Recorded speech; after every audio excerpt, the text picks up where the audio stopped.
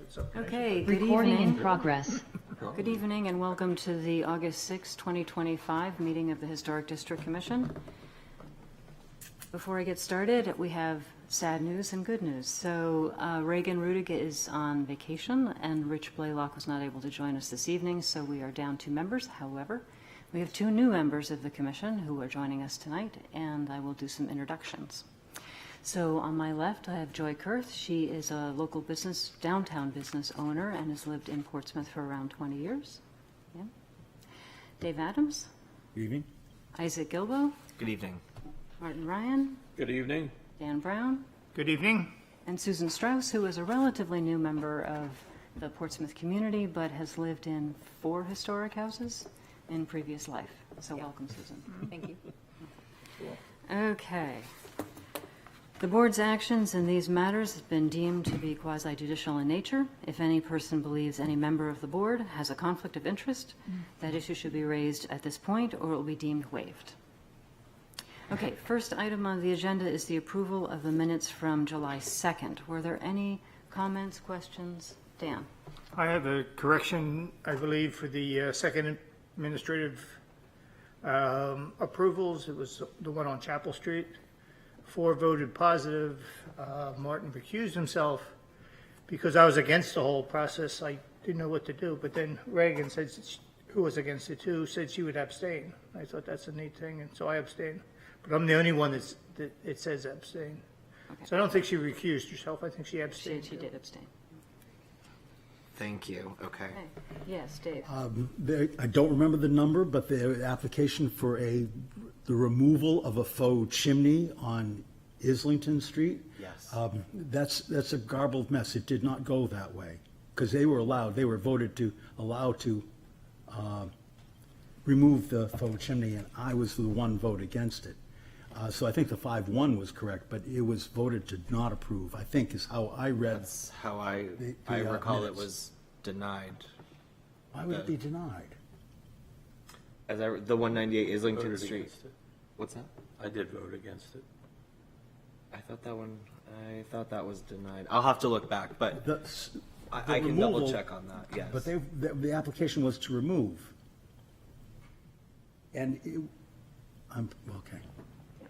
I was under the impression that we passed that, to let them remove it. I do not think so. No? Okay, I'm sorry, excuse me. No. and I think it only was say the that other because I leaky did have chimney a hard conversation with the folks after the denial. So, All right, yeah. cool. Sorry. No, that's okay. I just had one question. I'm not sure the minute taker and I had a hard time deciphering who might have made a second at the 420 Pleasant Street work session ending from last month. It's hard to see on the video who actually said second. I'm not sure if anyone recalls if they had seconded to close that work session. Does anybody recall? Okay. No. Okay. Well, that was one of the questions from the minute taker and I. So, okay. All right.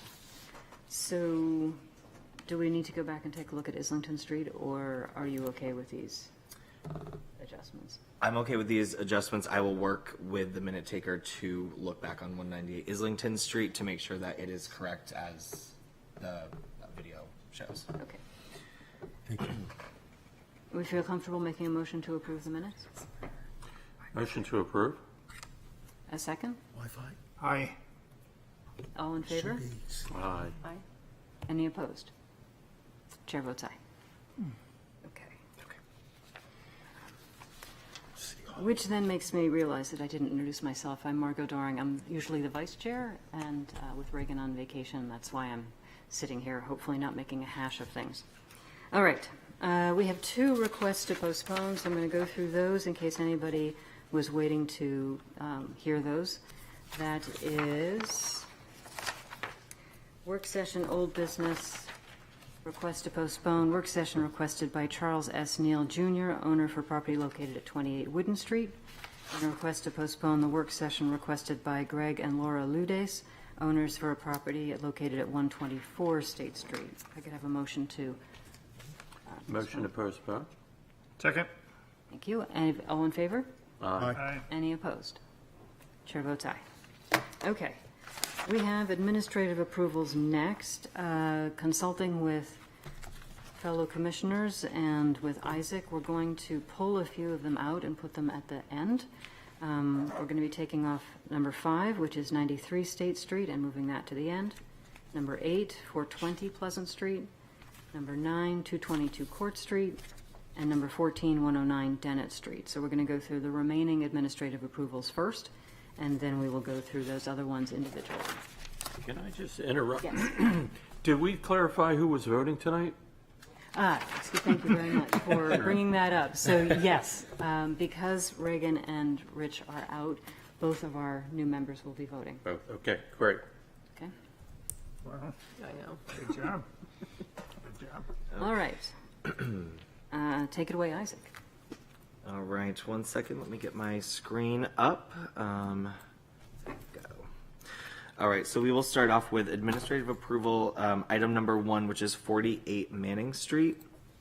The applicant here is seeking approval for the installation of wood fencing and 2 gates in the rear and corner part of their property.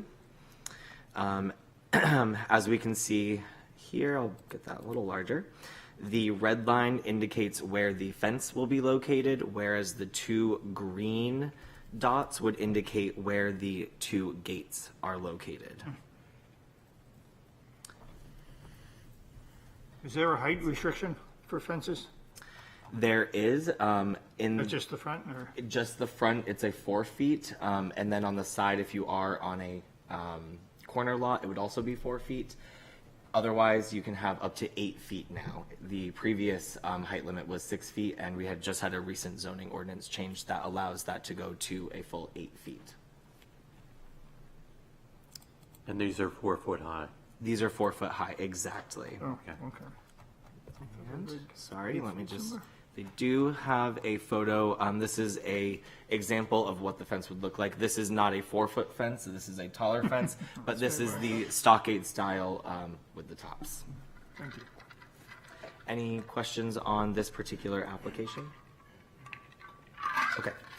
I will move along to item number 2, which is 25 Penn Hollow Street. The applicant here is seeking approval for the installation of custom shutters for the property on the 1st and 2nd floors. They have shown photos where existing shutters may have been in the past. They would like to replicate those locations and style.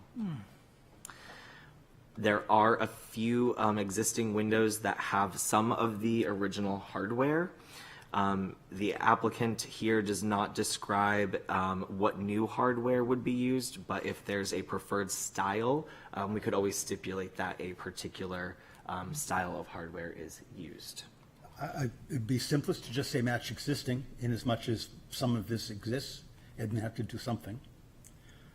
And did they state the material? they're They, using?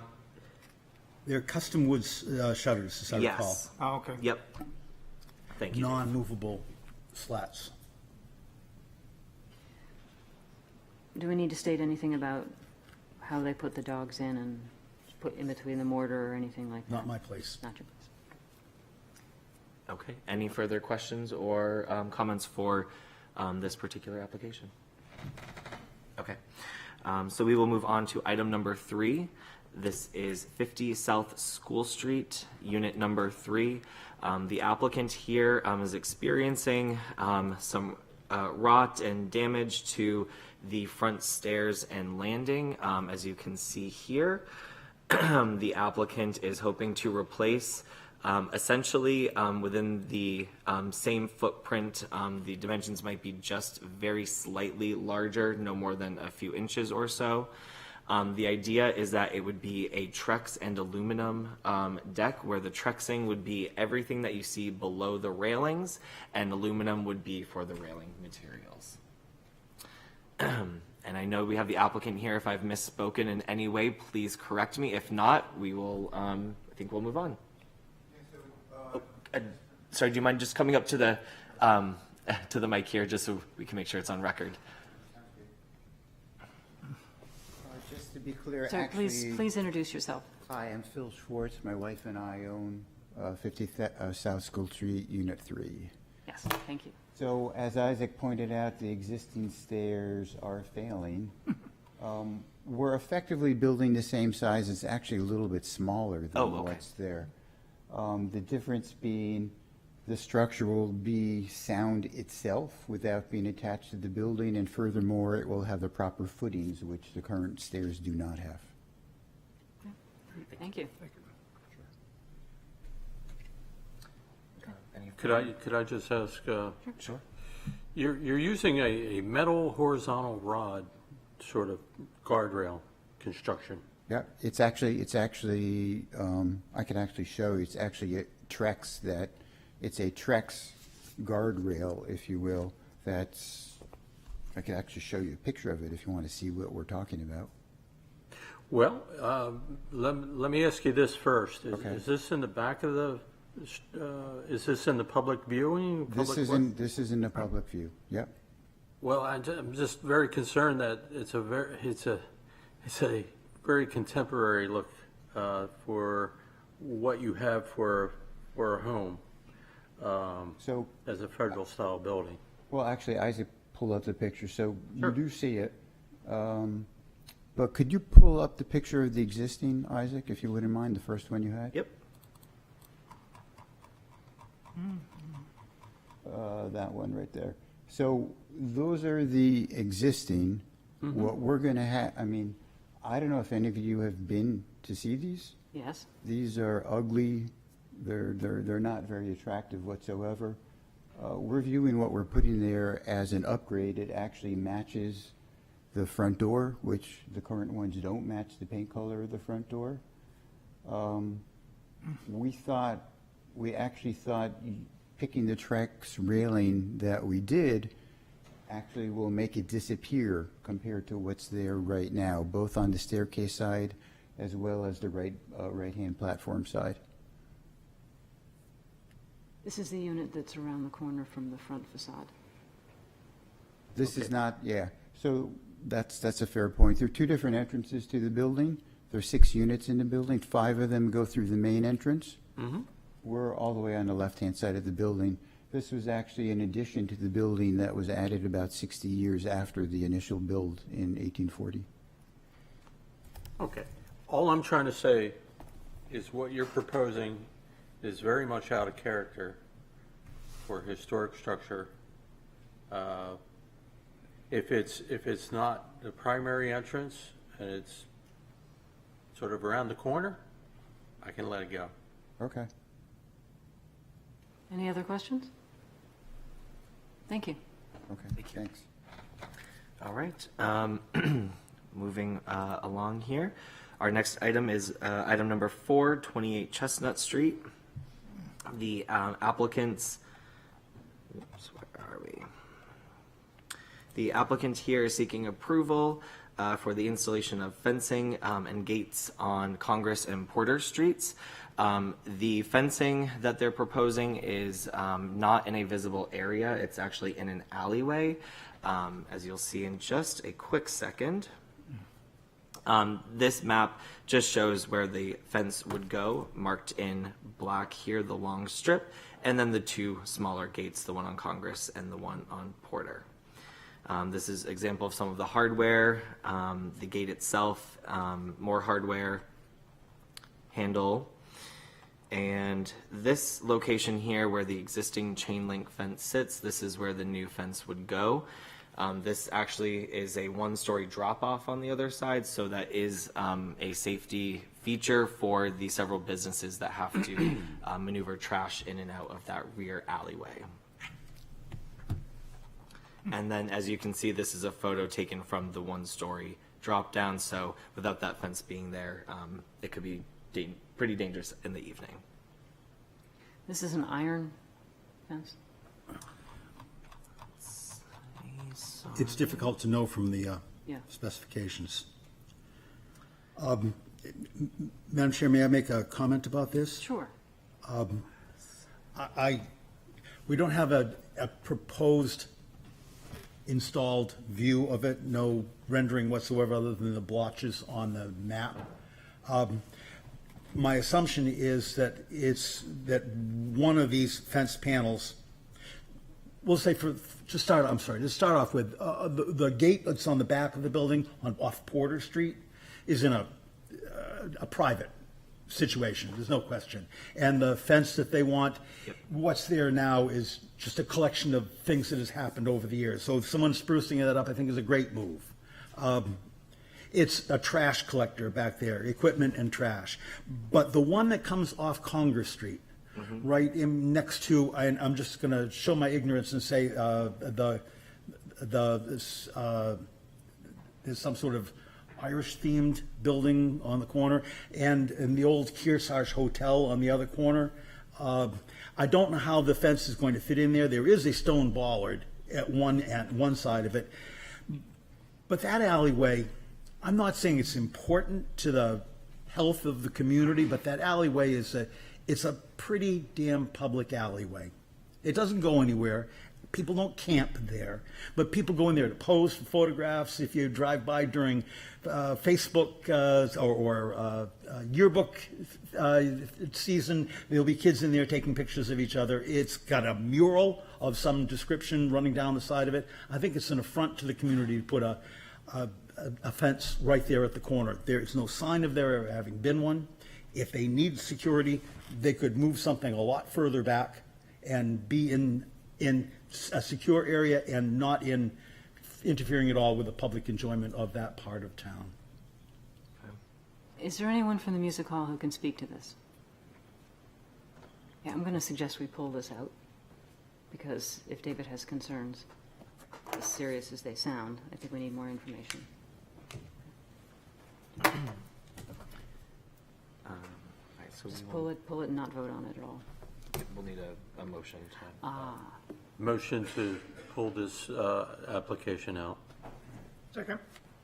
All in favor? Aye. Any opposed? Okay. And so this would be more of a postponement to next month. If there's no, yeah, unless somebody from the music hall shows up in the next 3 hours. Okay, all right, we will hold off on that then. Okay. Okay, great. All right, so I will just move right along then. Sorry about that. So let's see, that moves us to item number 6, which is 19 Howard Street.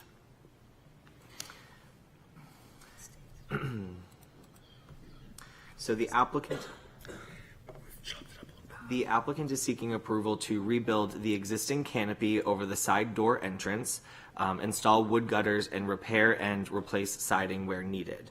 Of course, installing wood gutters and repair and replacing siding as needed in kind is exempt activities. However, the homeowner here wanted to put it all in the application together as the existing overhang on the door would be a different design to what they're proposing now. And so as we can see, here is the existing side overhang. It's a very simple in design, very short and small. The applicant is proposing a slightly more decorative design here with a more decorative bracket detail. Any questions? Okay. Okay, great. That will move us to item number 7, which is 114 Mechanic Street. This particular application is for the replacement of a rear door with a new custom door. The current rear door is displayed here, and the proposed door would be in the top right-hand corner here. Any questions? It is of wood for material.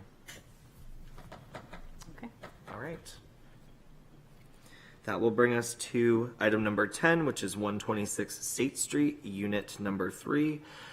Last year, this particular application was before us.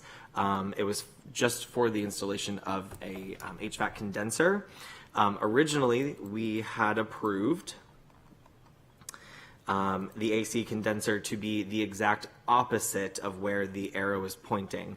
After they received approval, the condominium association decided that they did not want to install the AC condenser directly into the side of the brick. Instead, they are able to affix that to the wood wall that you see opposite. So they're asking to just swap sides of the AC condenser. The second component to this application, and I will zoom in, it's hard to see. They have an existing mailbox here for all of the units. It is on the side of the building. They are proposing to remove that and to actually install a freestanding new mailbox system. The mailbox system would be set in place directly next to the condenser unit, and it would be turned to its side profile so that you see the skinny side versus all of the mailbox doors. The style for that, again, here's a better location, or a better example of the location for the condenser.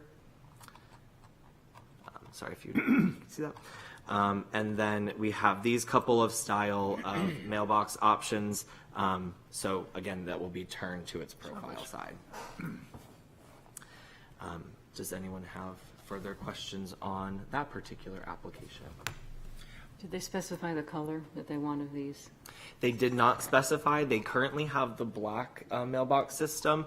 I'm sure it wouldn't be too much to stipulate that it's maybe painted black to help blend in and not be so bright and in your The face. fencing that it's going against is more in a taupe range, so I think that the gray pieces that they've shown the catalog cuts would be fine. Okay. Is this going to also include any form of screening around the condenser unit? I believe they did. I believe we stipulated a wood screening the last time. I'm happy to include that here as well. Okay, let's stipulate that. It looks like the new mailbox is going to be freestanding, That's correct. be next to the condenser? Yes. Sideways Yep. in? On the yep. Exactly. And then it'll just fill in that hole where the present one is? Considering All right, sounds good. considering the current landscaping and design, it's quite a discreet location considering that it's in an alleyway of sorts. Yeah. Yep. And there is a gate at the end of the alley too, so that does further obscure that direct line of view. Okay, great. So that will move us to item number 11, and that is 401 State Street. This particular project was here last month, as some of you are aware, for a public hearing for an outdoor dining setup. Part of that was a service shed. We had asked that they come back with essentially just a wood shed. They had proposed sort of a metal style before, so they have come back with a similar design. It is just all made completely of wood. Isaac, when I was reading that, I couldn't tell whether it's sitting on a pad or if it's straight on the ground. That is a great question. To me, there seemed to be a section of the grade that was prepared and flattened for this to go on to, but it's not a foundation or like a cast pad. The reason I asked is because this whole project was deemed quasi-temporary, and if they're going to pour a pad, that's not temporary. No, it looked, like I say, the area looked like it was cleaned for this to be set on. It's a shame that there isn't something that could look more trendy and modern, like their service area, or more industrial, like the back corner of that building, but it's a wooden shed. It's hard to get real carried away with it. I would like to mention that they're currently open, and they're doing a very, very poor brunch business. A little help from the community might go a long way. Yeah, let's just specify it's not on the pad. I have a question. Yes. So cedar, if left untreated, is going to weather. Is that the intent, or is it intended to continue to look the way we see it in the photo?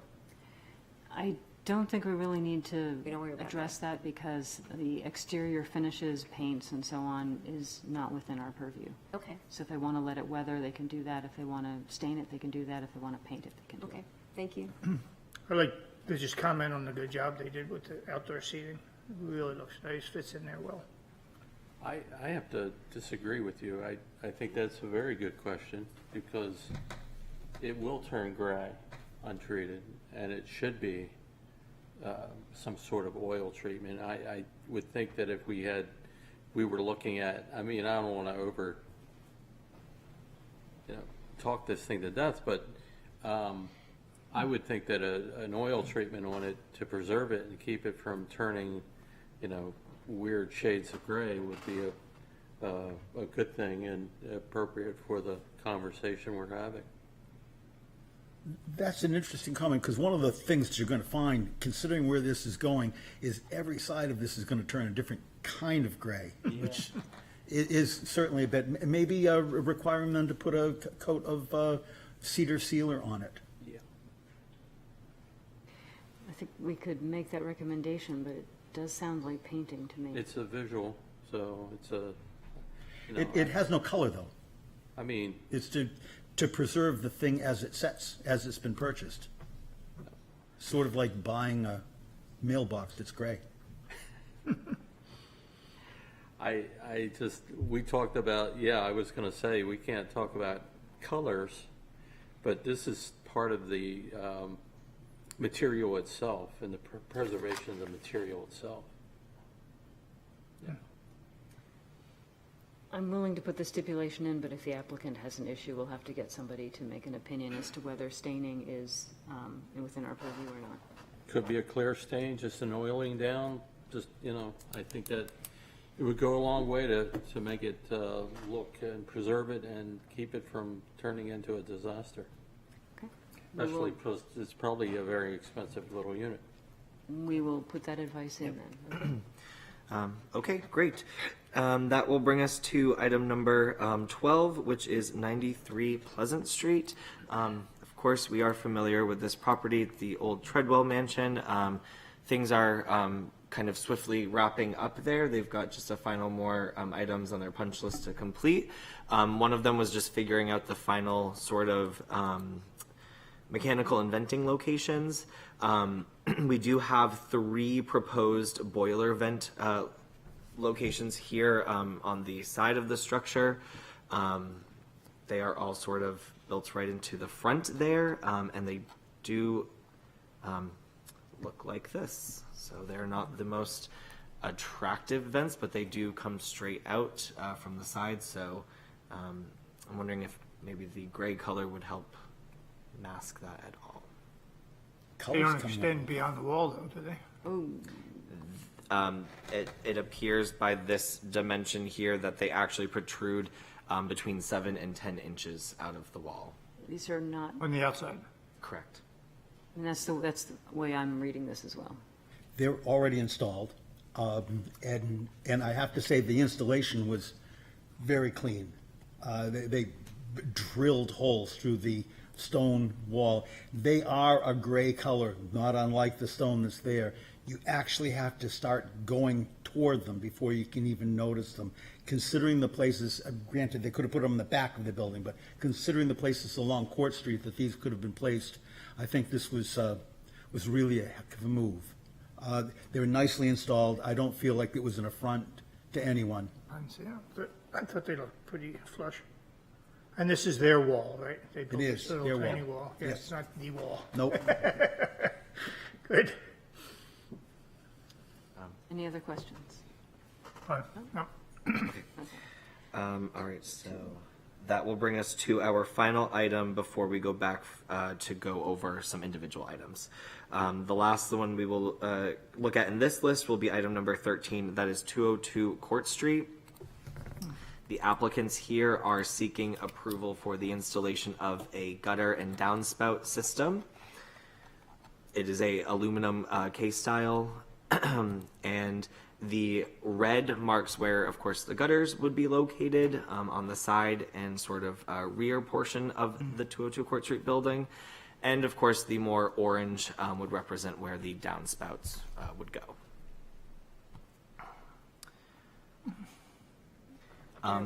If just wanted to make it a point that there is a note that says the right side of the home has crown molding that will need to be removed and replaced with flat stock PVC fascias to properly install the gutter system.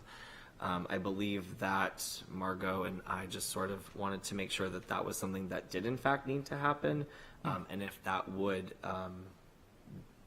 be a major disservice to the remaining crown molding on the structure. Any questions or concerns about the installation?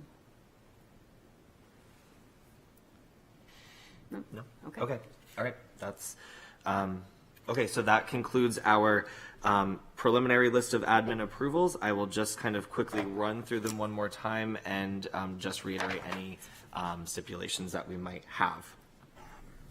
Starting with item number 1, 48 Manning Street, I did not have any stipulations. Item number 2, 25 Penn Hollow Street, I did have a stipulation that the applicant try to match the existing hardware as much as possible for the new shutter installs wherever they cannot use existing hardware. Item number 3, 50 South School Street, unit number 3, I do not see a stipulation. Let's see. Item number 6, 19 Howard Street, no stipulation. Item number 7, 114 Mechanic Street, no stipulation. Item number 10, 126 State Street, unit number 3, we have a stipulation that there's a wood screening, one of our several options for the condenser unit that is now on the right-hand side of the entry. The beige or gray? Thank you, yes. Box. And that the mailbox will be a beige or gray color to blend in with the gray beige wall that it will be abutting. Next on our list was item 11, 401 State Street, and it was just stipulated that the shed not be placed on a pad, so that is not permanent, and that the applicant apply a cedar sealer to help preserve the sort of natural cedar coloring and to help preserve it from weather damaging. Item number 1293 Pleasant Street, I have no stipulations. Item number 13, 202 Court Street, I have no stipulations. Okay. I have a motion to approve those that Isaac has just run through. So moved? Second? Thank you, Martin. And all in favor? Aye. Aye. Any opposed? Chair votes aye. Okay, so that brings us back up to number 5, 93 State Street. The reason this was pulled because there was a last-minute change to, or addition, I should say, to what was requested. So we'll go back to that, and Isaac can run through it. Yes.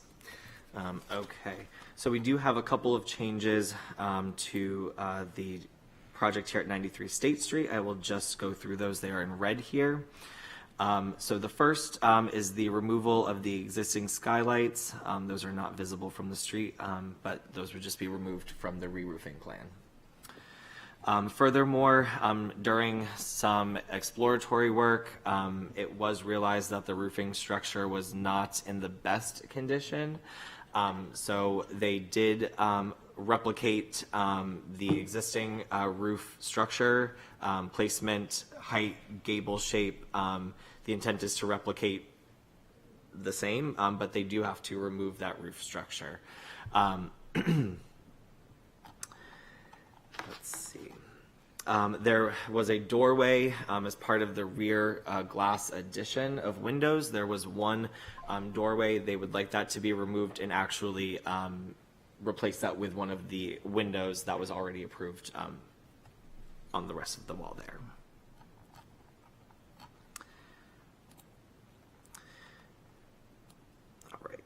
And then we have a few more items here. The gutter profile to match the brick L gutter profile, so they will do that. And then there's one window on the gable end to infill.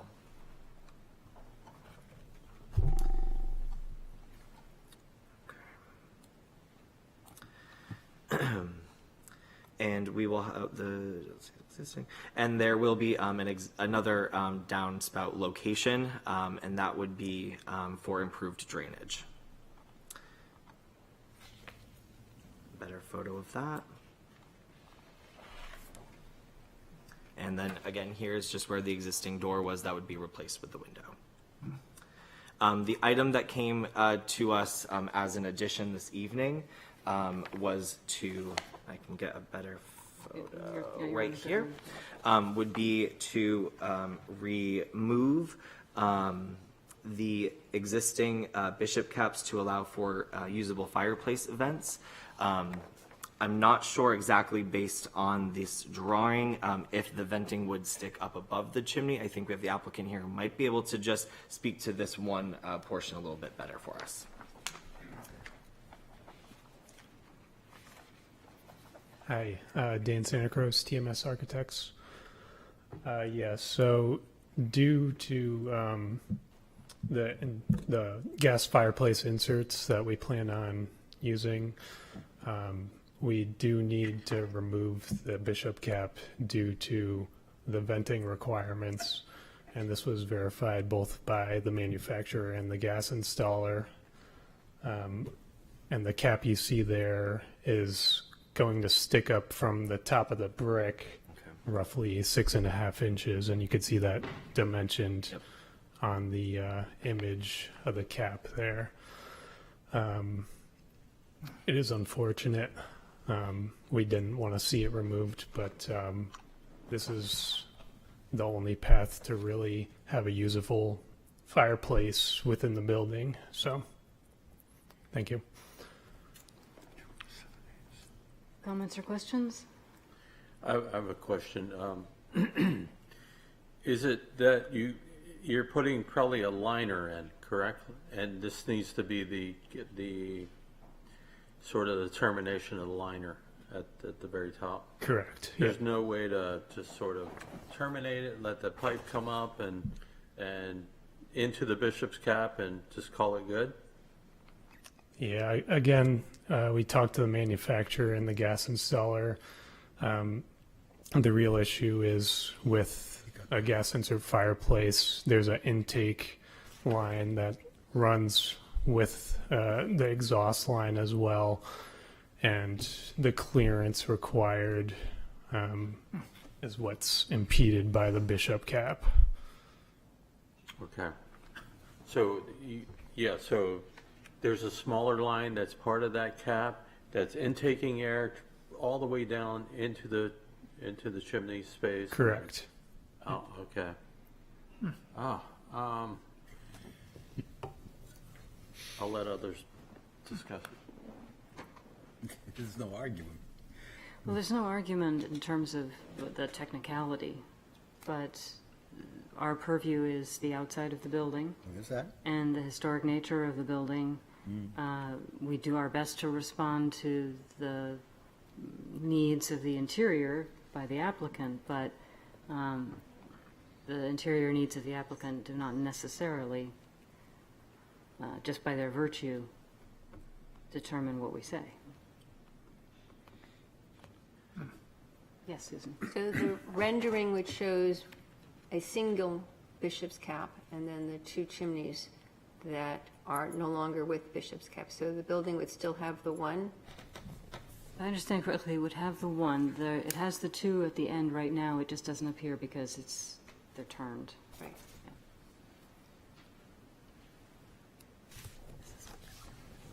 Any other questions for the applicant? Actually exists at the moment, I believe it's. Well, I would just simply say that, given how often we have applicants come to us and want to take down their chimney, that are not using it, and it's not part of the house anymore, and here you are, you do want to use it, you are hooking it up to something functional, and so from that vantage point, I hate to lose the bishop's cap, but I can understand your dilemma here, and maybe there's a way to camouflage it a bit so that it's not so bright and stainless, and maybe finish it in some manner. Yeah, we are planning on painting it black or Oh, it a is flat black, black right? color. So I can support that. And there are two fireplaces, which is why you have to remove both caps, or were you doing it for some sort of symmetry? It's just this single fireplace on the corner of State and Chapel. Sorry if that wasn't clear, but Okay. that was just another view of the same So it's flipped. chimney. Okay, thank you. All right, any other questions before we entertain a motion? Thank you. I actually do have a question. So there's no other alternative for this? This is the only, or is this just the preferred way to go? We have looked into several ways of going about it, and we honestly think this is the best option moving forward.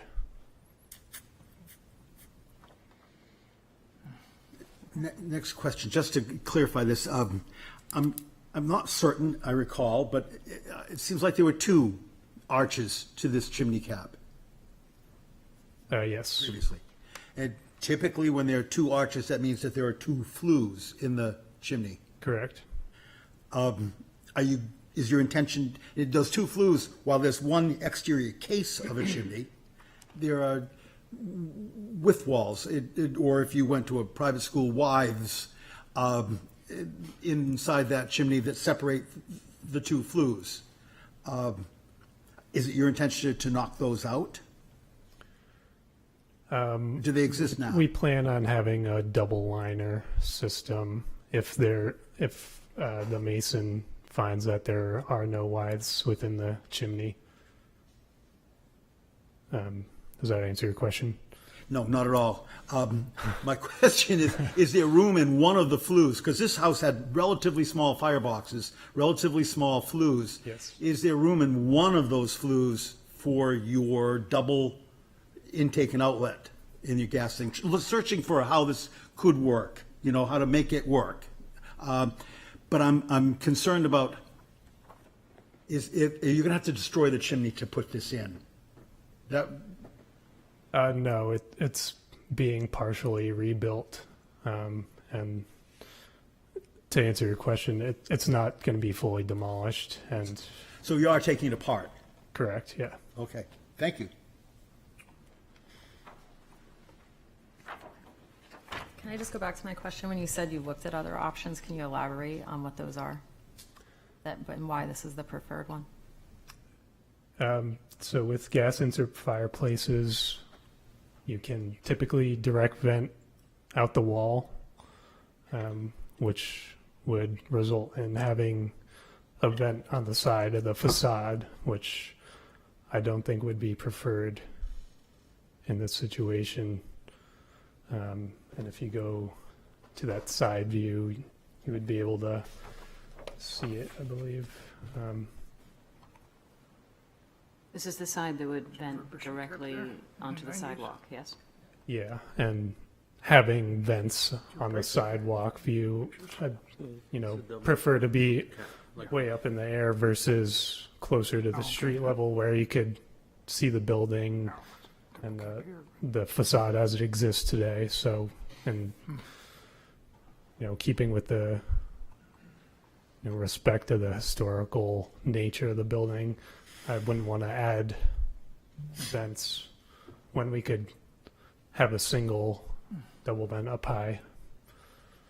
So it's a good question, Joy. What size vent would we be talking about? I mean, you sort of decided that we would prefer to have a facade versus a bishop cap, but maybe we should talk about that. And how big would a vent that came out the side of the building, what would it look like? Are we talking about a metal vent, a 4x4, or are we talking about something? It'd be larger, yeah. It'd be like a Dur vent, like 16 by 16 inches with a blower attached. Okay. It's not very beautiful, to be honest. Any other questions?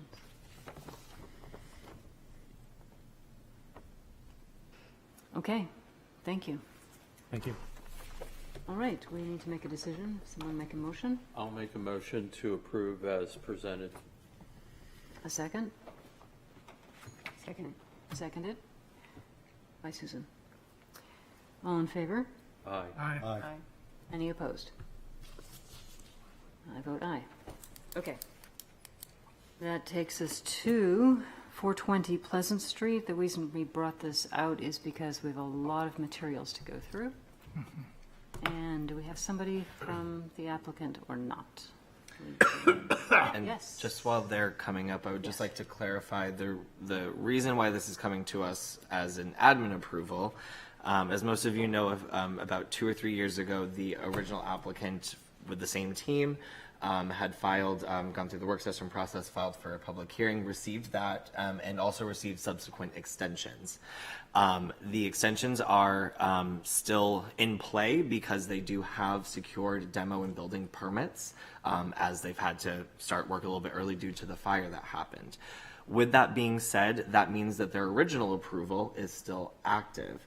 As we went through the work session process, we found out from our discussions that the original plan or something more similar to it would be the most appropriate option.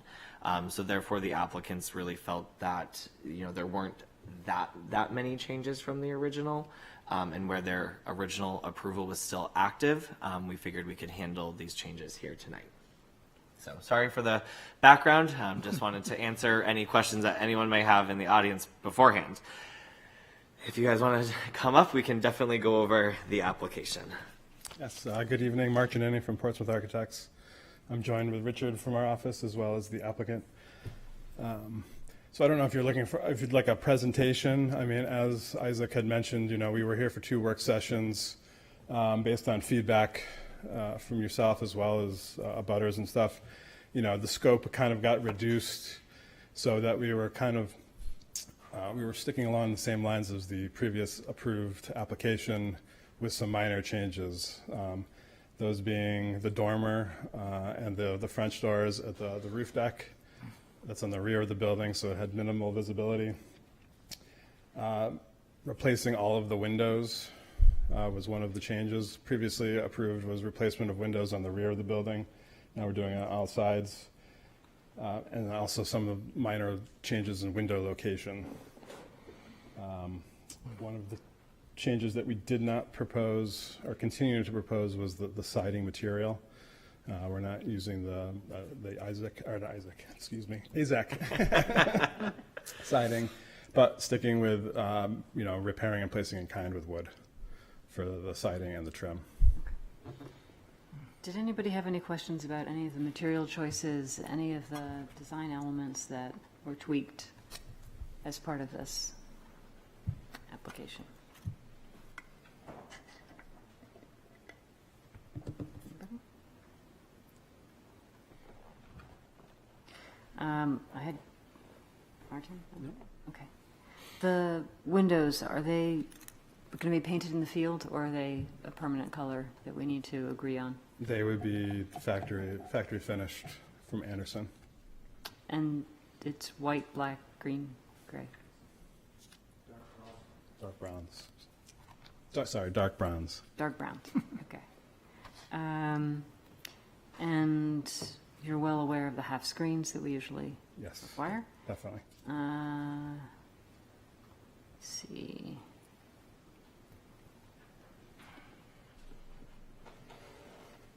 All right, I didn't have any other questions. Anybody else? Okay, thank you very much. All right, ready for a motion? I motion we accept this as presented. A second? I'll second that. Thank you, David. All in favor? Aye. Any opposed?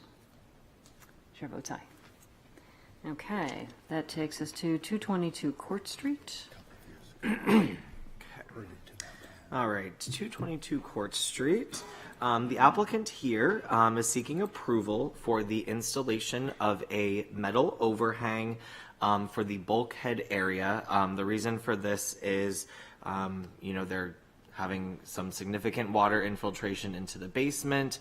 The current walk down to the basement is just left open to sort of the elements. It's right at grade level, so anything that's coming right off the building or that's, you know, being washed in is kind of, you know, meeting its demise in the basement. So as a sort of solution to help, of course, stop the water infiltration and to also preserve the structure and the integrity of the existing foundation, the applicant is seeking approval for a metal sort of overhang for that, and that would help direct water from the building off and hopefully away from seeping into the entrance. Okay. See. And this is just sort of a rendering of what that structure might look like. So, of course, it would cover the sides and then the top of the existing opening there. When you say it will cover the sides, what will cover the sides and the top? We do have the applicant here. If Love to you hear. don't mind just coming up and introducing yourself, and we might just have a couple clarifying questions. Yeah, and our contractor, Keith Rafethin, is here with me as well. I'm Barbara Ward, and I work at the Black Heritage Trail of New Hampshire, and I also live at 16 Nixon Park in Portsmouth. I do have a clarification too on the hinge and how we want to hinge it. Can I bring this to you? I've got copies. Yeah, Can I bring them up? Just don't bother talking until you get back to the microphone, because we won't hear it.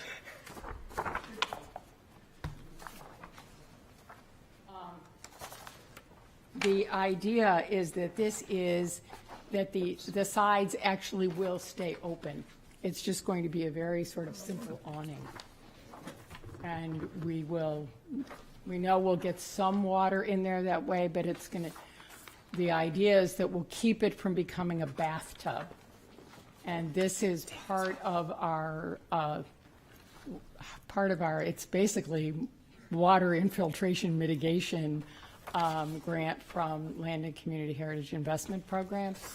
And we did not understand and they messed up in what they sent us. And when we first went through, we didn't know that they did in fact say, yes, we'll fund the bulkhead cover. So that's why the bulkhead cover is coming to you separately from the other things are just in kind on the foundation, and I think they came before you earlier. So that's why this is a little bit different. You'll see in the one picture on the first page, you go back. Yep. These are my attempts to do something, but you'll see right here. Barbara, I'm sorry. I'm not listening. All right. So point to this.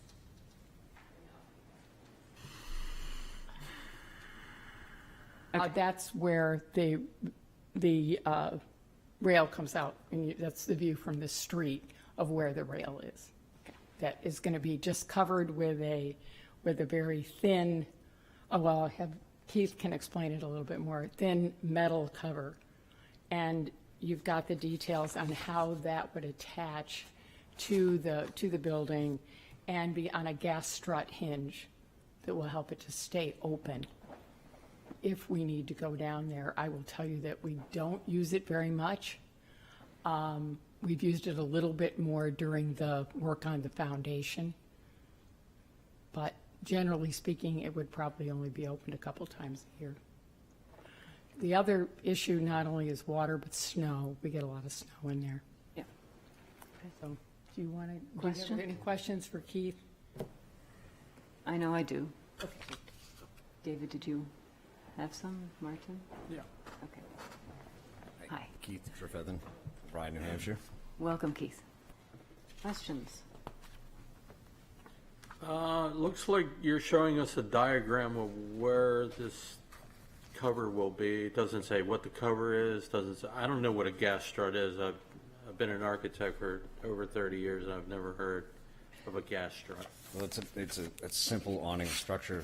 It'll have a metal roof on it with a lightweight frame. What The kind of metal stairs roof? are, I'm sorry. I mean, what kind of metal roof? I mean, there's just no bones to this. I mean, there's bones, but there's no skin to this, you know, Is it Just tin? Is it just a tin, corrugated aluminum? metal roof structure that will have to be split on the center rail there because the stairs are very steep. So one side will lift up, and that's indicated here in this drawing that Barbara just gave to you to have access otherwise, because it's very low. There's a window, you can see the windows. It forces us to keep it low, but still carry enough pitch to force the water out and drain away. Otherwise, it pools in around that top step and goes right down into the basement. And the whole L-chip grant was to, you know, the water mitigation. So right now, it looks like you have pipe rails, sort of just. Existing, pipe- yes.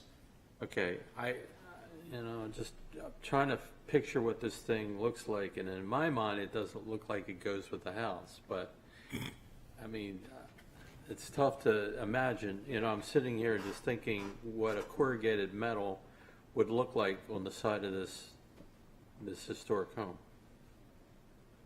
And in my imagination, doesn't look good. Yeah. Well, we tried to make it very simple. We Okay. didn't want to make it complicated. And It's as far as I'm concerned, it can be flat. ish. I mean, it's at a slant. As opposed to corrugated. Right. David, you had some questions? My I'm at vision a, of it was, in fact, flat. Madam Chair, I'm at a complete loss. I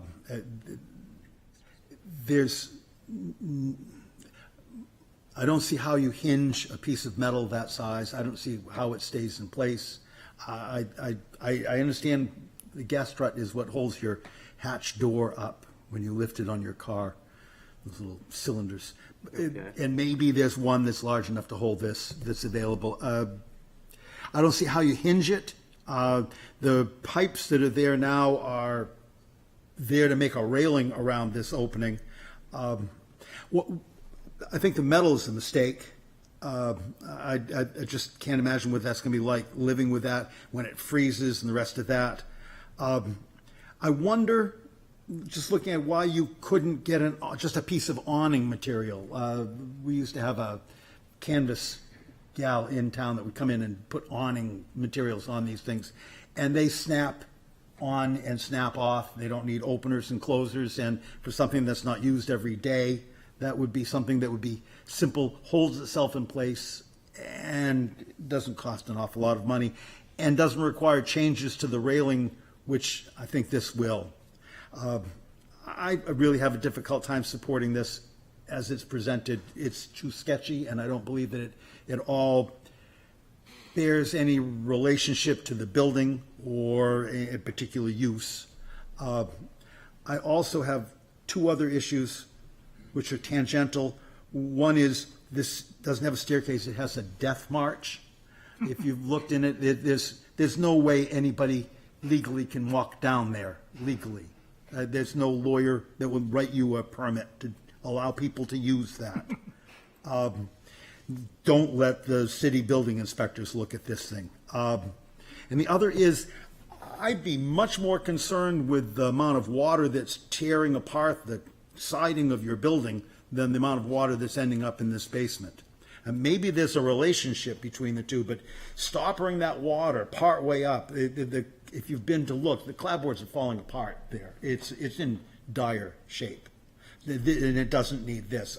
I'm not a fan at all. I just like to comment there that first of all, Keith and I have worked on a previous project with these gas strut hinges on an extremely heavy wooden door, and they work just fine.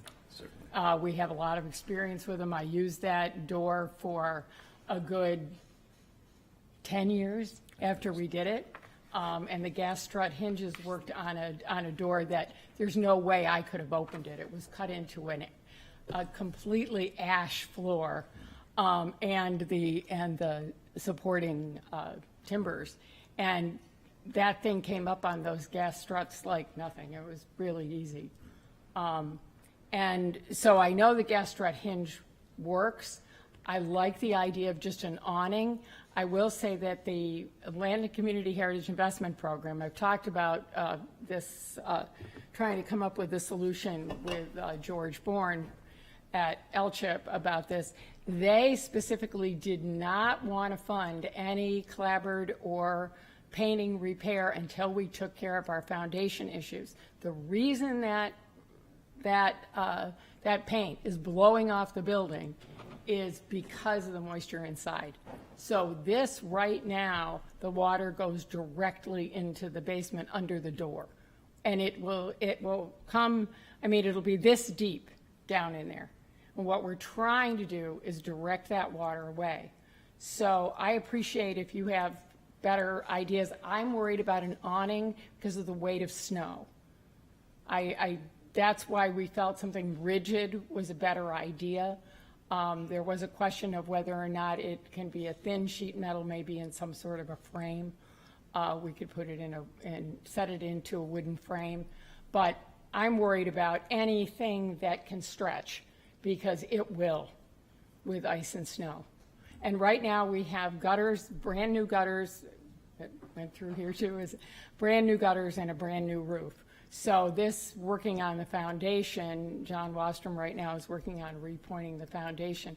This is all part of a step-by-step process of doing this in the right way to get to that, that result. So yes, the clapboards definitely need repair and repainting, but that's next step after we cover some of these. I agree with the steps downstairs. I don't know how you change that, but that would involve major excavation in order to change those stairs so that they weren't at quite such a slant. I have a question. So I'm looking at the view where you're looking down the stairs. Is that going to remain open with this proposed? The roof will just simply be a shed roof with open sides, just Okay. enough to collect anything and push it out. And just push it down. And the adjacent driveway is a permeable pavement. I guess my question with what you're trying to solve, if that side is open, having, winds, snow, rain is still going to get Well, we in. will get Okay. some in there. This is hopefully to take care of the majority of it. Okay. I think our feeling was that to box it in would just look too, you'd see it too much from the street, and we're trying to keep as minimal a profile as possible. If you were willing to accept it boxed in, we would do that, but we were trying to minimize the profile. Truly. Other questions? Oh, but I'm open to suggestions, I'll tell you. Really am, because I have a question, Barbara. Is there a sump pump in the basement right now? Two. Two. And One would- right opposite that door, And and I agree, I believe you. And with regard to David's suggestion about the canvas and concerns with it bellying because of the weight of snow and water and so on, is there a way to combine a frame under the canvas so that instead of a metal finish, you have a canvas finish, but you still have something sturdy underneath? I suppose we could. So, We'll have to It's gonna- investigate that for sure. It's going to have a little bit more of a profile, but, because it'll have a frame around it, but I think that could do that. I just don't want something that's going to bow, right. because we'll have a big problem with that. Okay, so are there any other questions? Okay. It seems that there's a little bit of an aesthetic problem on the part of the commission right now, and I'm not We recognize that. hearing a lot of support for a metal roofed structure. Have we given you enough feedback that you can maybe go back and take a look at some other options? Or would you like us to vote on what you've given us right now? Well, based on what you've said, it seems like we need to do some more investigation on different profiles and material. All right, then why don't we, Move to postpone till next month? thank you very much. And if anybody has any further suggestions. Second that motion. Okay, all in favor? Aye. Aye. And chair votes aye. Barbara, you gave us a little extra stuff.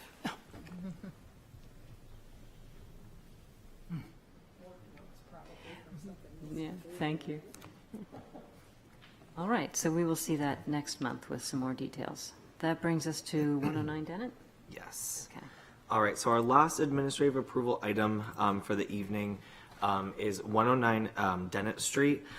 There is a little bit of background that I will fill folks in on. I'm sure if you all got my email, you saw that. However, admittedly, the applicant in this particular application did receive incorrect information from the planning department on whether or not their property was located within the district. Several weeks after that, the folks had then purchased or signed a contract for vinyl siding for their home. When the folks showed up to do the work, we received a phone call just inquiring about, what the permit status was, what the approvals were. And when we had looked up the address, we realized that not only was it, yes, in the district, but that we didn't have an approval or a building permit. So therefore, we are here because the work was stopped, unfortunately, after siding had already been removed from the structure. So essentially, the applicant would be asking the commission this evening to be able to move forward with the siding that they have already purchased and that is on site and waiting to be installed. Since this discovery last week, we do have a building permit that has been submitted, so that portion is now taken care of. So we are now here taking care of the approval portion of that. And The applicants are here if we have direct questions for them. If I've left anything out, I would be happy to hear from the applicant. so the normal course of applying for a building permit when you're in the historic district, if you go and you pull a permit or request a permit, it would then be routed to the historic district and a conversation would then happen. So the applicants didn't do that building permit step, which also prevented Isaac or somebody else from the planning department making them aware that they are in the district. So there's a little bit of a problem in procedure on both sides. One, what they heard the first time, and two, their failure to pull or request a building permit, which would have then gone to Isaac and the error would have been discovered. So we have a whole bunch of stuff that was unhappy, and we have an unhappy result that we now have to try to resolve. So the material is off of two sides of the building. I hope everybody had a chance to go and take a look at this adorable building on Dennett Street. The material that they are suggesting is vinyl siding, which is not something that we usually put in the district, particularly not to replace what was wood siding. So I'm open to people's questions or comments. Is it vinyl clapboards or vinyl shakes, or both Vinyl shake. shakes? The garage, the little garage behind or outbuilding is in shakes at the moment. Okay. Thank you. My question is how come we're bringing this through an administrative approval versus just a normal, now that a building permit process, when you were talking about the process not following? Yes, so typically if somebody, so prior to this starting without the proper channels, typically if somebody wanted to go from a wood siding to a different material of any kind, whether that be like a hardy or in this case the vinyl, they would need to get the approval of the commission through the admin approval process in order to get the change of material. If there's any questions, I can speak. Thank you, Isaac. Sure, of course. Are there any questions for the applicant? I typically cannot approve vinyl siding in our historic district. It's just counter to everything we're here for. I guess my question is the house to the north of it, or up Dennett Street, is that also in the historic district? How far in the historic district is this? Is it on the line? Yep. So, so actually, the sort of, I guess, maybe the reason for the mistake is when you're coming down Dennett Street. I'm mistaking on the street. She's on a corner lot. I'm mistaking the street that goes up from the corner. However, she is the last property in the district. So when it crosses over the street, the line shows only her property as being a single alone, and all the other property across the street and even the property directly behind her and beside her on the, if you're facing the house on the left-hand side, that's all out of the district. So she is literally the single last house on Dennett Street possibly in the district. Thank God. The house behind me is on Prospect and Walker, and it's definitely in the district. Yes, I'm sorry, that little strip of land that belongs to your neighbor on the opposite side curls right behind yours, and that's not within because it belongs to them, but you are correct, all of Prospect Street up there is, absolutely. Yeah, that whole hill. To what point? Goes up that way. We had some approvals on that hill in the past 2 years. As long as you don't screw it up. Any It's other pretty simple. questions for the applicant?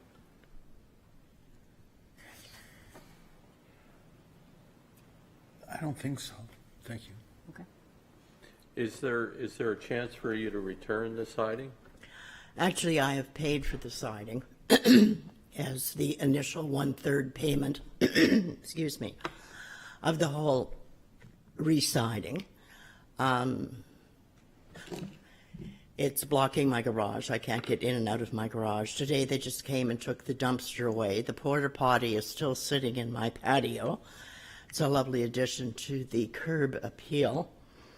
And, yeah, it was just a series of miscommunications in terms of the permit, but now the permit is in place. It seems that the question you have is why vinyl? And I would like to direct that answer. First of all, I'm a senior citizen, and on a senior citizen's budget, painting a house every 5 to 7 years is a little expensive. I have owned the house since 2003, so approximately 20 plus years. She is a beauty, my little dollhouse, 1869, and I love her to death, and I want to preserve her in a way in which she can shine, as she should on that street, because she is, in fact, a very early part of Portsmouth. I've done some extensive research on it and Dennett Street and what Dennett Street was named before it was Dennett Street by the Bob Dennett back up on the top of the hill. And I don't know, it's my little house. And I would like to maintain it as well as I can, and I think that the siding on the side is going to prevent moisture, mold, etc., from entering into its bones, if you wish. And yes, Could I just add one thing? certainly. Okay, your name, please. I'd like to introduce myself. My name's Craig Lacrosse. I'm the president of Roofing King Incorporated. When we Googled about pulling a permit for siding in the state of New Hampshire, there was a list of towns, and for some reason Portsmouth didn't come up. So that was the confusion why we hadn't applied for a permit prior to the work starting. And also the confusion with the job being sold with vinyl siding. Every home when you stand at Lynn's house is surrounded by homes with vinyl siding. Her home was the only home that did not have vinyl siding. Correct. Are you able to answer the question of whether the material can be returned? It cannot. It's been chosen according to color, which is period aware. It is that Pacific blue, that gunmetal blue-gray that fits with its era and its period. It fits with the paint that I had to choose previously in order to have it repainted. And I don't know, I think it would add very much to it certainly would improve the look of the street, given its current state, which is weathered and peeling. And I say again, on a senior's budget, we don't just paint houses every 5 years for fun. Okay, are there any other questions? If you don't mind, Madam Chair, how long ago did you replace the windows in the building? I have not replaced the windows. I bought them as they are. There's a window on the back of the building that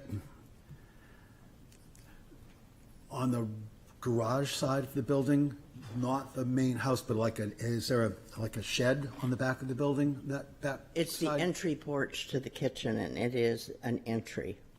And that looks like, to me, it looked like a recently installed window. It's not. It's been there since you bought the building in 2005? No, I bought it in 2003, but actually, 18, that window, 22 I think, was a replacement out of necessity, and I can't remember what was there, whether it was a vent or something else, but it wasn't airtight. And so it was just a popped-in, quote-unquote, replacement window. Any other pop-in windows, or Nope. just that one? Just that one. It matches the other windows in the house. Correctly, it's white trim. Okay, thank you. Okay. Any other questions? All right. Does anybody like to make a motion? Would there like to be some discussion before we make a motion? Or would For the someone like to purposes make of a motion discussion, so I'd that like we to can discuss? Make a motion that we approve this application. Okay. A second? Well, I'll just make the comment that this goes against everything we allow as a board, but given that you're right on the boundary line, I am the caboose. we are under the situation where we're redefining boundaries. Yes, I understand that. I'll go against my judgment and approve. I'll second so Yes, discussion thank can you. continue. Yes, we need a second. Is there any further discussion other than Martin's? Madam Chair, if I can, I'm concerned, obviously, about the way that the community has somehow allowed them to go down this road. I think that the reason for boundaries to things makes sense, but anything on one side of the boundary is that thing, and on the other side of the boundary is that other thing. I don't think we don't have a gray area, we don't have a sponge surface to our historic district.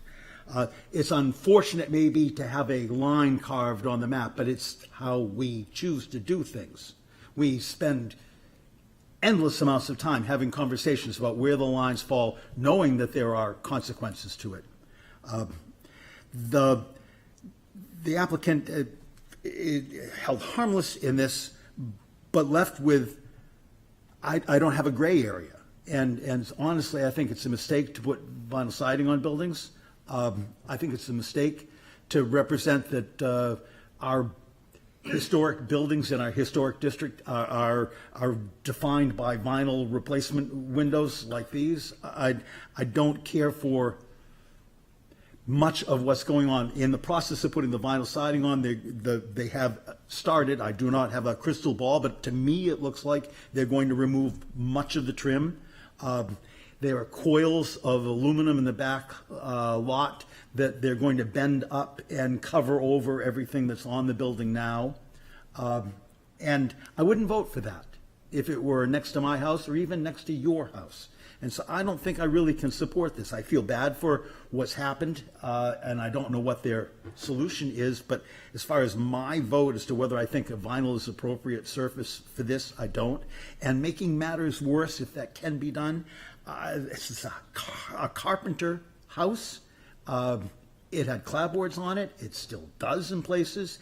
And the inappropriateness of the vinyl shake, to me, is about the worst thing that one can do in terms of representing a carpentered house in our historic districts. I'm going to find it difficult, really, to get behind this. Excuse me, it's not a shake. It's a linear board. Thank you very much for that clarification. You're welcome.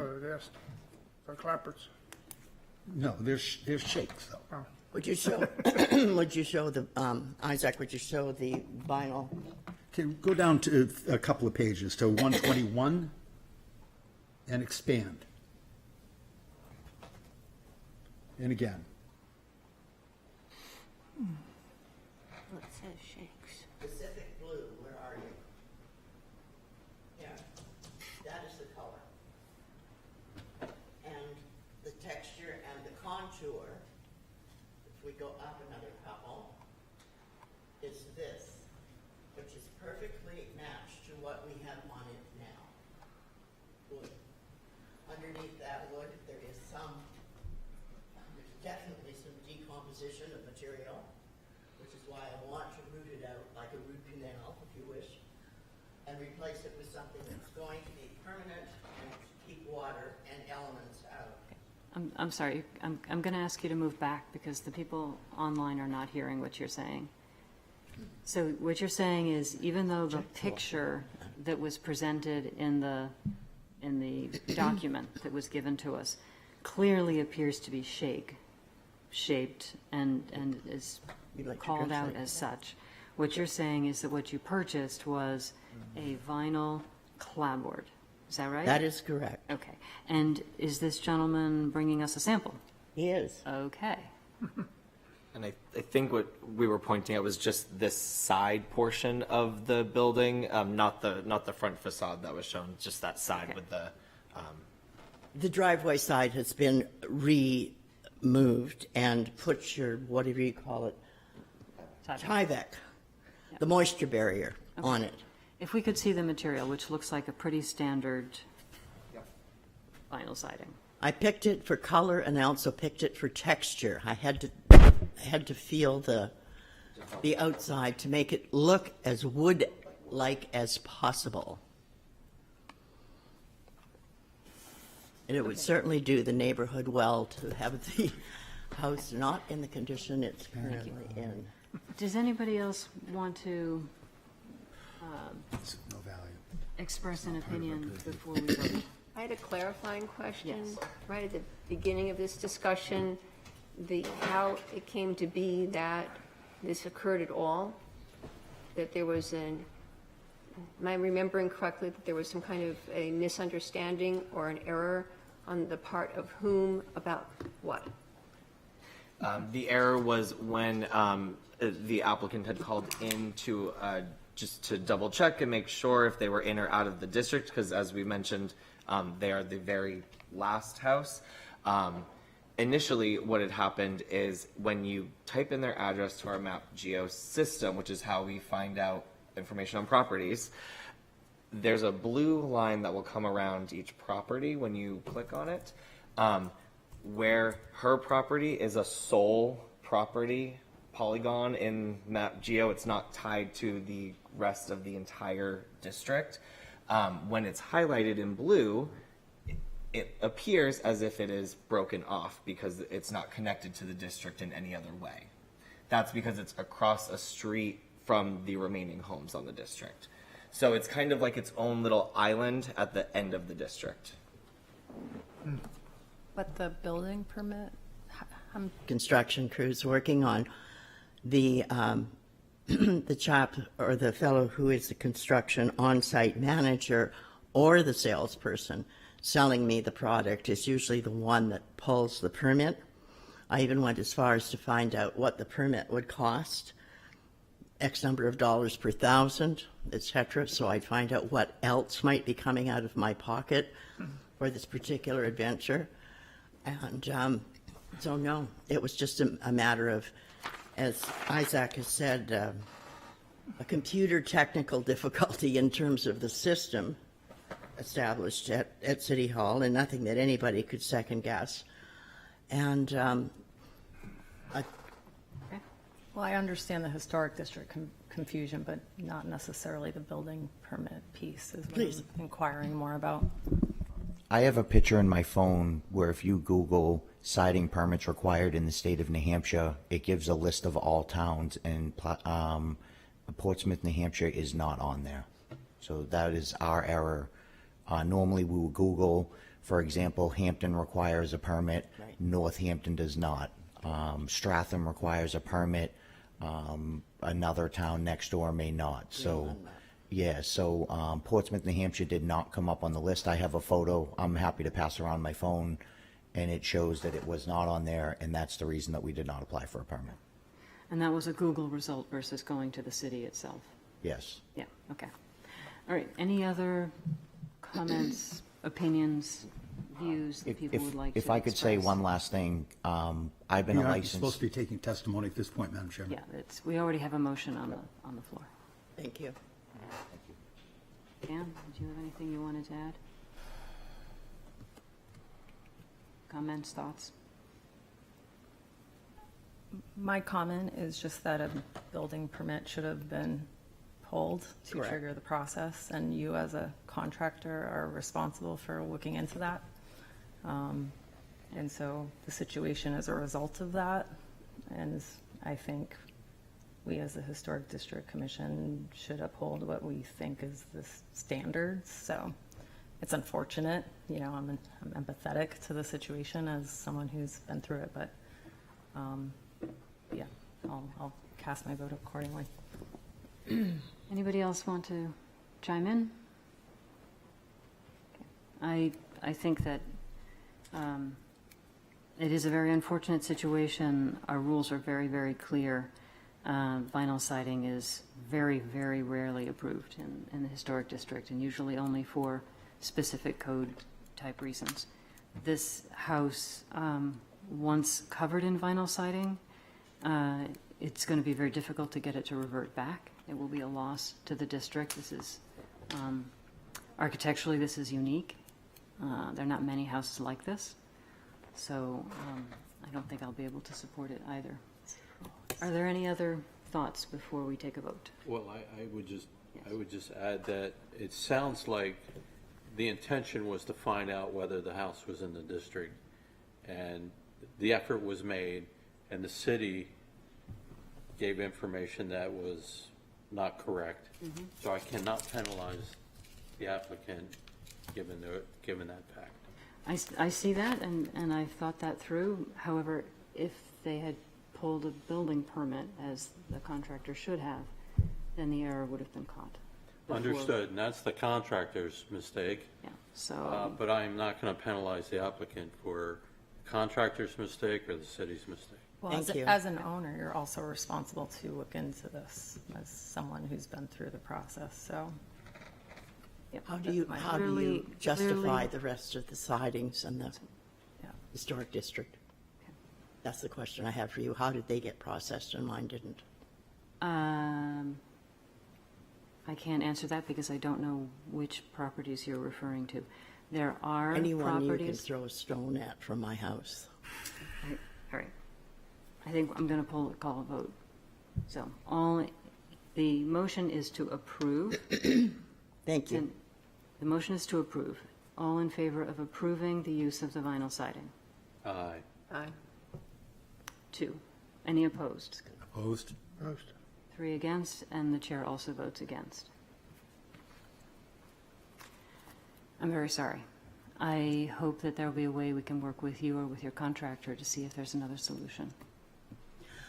I would like, I'm sorry, we have a very, very full agenda, and I would welcome you coming in and talking with the planning department.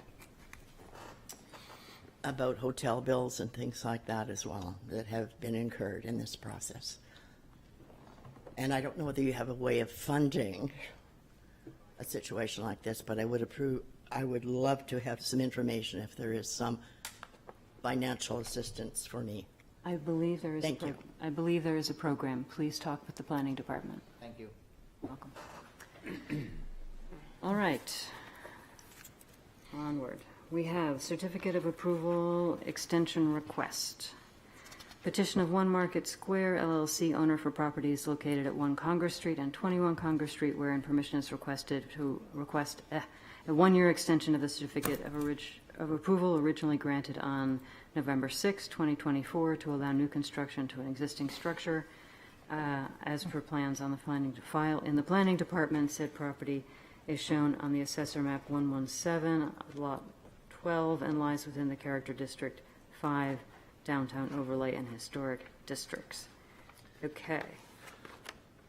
Are there any questions anybody had on this request for extension? This is a first time 1-year extension. Anyone like to make a motion? Move that we approve? Second? Thank you, Martin. All in favor? Aye. Any opposed? Okay. Next item, request for rehearing. Petition of John Miles Evans to request a rehearing of 11 Sheath Street, wherein permission was granted to allow exterior renovations to an existing structure, replace windows, and new construction to an existing structure, construct a new rear garage and covered entry as per plans on file in the planning department Said property is shown on Assessor Map 107 as Lot 14 and lies within the Character District 4 and Historic Districts. Before we start, we're in a bit of an unusual situation because two of the people who were present during the approval of this before are not here tonight, and we have two people who were not present. And because we have the number of people that we have, they would need to vote.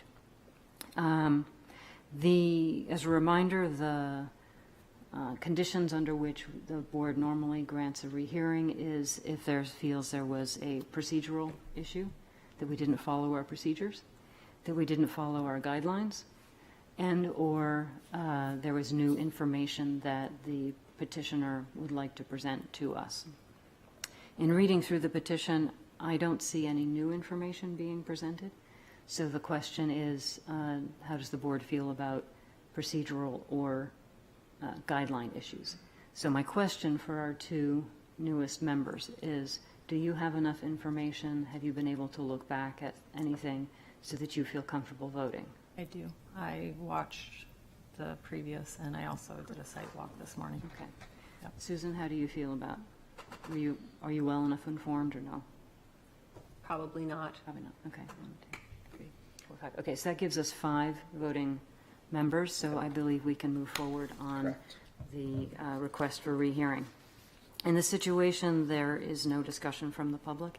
It's a discussion among the members of the commission. So I will open at this time for people to discuss their feelings on the rehearing.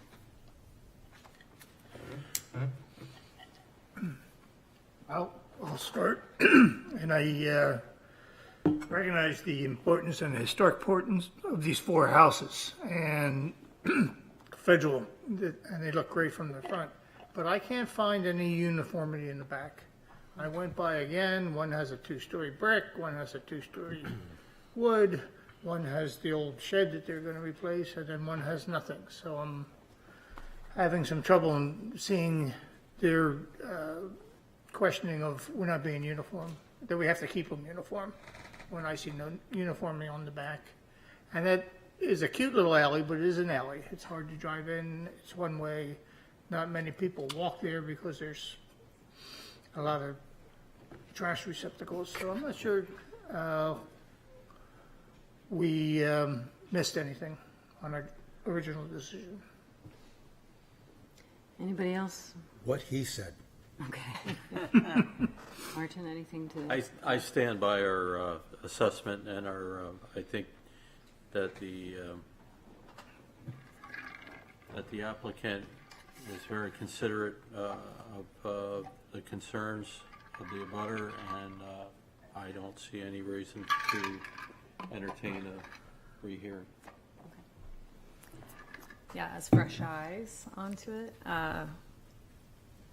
I did walk through there this morning and walked all around it.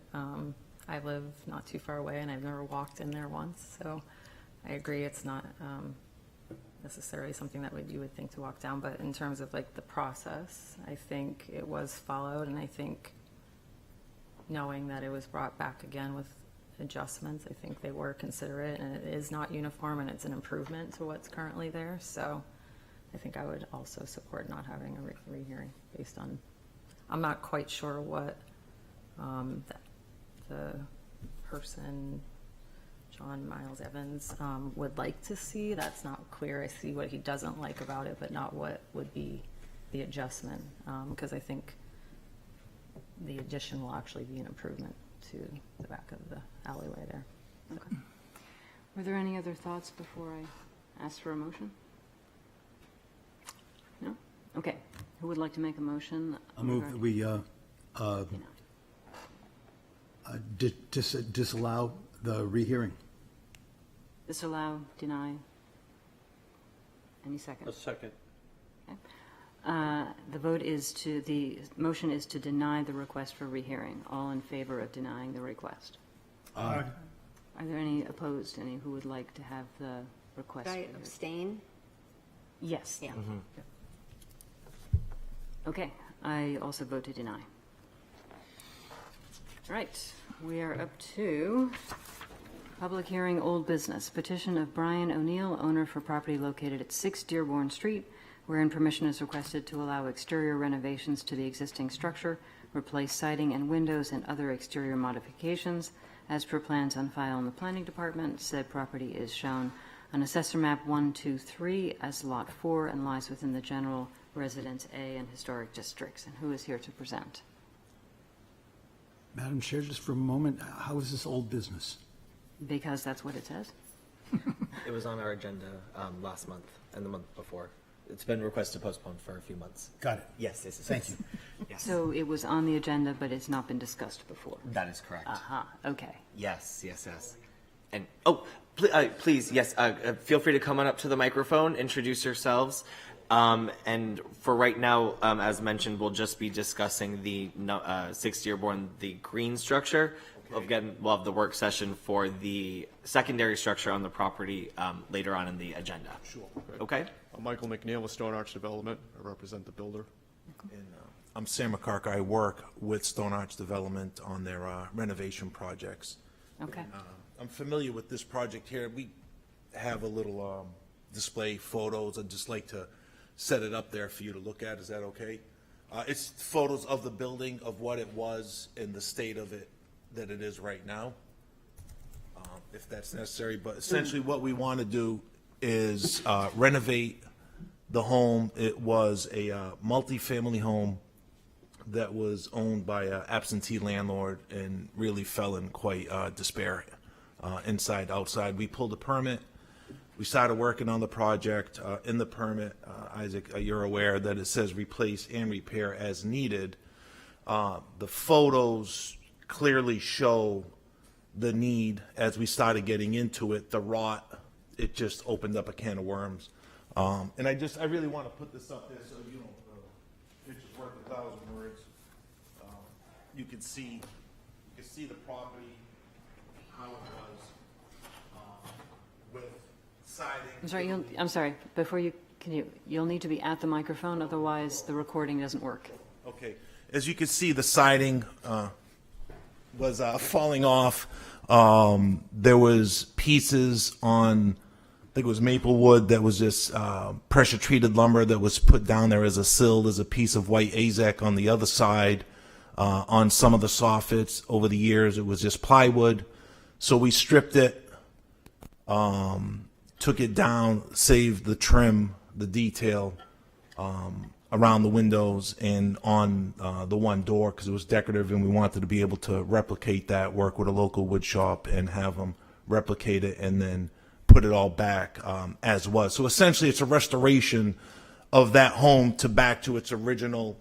And we've gone through the list, which has been submitted, using cedar, rough cedar, finger jointed, and taking it from 2 inches all the way up to 4 inches exposed once you get to the bottom, using the proper pieces. If you look at one of the corner boards up front where that pressure treated was, someone just scabbed in a piece over the years instead of just replacing the full piece, that type of stuff. So windows will be woodmark. All the materials are approved from the historic district, and so we're here tonight to hopefully get approval so we could start on enhancing the exterior and bringing it back to its original character with the appropriate materials.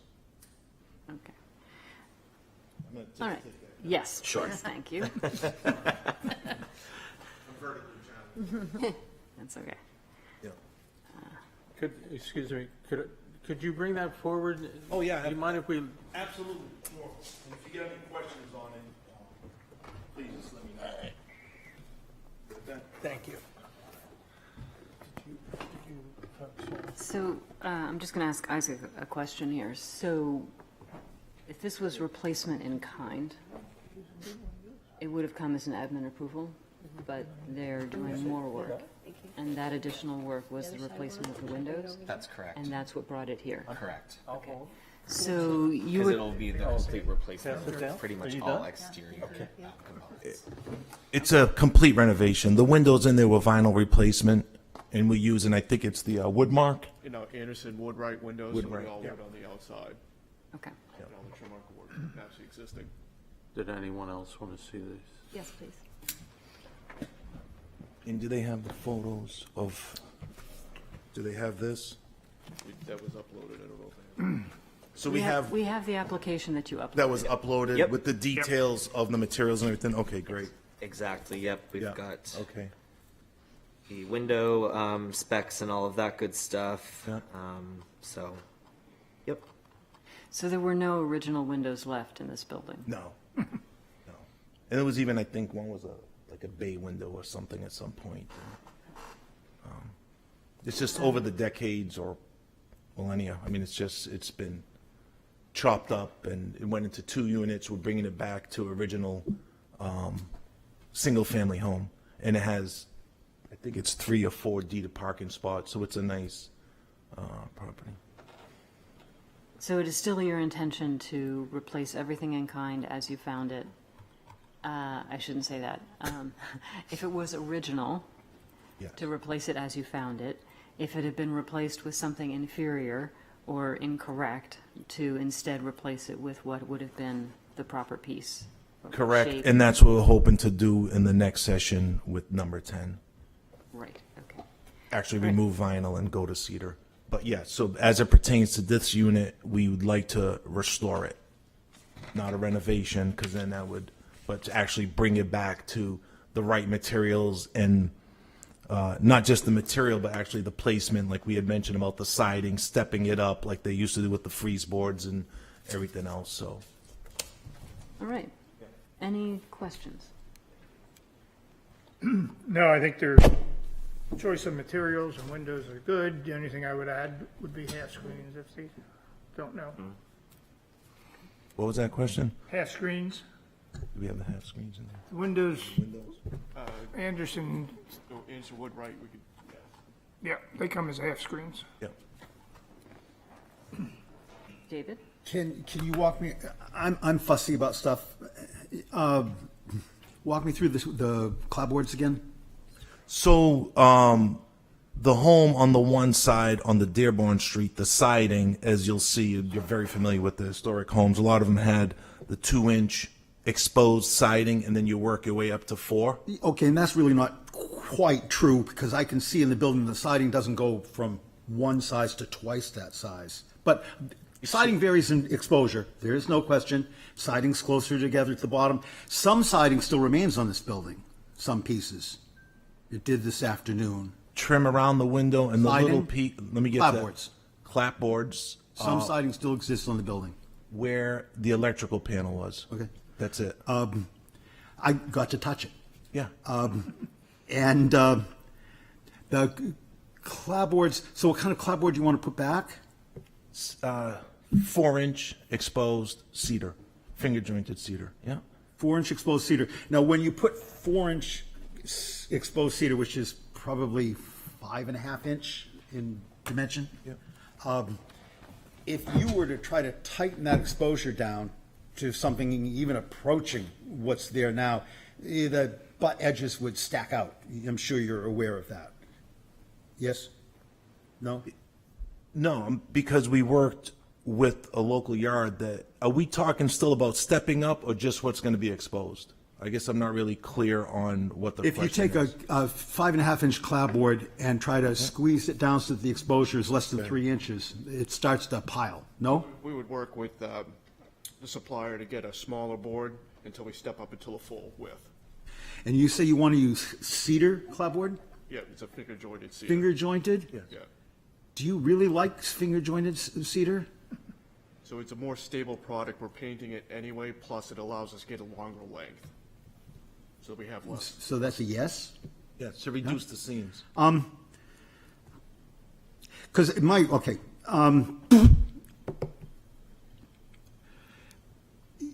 Cedar clapboards come planed and on one side and usually rough on the other. Is that not the case?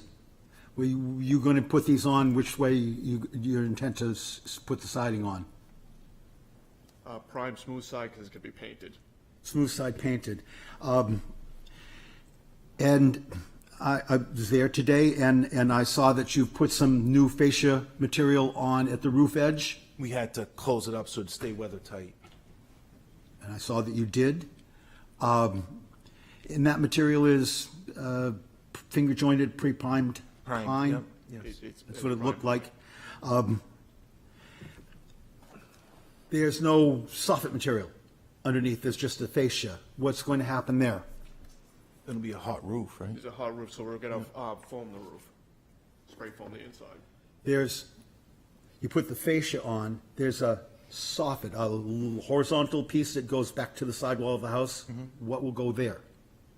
So there is a solid pine.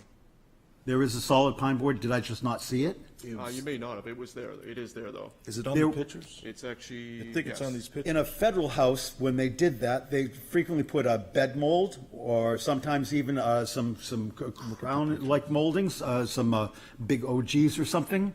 So yes, we're gonna do a freeze board and then bed molding above that to close up any seams or gaps. And what kind of, how will what you put there relate to what was there? Right here. There's, We're gonna- you're going to replicate. Yeah, this one right here. We're working with local lumberyard. This is what you're talking about, right here. Yeah, exactly. Yeah, and we save this, and then this is where I was saying it's 2 inch and it steps up. If you look at that, and we're gonna do that with this, make all these one piece, everything, the corner boards, fascia, everything, all the same color. And there was a what we sometimes refer to as a water table, the lower edge of sometimes they're like 1 3/4 or 1 7/8 planks with a bevel on the top. Is that going to go back on? That, just like this. Just like that? Exactly like this. And the corner boards will come down and land on top of that? Yep, right here. Yep. It's just hard, not having had a conversation, we have no familiarity to know where you're going with this. Sure. I'm not, hopefully not sounding too argumentative, just very I appreciate the on the input point. because we're trying to do it, and I think we're trying to do the best that we can with the project, with what we're working with. Are you ever on site? Not anymore, no. And you, I sir? could be. Yes. I mean, I'd love to meet someone there to just go over some of the little exposure details, because we've had some exposure stuff done poorly, I guess. But this sounds like we're headed in a direction. Thank you very much. Yes, Martin. I think you covered all of it. The only last thing is the shutters. Right now, they look like they're plastic. they are. You're not putting those back on. God, no, no. They'll be wood. Wood. And there was even some in here. There's the detail on how they'll be set. I think it's a 1/2 inch up in between here, so it's pretty detailed on the shutters and actually the size of them being a little bit smaller. So I mean, we worked with all the materials and as many details as we could from your office. Sounds great. Yeah. I could give you my number. I'm local. I'll meet you anytime or whatever, or just Isaac if you. Isaac will take care of that. Thank you. Yeah, yeah. Yeah, you'll come with me, so, Yeah, yeah. I can be there as well. Is that it? Okay. Are there any other details that we would like to be sure are clarified? I feel like I've covered the things that I felt were not expressed, the things I'm afraid of. It's a lovely little federal building, and it's part of the gateway to our community. We have a few nice historic buildings on either side, and it'd be just tragic to lose that because of the zeal of someone to put something on nice. Yeah. All right. Are there any stipulations that you, David, that you want to go through? Half screens, because screens. in the window spec, it does just list a full screen. So we always just stipulate half screens. Okay. All right.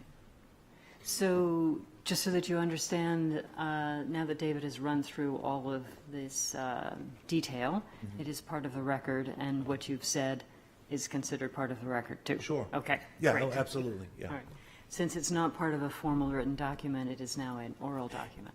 And Brian O'Neill, the owner of the property, will be living in number 10. We had to buy both houses because the seller wouldn't separate them, so we purchased both. And the idea was to renovate, hopefully, both of them and make them something proud of to see when you're coming on either side from the gateway. We're very aware of that's called the gateway, and it's why we chose to go down the restoration path and just clean it up and make it nice. So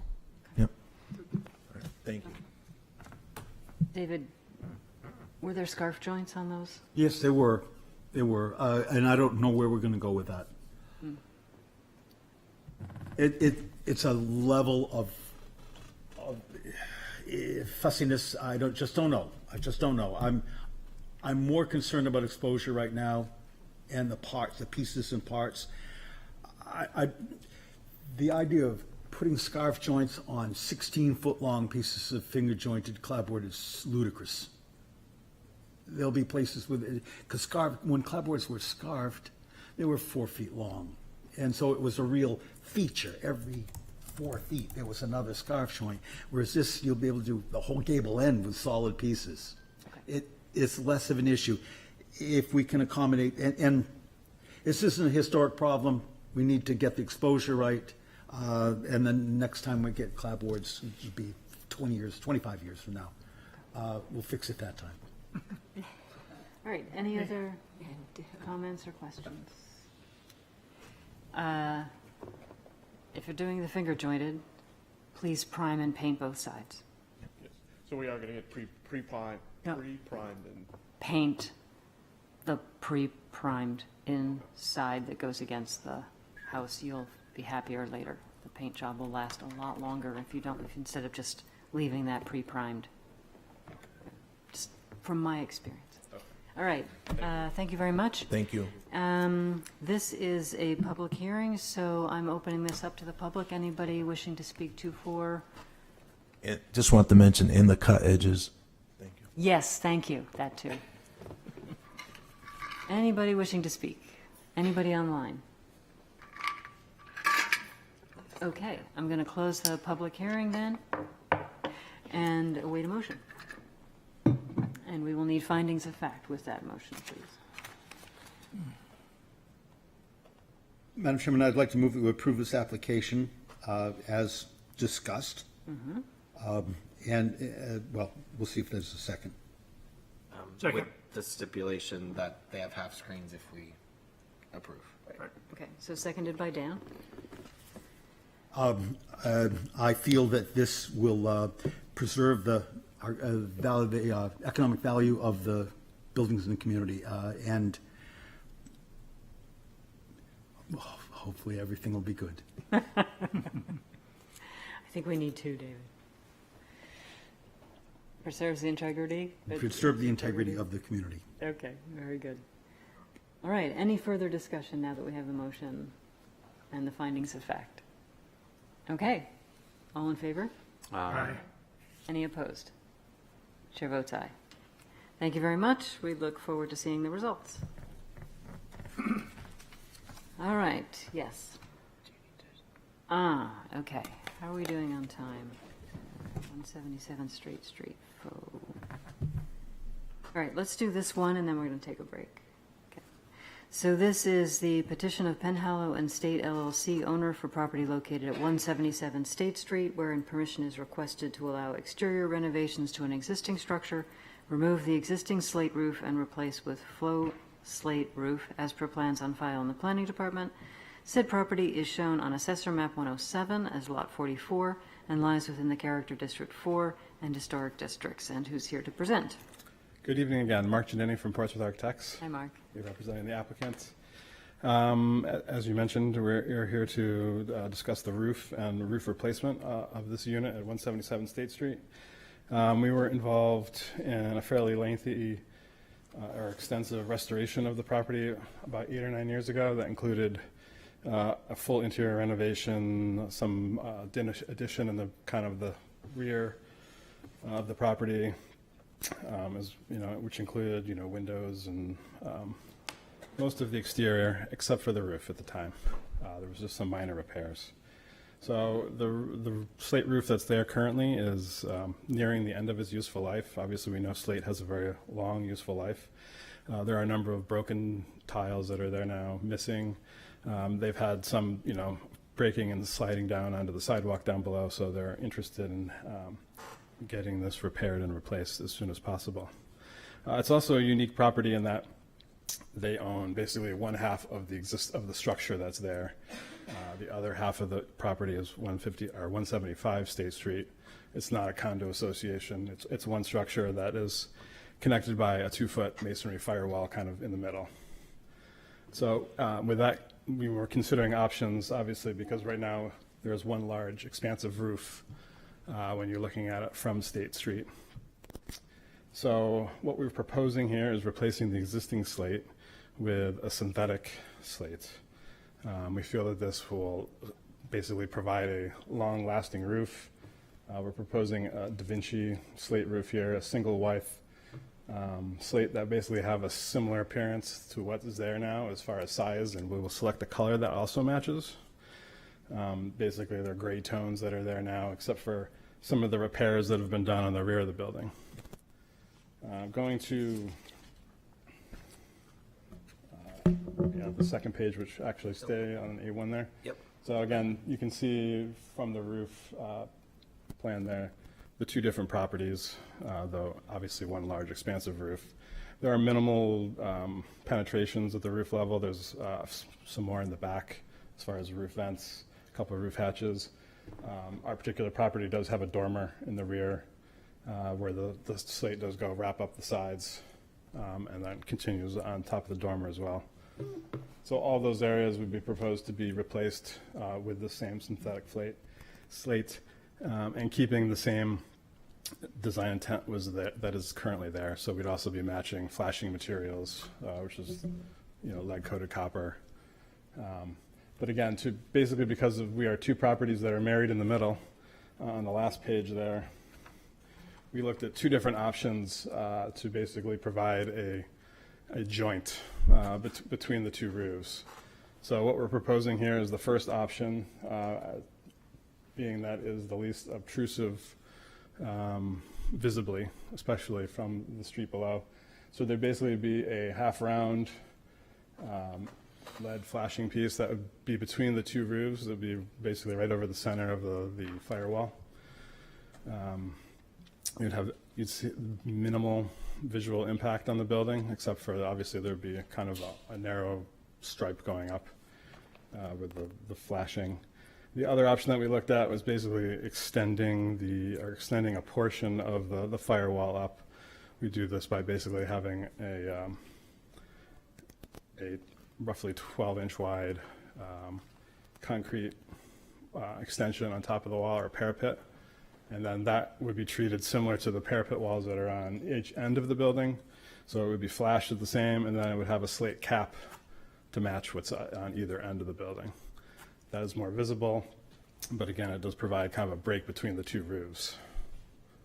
So I do have some samples of the synthetic slate if anyone's interested. Happy to answer any questions. Are there any questions? Madam Yes, Chair. David. Thank you for the options. That helps the conversation a great deal.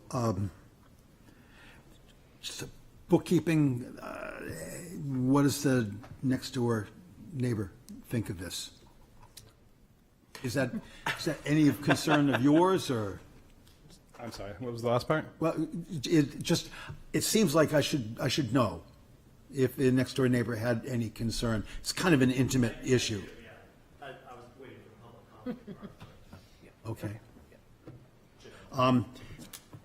Okay. The parapet extension, there, you say there's a solid masonry wall underneath there, the demising wall. And this parapet extension would set on top of that. Would mean removing roof sheathing? I would assume so Yeah. at the moment. I mean, the other part of this project is that there's structural repairs that are intended, or reinforcing and repairs to deal with sagging that you can see in the roof. Yes. So right now there's kind of a ridge. Kind of like a shuffled set of cards going on. Yes. Because of the distortion that's taking place there. Yep. If you were to go with a parapet solution, that would allow for that distortion to end. Correct. Would you carry this down the back side of the roof also? That would be the intent. Would it have any negative effects there? I mean, is this solution, you're comfortable with this solution all the way up and down? Yes, I mean, you basically have a 2-foot wide masonry firewall right now on both, up and down both the front and back. Maybe I've heard a war story that I shouldn't have, but there was somewhere I remember hearing that wall wasn't actually 2 foot wide.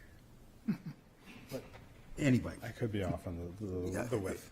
I mean, a lot of times they're about 8 inches. But anyway, so the coursing will change. Okay, question. Make it a question. Will you be able to course at the same exposure that is currently there? Not knowing I should say, the exposure is adjustable. So the intent would be to match what is there. I don't know the exact dimension of what is there currently, but based on the manufacturer's information, it is adjustable. So the intent would be to match it. All right, well, thank you very much. Yes, Susan. Am I correct in understanding that there's precedent for using a faux slate within the district? Yes, we have approved faux slate from time to time. Each property is evaluated on its own. Okay, thank you. Martin? I would just simply say, appreciate you not proposing asphalt roofing. So from that, I applaud you. I think as long as you're trying to match the side that's going to remain, I think that the little demising element should probably be the number ones with the minimal line going straight up the slope. To me, that would seem to sort of fade into the pattern. But if you're like choosing a different color or a different exposure or something like that, I would suggest number 2 as the approach. So, but all in all, I think this is a good solution to. I hate losing slate roofs in Portsmouth. It's just, especially on a building as nice as this. But I think the alternative that you're offering is very acceptable. Any other questions or comments at this time? Yes, Susan. So just for clarity, the building, which is 2 residences, we're only talking about one side of it having the faux slate. The other side is keeping its slate. Correct. As far as we know, we expect to hear from the owner shortly. Okay, thank you. Any other questions? Thank you. Thank you. Okay, we will open this to the comments from the public. Anybody wishing to speak to, for, or against? Please come up and introduce yourself. Duncan Craig, 175 State Street, so the other side of this building. And as stated, it's ours is a single family, totally separate deed. We're just neighbors, but we do share the wall. I have also heard stories. I don't know the width of that wall, but there's been all kinds of issues with the party wall in the past. I have concerns about what it's going to mean structurally to put a big parapet on top of that. We also, we have concerns about the integrity. We want to be a good neighbor, of course, and let them, do whatever they need to do to get their roof done. But we also have concerns because it's really our roof is fine. We've got another 100 years left in it, I've been told. I basically planned to never have to think about my roof in my lifetime. So, it's always tough when somebody is saying, hey, we're going to have to mess with your roof, by the way. So again, we want to be a good neighbor and let them do whatever needs to be done, but as minimally invasive as possible is what we're hoping for. The first option there to us is preferable because it will be much less invasive. It is going to continue to be slate on our side forever. Even if we had to replace it, we would replace it with slate. So there could be a difference in the way that it looks. But it is our preference to not. It was our understanding in talking to our neighbor that the first option there would have to go I can't remember the exact numbers, but something like, like 2 feet in on our side, and the parapet would have to go like 4 feet in on our side, like pulling up our slate and then replacing it and everything like that. Makes me very nervous. So again, as minimally invasive as possible while making sure that it's done with integrity and making sure that the elevation is correct and that nothing is sort of pushing water onto our side, everything like that.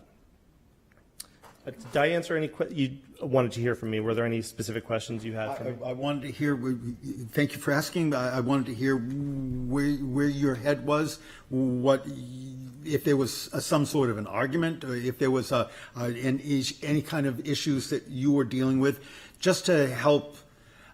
Yeah. We're trying to make architectural and historic decisions, but at the same time, we recognize, I think, fairly well that people own these damn things, So I wanted to hear. You're kind of involved. It's going to be at your largesse that they enter your roof because they're going to have to take up some amount of your roofing. Right, yes. Just you needed to hear. Yeah, in an ideal world, they would just be replacing it with slate as is, as is currently there.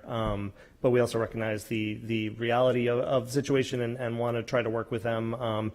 But again, just do so in a way that is not going to make it so that our roof loses any integrity and we can then start to have issues. We lived here for 13 years. We've never had a single issue with this roof. So hoping to never have one. So was your roof done at a different time in the past? Or is it the exact same? Yeah, roof? like 100 years ago, I think it was done. And you're not needing the same? No, it's like a 200-year roof. So it's in really good shape. And but the other half wasn't done at the same time? I don't know the history of that, but it is, what he said is correct, the slate coming off of it. They've done sort of patch repairs to it, but you're not we haven't had to do any of that, so. I would just offer, slate usually only lasts about 75 years. Okay. So just to let you know, maybe you're very blessed, and the quarry it came out of could have been fantastic, but just keep that in mind. Sure. Either way, the roof is in fantastic shape. We've had a slate expert look at it, and he tells us I will never have to worry about it in my lifetime. So excellent. That's what I'm going on. Anything beyond that, I'm not too worried about. But thank you. All right, any other questions? Thank you for appearing. Thank you. Any other people wishing to make comment on this application? Anybody online? Nope. Okay, then I'll close the public hearing and await a motion and any further discussion. I'm curious how it might appear with two different materials. Oh, sorry, I have to make a motion to speak. Make a motion for discussion. If you'd like to make a motion to approve, just for the purpose of having the discussion, you can do that. I would like to make a motion to approve for the purpose of discussion. Second? Thank you, David. So my question is thoughts, maybe from Dave, about, or anybody else, on their opinion on two different materials on this property. That's another property in Portsmouth that's pretty well known and visible. Yeah. And how that might appear. Well, I will say we've approved some very visual and prominent replacements of slate with a faux slate, I believe, at the end of 4th Street, the mansard. That was a faux slate. Now this will be a great example. They'll be side by side to see how they measure up, but typically I've seen it. And if you say you have a sample, maybe some of our new board members would like to see what that sample looks like. Yes, please. Replacing with a faux slate lightens the load on the roof because the faux slate is a fraction of what a slate would weigh. From that aspect, it's positive. I don't mean to be, slate roofs are fantastic. They're the Cadillac roof of the historic district. But as an alternative, it's a good alternative. And I think the divider will make it a little less obvious, one side versus the other. And it sounds like the number one divider, which will be less visible. And again, it's almost a 3-story building, so the amount of roof you're actually seeing from State Street is not a whole lot. Look, not to get argumentative, but it is some part of what we do here. I think it's very visible roof. I think it looks like a single building, and putting this stripe down the middle of the roof is going to make it look like two buildings butted together somehow. It's very similar to the building next to it, which has a solid roof, as this currently does. If the applicant, regardless of the kind of site, where my head is, if you don't mind, if the applicant follows through with this and puts any kind of new roofing material on their half of the roof, it's going to look different than the other half of the roof. And I guess that plus the fact that there's shape to the roof, and that parapet wall that's inside there, the demising wall, it's not a parapet wall, but that demising wall is holding up. It hasn't settled as much as the building around it, and it's holding up, and there's this shuffle going on, and I fear that the simple solution, almost invisible solution, is going to fail because of the angles of the shingles coming up to on either side. I'm questioning that. I am also bothered by the fact that they're going to need much more room to work to install a parapet on top of that demising wall, and more of the unaffected roof is going to be taken up and put back down. A comment about slate roofs, along with the quality of the slate and the quarry and the handling, is also how often people walk on them. Because anytime that there's people actively on a roof, lots of times there are people with the kind of training that painters get. And they just, any place that painters have to work on a slate roof, the slate's all broken. The little teeny cracks that they make walking across it ruins the slate.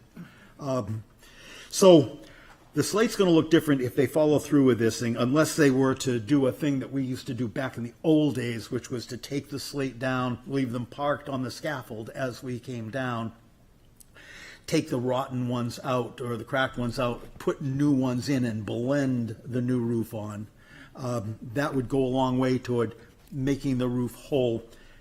But that's a lot of work, and I don't know that I can require someone to do that. So I know that the parapet solution is larger, more, and all of that, but it is a thing that we've seen before. It is a thing that most people will be able to look at and say, I know what that is. Because this is a thing that's repeated over and over and over, the whole length of Market Street. Even the building you're in has a parapet wall like this that's been flashed in. So I'm sort of still trying to make a final decision. I know my gut reaction would be to just fix the slate roof that's there, and that's what I would want to say, but I don't know if that's really an option considering the climate. There's no question the roof on that side of the building is failing. There are sections of it missing. It needs to be done. We should be able to come up with a consensus as to how. I'm not sure myself right now. Yes, Susan. Is there any design consideration for how the profile of that parapet would look? I mean, right now, the image in the drawing just looks like this block versus anything that might be stepped or otherwise more graceful. I'm having an adverse reaction to this parapet, the way it looks in the drawing. It just looks like a clump of stuff. There's nothing elegant about it. We have a design professional here that could probably answer some of that. Actually, yes, if you look at the pictures on the first page, on the cover page, the one in the upper right there is the parapet that's currently on the corner of the building. So we'd be planning on matching that. What you're seeing in the detail is a section, so it does look blocky. but there's basically a slate cap. I think in that area, it's about 3 sections, so they're longer pieces, approximately 2 inches thick, and that would sit on top of the parapet. One of the reasons why we kind of were proposing the option 1 was, one, because it was less intrusive visually, hopefully less intrusive on the butter, and then also it's something that's very commonly done in Europe, where you have rows of buildings, that are very long, all connected together, and obviously they have different ownerships, so they do a very similar detail where they just provide that flashing joint or expansion joint up the property line. Thank you. Any other thoughts? I think I'm going to chime in on this one. I personally would, if I owned this building, I would put a slate roof back on it. Number one, I feel that it would be in keeping with the history of the building. It's an investment in the resale value of the building, that you have a roof that the next buyer is not going to have to deal with for their lifetime, and probably the buyer after that, and that has value. I also feel that it's a prominent building. It's unique, and part of its uniqueness is how this roof exists. And I really feel that keeping it as one roof is going to serve better for both parties. But I am not a roofer. Any other thoughts or comments? Madam Chair, one more comment or question for the applicant, if you don't mind. Is there a way you could split the proposal? Split in which way? Use a less expensive solution on the rear of the building and repair the slate with that salvage material on the front of the building, therefore not requiring a parapet there? I can't say that we've considered that option, and I don't have the applicant here to discuss that option with. Well, I thought I'd give it a try. Thank you. No, I appreciate that.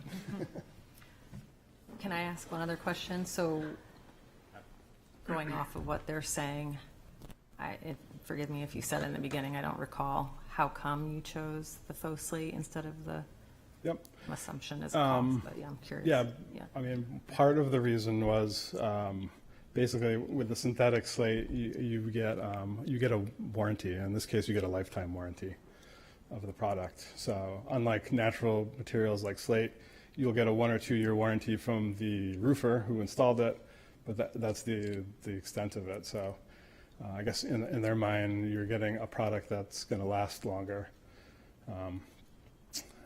or at least gives you the warranty to back up the product in the long run.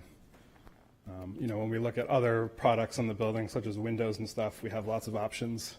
If it's obviously no vinyl in the HDC, but we do use wood windows sometimes. We also use clad windows that are aluminum or fiberglass clad. We've also seen a lot of PVC windows recently. So, we think the synthetic slate has come a long way and basically provides another option to traditional slate. While still giving you that look, we're giving you a alternative product, or material at least. But I'm going to clarify though, because what I heard is that slate is usually like 100 years or 75 years. So how often is there that you're aware of, are there errors with an installation or that would require the need for the faux slate? Well, I guess that partly depends on, again, it's a natural material, so the slate can crack and fall down, depending on the installation. A nail could come loose and another, piece could slide off or create a leak. So, again, this is a similar material. It goes in a similar manner. In this case, it provides a warranty as well. The product has not been around for 75 years, so we don't know how long it will last compared to slate. We just don't know. Okay. All right. So right now we have a motion to approve and no further discussion. So You need to give us 2 reasons why you, unless you would like to withdraw your motion. I would like to withdraw my motion. Okay. Do we need a second to that? David, you. I will David, you- second that. Okay, so you're both made the motion, you're both withdrawing the motion. Okay. All right, so now we are open to a new motion. If anyone would like to make one. I'll make the motion to approve as presented with the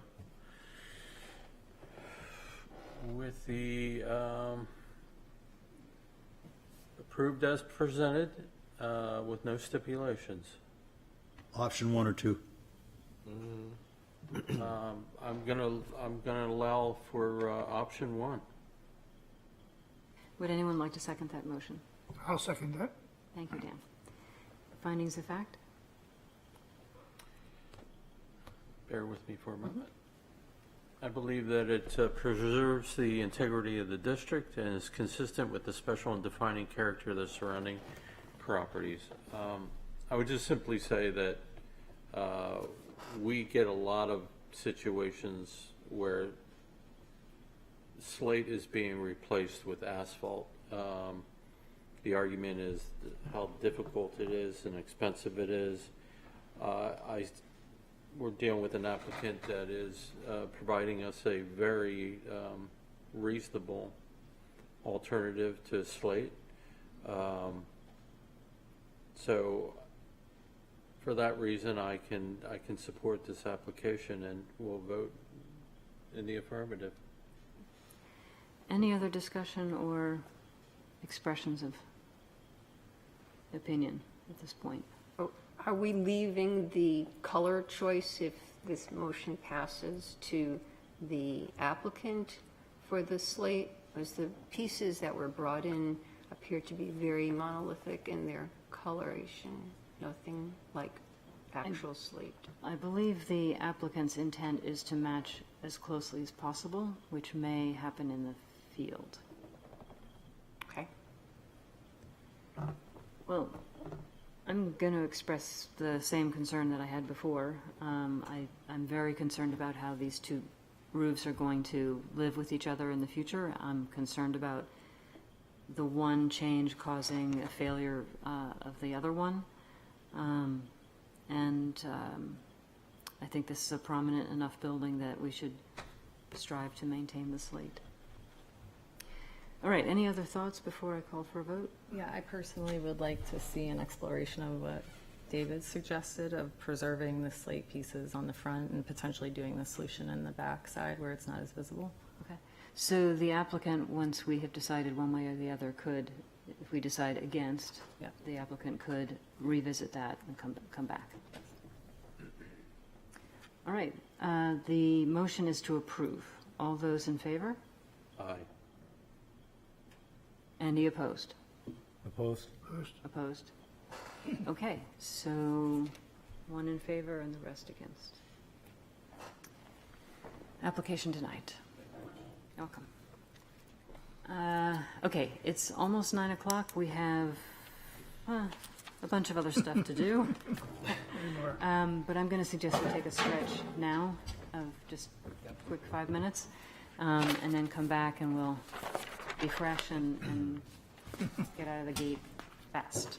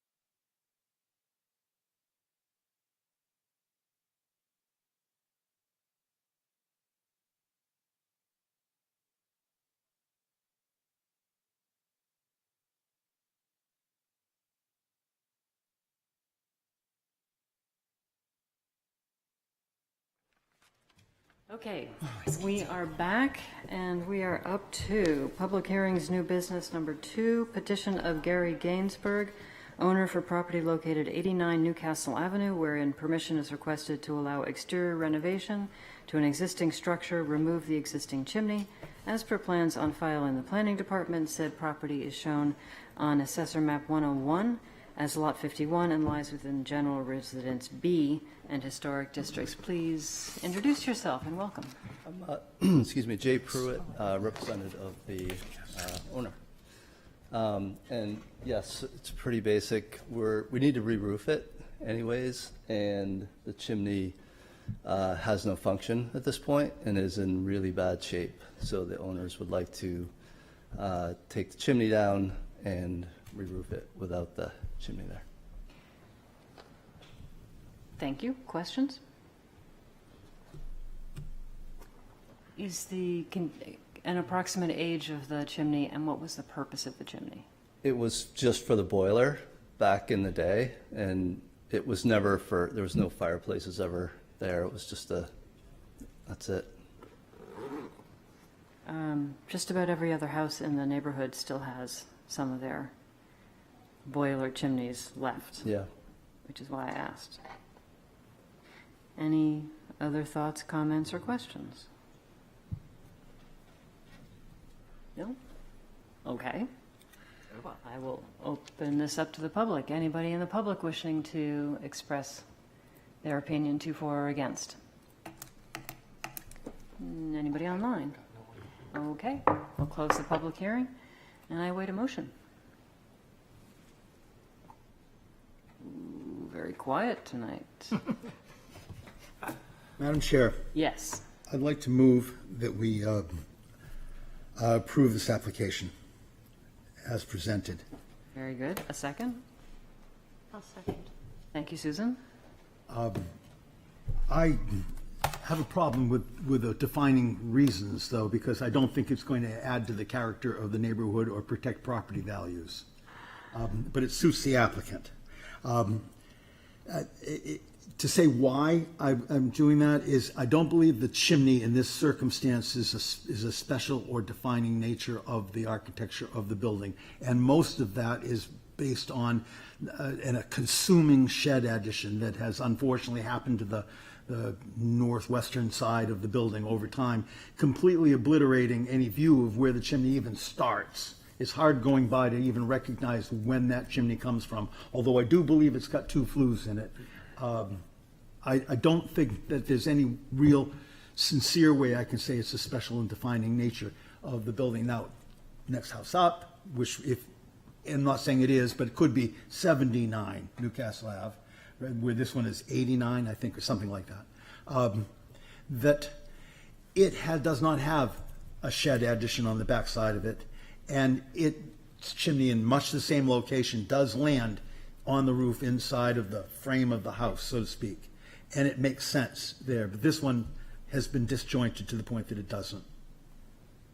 That's why I'm making that. I don't think it's an improvement to the community, but I don't think that it's actually a benefit now. Okay. Any discussion, comments, questions? Okay. All in favor? I did public comment, right? Yeah. Okay. All in favor? Aye. Any opposed? Thank you. 1 opposed. Chair votes aye. All right. Onwards and upwards.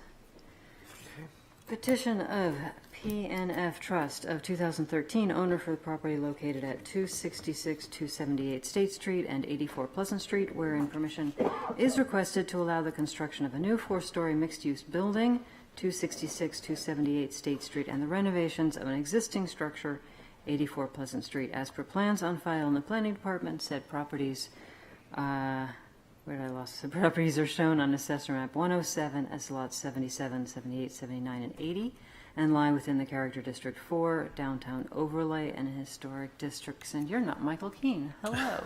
I'm not, Madam Chair. I'm Chris Mulligan from Hopeful Phoenix in Portsmouth. Michael is right behind me. Hello, Chris. And he will be speaking very shortly. But I just wanted to introduce the project. Also with me is Amos Blanchard, who will be the general contractor on this project should it proceed.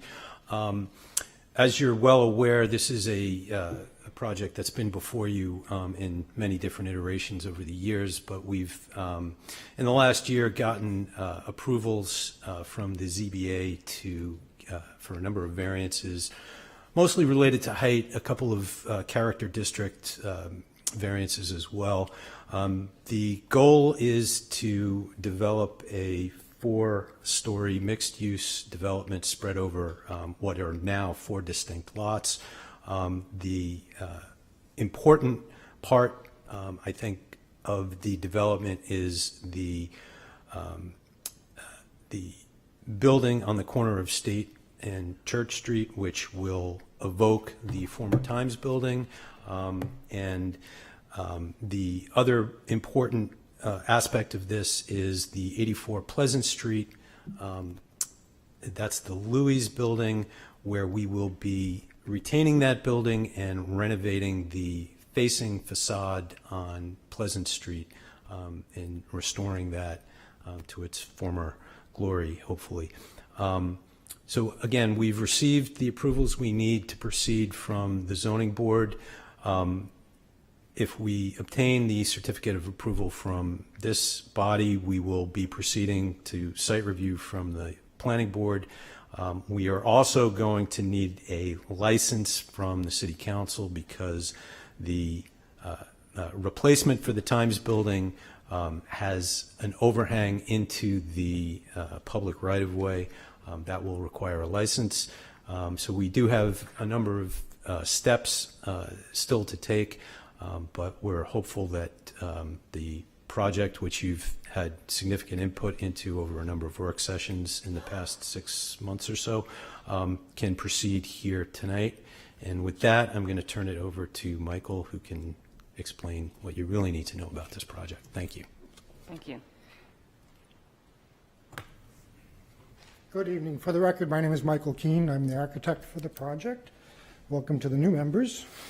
We've been through this project a couple of times. The project for, just to quickly bring us up to speed, it had been approved significantly as it's shown right now back in 2021. Of course, at that point in time, the Times building was going to remain and be renovated.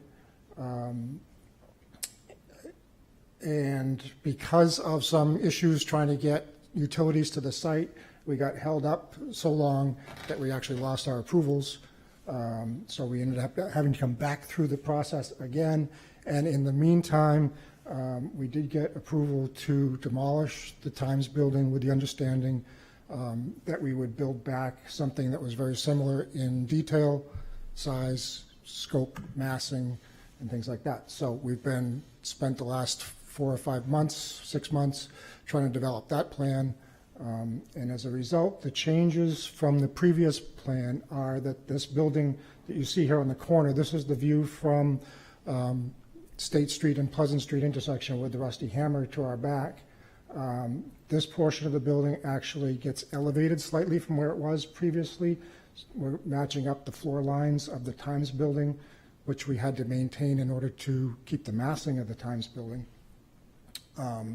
And then to simplify the construction and to facilitate a higher storefront detail, we ended up matching those lines here. So this building's a little bit taller, but essentially it's the same building that was approved back in 2021. The building, the gray building to the left in this rendering is currently known as the Louis building. It's we own probably half of that building. The other half is in private ownership and had previously been restored by Mr. Beebe and Ms. Jenny. I think that they've sort of set a high bar, so it's our intent to meet that bar and to continue that because that historically was 3 townhouses that were identical going down through Pleasant Street. So our intent at this point is to match what they've done in terms of their facade detailing. Of course, our storefront's going to be a little bit different because the storefronts had been changed over the years, and we've got different floor elevations to work with, things like that. So the storefront will be different, but again, the upper portions of the building, we hope to retain whatever is existing and in good shape. We will replace in kind anything that can't be saved. Replace the vinyl siding with wood siding. Replace the window surrounds, hopefully with something that matches what was done on the abutting portion of the property there. We'll come back around and look at these in greater detail. I'm just trying to give you a quick overview. So this shows you basically 3/4 of the project. The fourth missing piece here, and we'll see from another view, is the backside of Louis' building. There's an existing concrete block, 2-story, 2.5-story addition that we plan on raising, taking down, and building back a new 3-story with a setback 4th floor on the Church Street side of things. So these are some of the historic photos of the streetscapes that we've seen there. We used these in setting up the massing, looking back at some of the historic details of the Times building that had been covered up by previous restorations and sign bands and things like that. So those will be there for our reference if we need to come back and look at anything. These are sort of the more contemporary pictures. The Times building before it was removed, the Louis building as it stands now, but previous to the restoration or the renovation of the project next door. This is the Louis building, again, our portion of the Louis building as it stands now, from Pleasant Street and from Church Street. So the Church Street addition, the portion on the right is the part that would come down. That entire concrete block section would come down.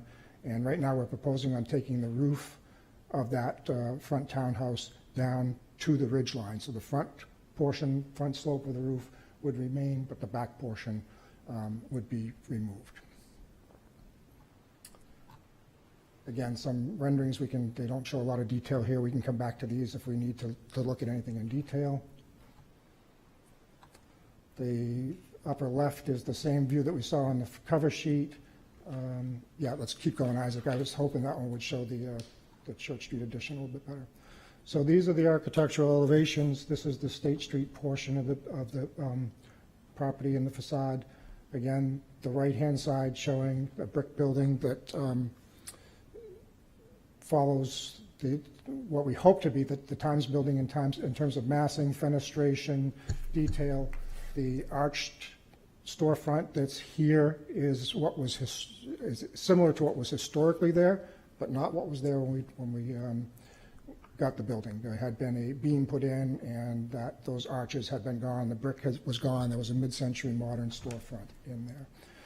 This building had a strange sort of configuration in its history. It was originally built as a split level.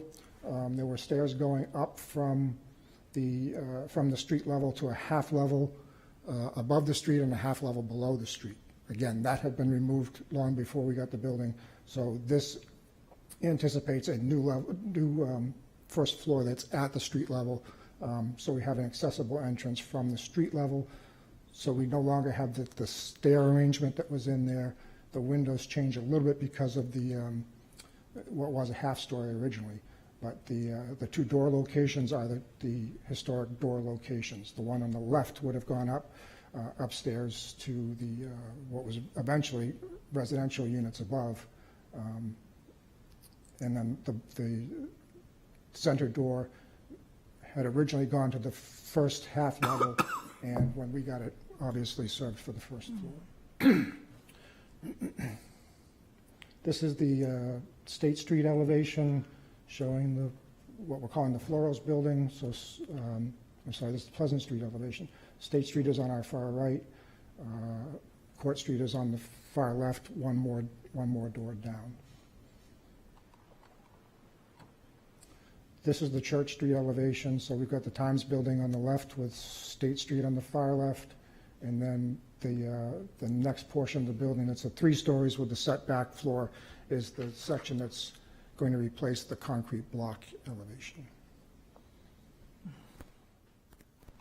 This is what you would see from Court Street with the existing abutting building silhouetted in the front, and then the various buildings and roofscapes that you would see from Court Street. Floor plans, if you're interested, it would be commercial on the first floor with access to residential units above. The Court Street addition would facilitate parking at the first level and the basement level. There'd actually be 2 levels at the street level and 1 parking level down below. It's going to be in a mechanized, palletized system for automatic parking there. So we'll get 17 cars in there. We've got 17 residential units planned at this point.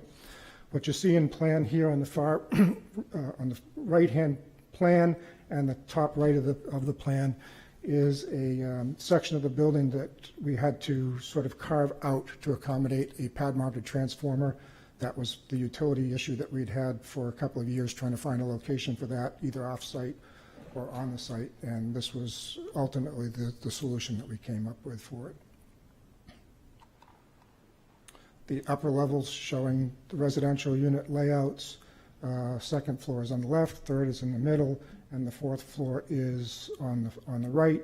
The 4th floor, I would point out to you at this point, is how the 4th floor of the Church Street addition is set back from the street edge, and we had talked about some options of that with the previous boards, and some of the options of creating another mansard there to be more compliant with zoning versus the step back floors.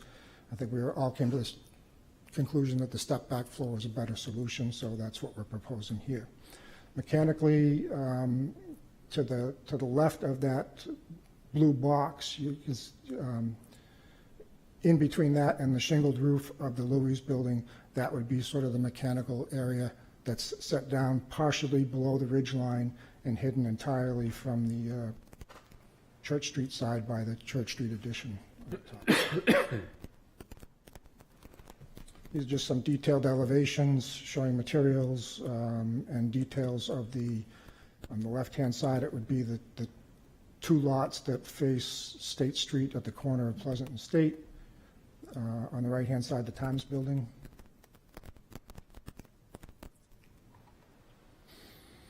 These are silhouetted sections through the Church Street addition, various places where we've got the setback 4th floor, where we've got the carve-out for the transformer. Unfortunately, that has to be 2 stories high.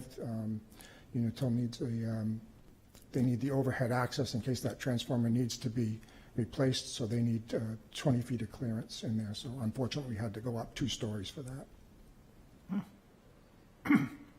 Proposed windows and doors that we're talking about in the Louis building.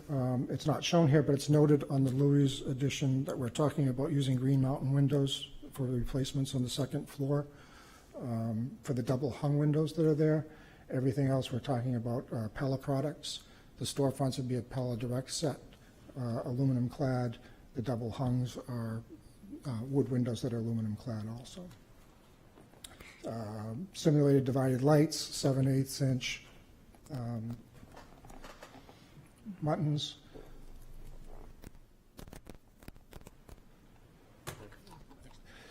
Isaac, if we could just quickly go back to the beginning of the architectural elevations. I have made some changes from what we've talked about in the this one here? Yeah, right there. I have made some minor changes from what we talked about in the work sessions that I just wanted to review with you. In the work session, at the bottom of the arches on the Times building, I had been showing granite spring blocks. Those were sort of left over from when we were trying to recreate, when we were trying to restore the Times building, because I knew that we were going to have a brick change color, new materials and things like that there, so I put a granite spring block in there. And looking back at the historic photos, there was no granite spring block there originally. What happens is there's 4 or 5 courses where the brick is corbelled out to get us into the arch, which is corbelled out also. So I've changed that from the granite spring block to the corbelled out detail that gets us out to the arch detail. The other thing that changed in this was one of Martin's comments, the transom light Martin configuration where we had a horizontal in there previously. It gave it more of a landscape proportion. Once I looked at it as the vertical, I decided that was really the way to go, so I didn't bother showing it both ways. I think we talked about looking at it both ways, but this definitely, to me, it appeals to me better, so I'm going to go ahead and propose it that way, and if we want to go back and look at it, we can do that also. In the next plan, next elevation. In this elevation, previously we had where the two buildings come, the Louis building and the Florals building came together. You can see there's a door there in the middle. It's set back in what was originally an alleyway. At the work session, we were showing another door just to the left of that because I had an egress stair from the basement, and then we had the replacement pediment located over that door. I was able to get rid of that stairway, or it comes up so that the door that's still shown there is the one that services that stair. So I was able to eliminate the fourth door in the Louis building, and I took that pediment and I moved it down to the main entrance of the commercial space, and that is actually historically where that pediment would have been. It wouldn't have been at the end of the building. It would have been in the center of that townhouse. So I've gone ahead and located that there and reconfigured the storefront windows just a little bit. Just one more thing. We're here. Yep. We've been back and forth on whether or not I needed a mechanical screen just behind the ridge of the Louis building. For safety's sake at this point, I'd like to go ahead and propose it. We haven't done the engineering yet, so we're not sure how tall those units are. I tried to figure the tallest HVAC unit that I anticipate, plus sitting up on a stool. If when we do the engineering, we're able to sort of back those back off and we're able to eliminate that mechanical screen, I'd be happy to do that. We can go back and talk about that administratively once we reach that portion. But I'd like to be able to propose this and we can talk about it at this point in time. I think it's going to be easier to take away than it is to add it later after the fact. So in terms of materials, we're talking about asphalt shingle roof for the Louis building, which is in keeping with what's on the abutting property there and what's there now. We are talking about, you might have heard this once or twice before, faux slate for the mansard. Oh my God.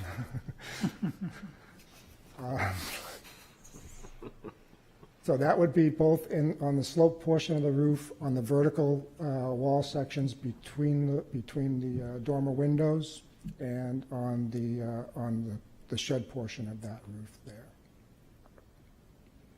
That would be it for roofing. Otherwise, we're talking about membrane roofs on flat roofs. Michael, if I could interrupt for a second. Sure. The photograph in the upper left-hand corner of the slate appears to be a variegated down back where you were before. That's actually the asphalt. Yeah. That's asphalt. That's the asphalt. Yeah. Yes. Okay. Yeah. So color Harvard slate. So the faux slate is going to be one single. One single color. Right now, I'm proposing random widths, though, rather than the uniform widths, and that's something we can talk about. So they'd come in 3 or 4 different widths, and then they would randomly blend those together. Thank you. And right now, the color that I have specified, it is shown on that upper plan there. It's sort of a greenish gray, and I do have a sample of that with me if you'd like. Okay. This is a different manufacturer than what you just saw in the previous application. That was a Da Vinci. This is an EcoStar.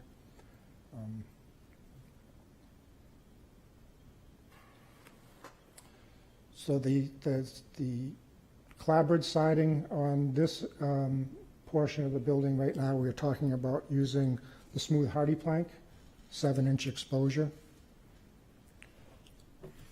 We are calling for PVC trim for everything above the first floor storefront. The storefront here, we're proposing to be Boral. The storefront on the Louis building, we're proposing to be wood. The column in the corner is actually specified as being a wood column. That would be a cedar column painted. Tuscan, true Tuscan, with emphasis and capital and base and everything.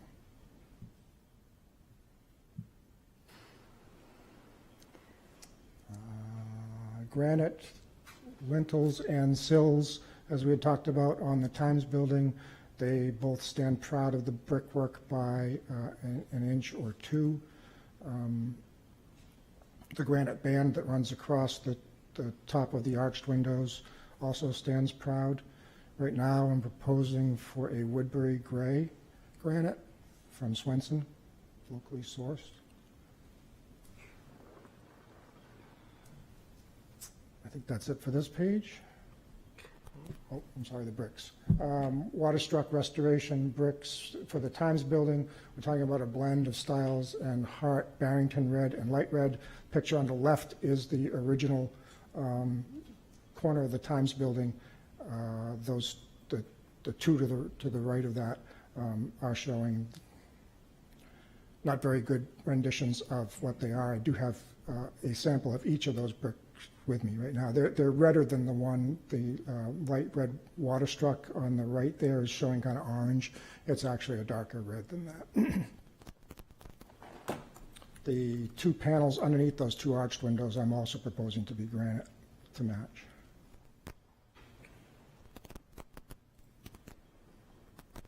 As I mentioned, on the Louis building, that would be wood clapboard siding to match the abutters, all the brackets and everything that are still intact along the frieze line would remain, be repaired, scraped, repaired as necessary, replaced if they can't be, replaced in kind if it can't be, but everything from the ground at least looks like it's in pretty good shape.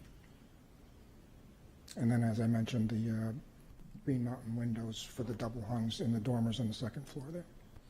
The pediments, that existing pediment that's there on the left, the blue one, it's in very tough shape. I think some of it can be kept. I think other pieces will have to be replaced in kind, and then we take that and duplicate it at the center entrance.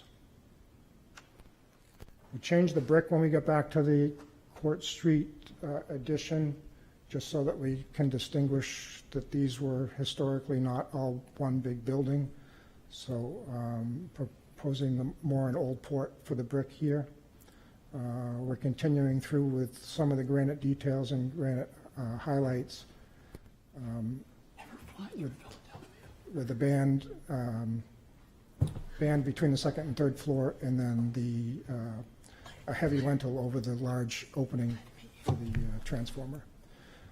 I am proposing a wrought iron gate in front of the transformer, just to sort of shield that and to keep that alcove from becoming too much of an attractive nuisance. Will that be hinged, or will it just require removal when the transformer time comes? I was planning on it being hinged. Yeah. The height of that, it's shown here at 6 feet, but I think I need a ruling or an opinion from planning as to whether or not that's considered a fence and whether we'd fall under the fence height limits of 4 or 6 feet. So. May I ask a question about this transformer unit? And there's HVAC units on the top of the building. Yes. You need both for the. Yes, the transformer brings the electricity in, and the HVAC units are HVAC, heating and cooling. Yeah. Yeah. Okay. Yeah, and unfortunately, that transformer is one of those big green boxes that you see everywhere. So we're happy, I guess, that we're able to tuck it in and it's not visible from all three sides, and hopefully the wrought iron gate will help shield it a little bit. It is that white box it would be a green outside unit? Yeah. Okay.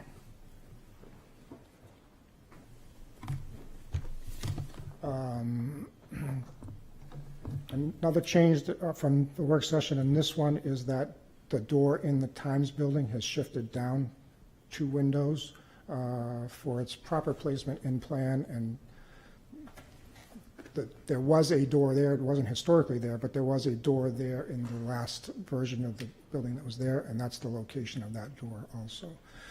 The windows or the recesses that show as what were historically windows down at the ground level, that's because of that daylight basement that was there originally. Those had been bricked up previously.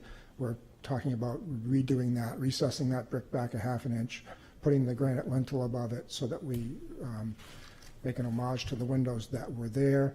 The last 2 that I get before we get to the addition right now, I'm showing some mechanical vents there so that we're able to ventilate that garage space. And again, that we may be back to you with that once the engineering is done on it, that those may be eliminated.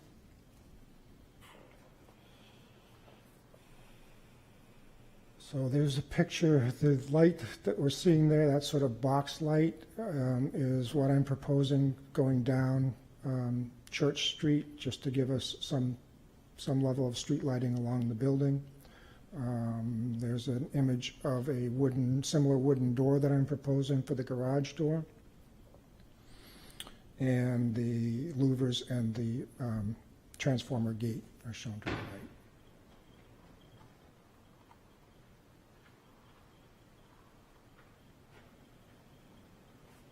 I think that's all I have, and I'd be happy to take any questions. Yes, Dave. In no particular order. Thank you very much, by the way, for your presentation. I think that was very concise. But some things still. Sure. What do we see when we get into the notched corner of the building on the corner? All brick. What do we see when we look up? Probably a good question. Okay. Yeah. What do I see when I look down? Gravel. What? Gravel.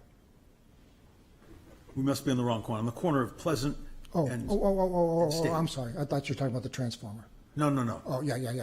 Sorry. No, yeah, the angled corner. Yes. Where we've got the column in the front. Yes. You would see a beadboard. Beadboard ceiling running one direction. To the street? Probably to State Street. And what's the material on the floor there? I would assume it's going to be the brick sidewalk. You aren't putting a foundation underneath there? I am. But there'd also be a slab and then the brick. Okay. Is there any option for any kind of, this is kind of a dreamy one here, but any kind of relief for the Court Street wall of the Louis addition? It's a big blank wall. I understand. It's on your property line, so recognizing that you can't fenestrate it, as you no doubt would. But is there anything that can happen there, or is it just going to be brick? I do have a granite band running through there. I missed that, excuse me. It's a thin granite band that runs through between the second and third floor. I thought those IDs were just for the wrapping the corner. That's going to carry all the way across at the eaves height of the wooden building. At the eave height of the wooden building, yes. Yep. Okay. And then it will have its classic parapet cap. Right. Then that 14 feet of brick wall will happen between those two. Correct. Okay, next question. The front facade of the Times building is fairly rigidly symmetrical, but the door of the door on the right-hand side is smaller than the opening, the masonry opening, and shoved to one side. Does that make sense to you? Unfortunately, I have accessibility issues with that. If I had that door centered, I wouldn't have the accessibility clearances for wheelchair access there. I guess there's no point trying to walk me through that. Is that the same thing that happens on Louis, on the front facade of Louis, Yes. where there's an infill door there that's not centered? Yes. And there's no movement at all? I would need a ruling. I believe I can have it centered and not have those clearances as long as it's got a push button operator automatic opening. So I'd have to have a handicap button out there with an automatic opener on it. Then I believe I would not need those clearances anymore. Is that Then I could center it and have side lights on either side. You understand where I'm going with that? Yes. That it just seems, for a building that's, I think you've done a marvelous job of making pieces and parts of the fabric that was there or nearly was there, all blending together to your physical requirements, and yet responding to the design elements of disparate in time and space, and then just to fall so hard on a basic rule of symmetry. Thank you very much. I can take a look at it. I mean, I do have to do that on the door to the left, because that door needs to be accessible too. So I'm relying on that push-button operator to satisfy the accessibility requirements there. So if I can get it there, I could probably do it on the other two doors also. Thank you. Okay. Other questions? I would just take off from your comments, the blank wall in the back. That's the most glaring issue that we're getting comments from the public, and I agree. It's I'm sure something could be done. Now you do carry the rail around the corner, and then it turns to brick parapet wall, or rail wall. Right. Why not open it up a little more as it sort of goes into the building, down towards the stair? Just do more to articulate that wall so that it's not so glaringly blank. Even an adjustment to the brick pattern, I just don't feel like that granite band is enough to pull off that wall and not make it as blank as it looks.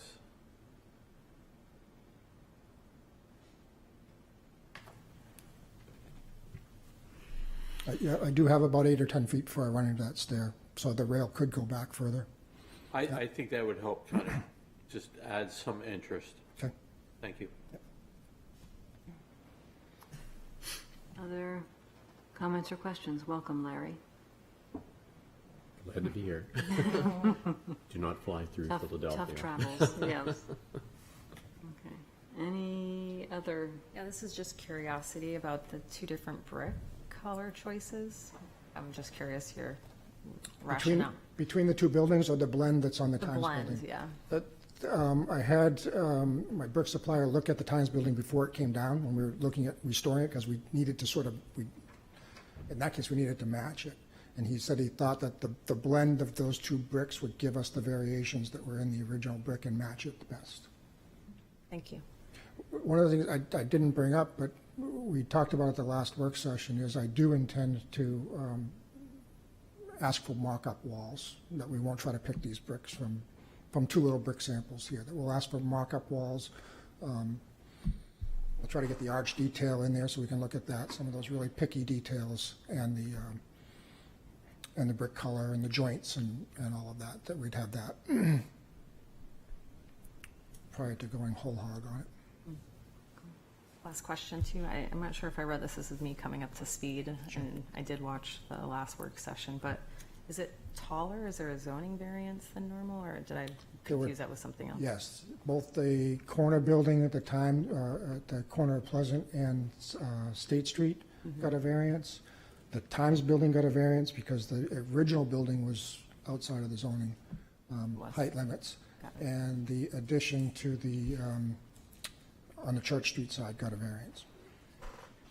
So the current height of the Times building matches what it was? Yes, yep, it's 53 feet. Thank you. Yeah, thanks for the elaborate. Michael, regarding, I echo what everybody else has said about the big, huge wall. And I was going to throw out the idea of making some fake bricked-in windows, but there really is no reason that there would have been fake bricked-in windows. So I hope you can come up with some better idea than mine. Coca-Cola advertising? Well, could be some money in that. I agree.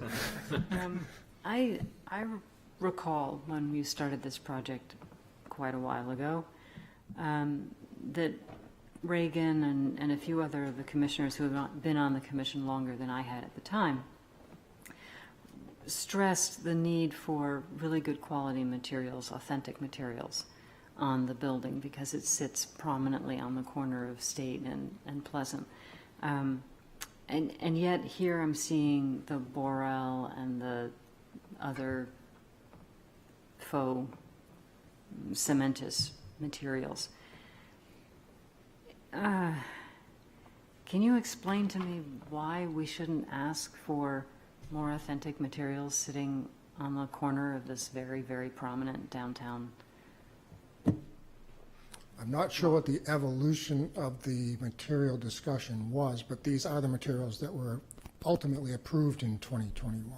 Were they? So we got to this somehow or another. We got ourselves to this level. Did we? Okay. Yeah. Um, And I think originally the Louis Building storefront was also approved with Boral, but I decided since we're going with wood clapboards there, and that's really, there's still a lot of historic fabric there, I felt that deserved going back to wood for that stairwell. But otherwise, it's really, the quality of natural products has been dropping off. We're really looking for something that's sustainable, that's going to maintain itself well.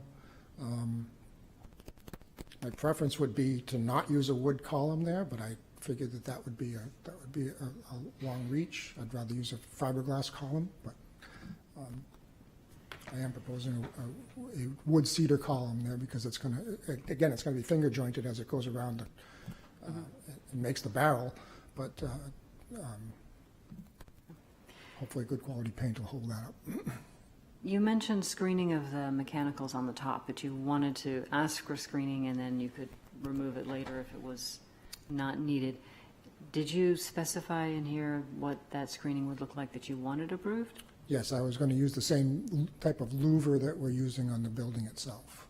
So it would be a metal louvered screen. Metal louvered screen, okay.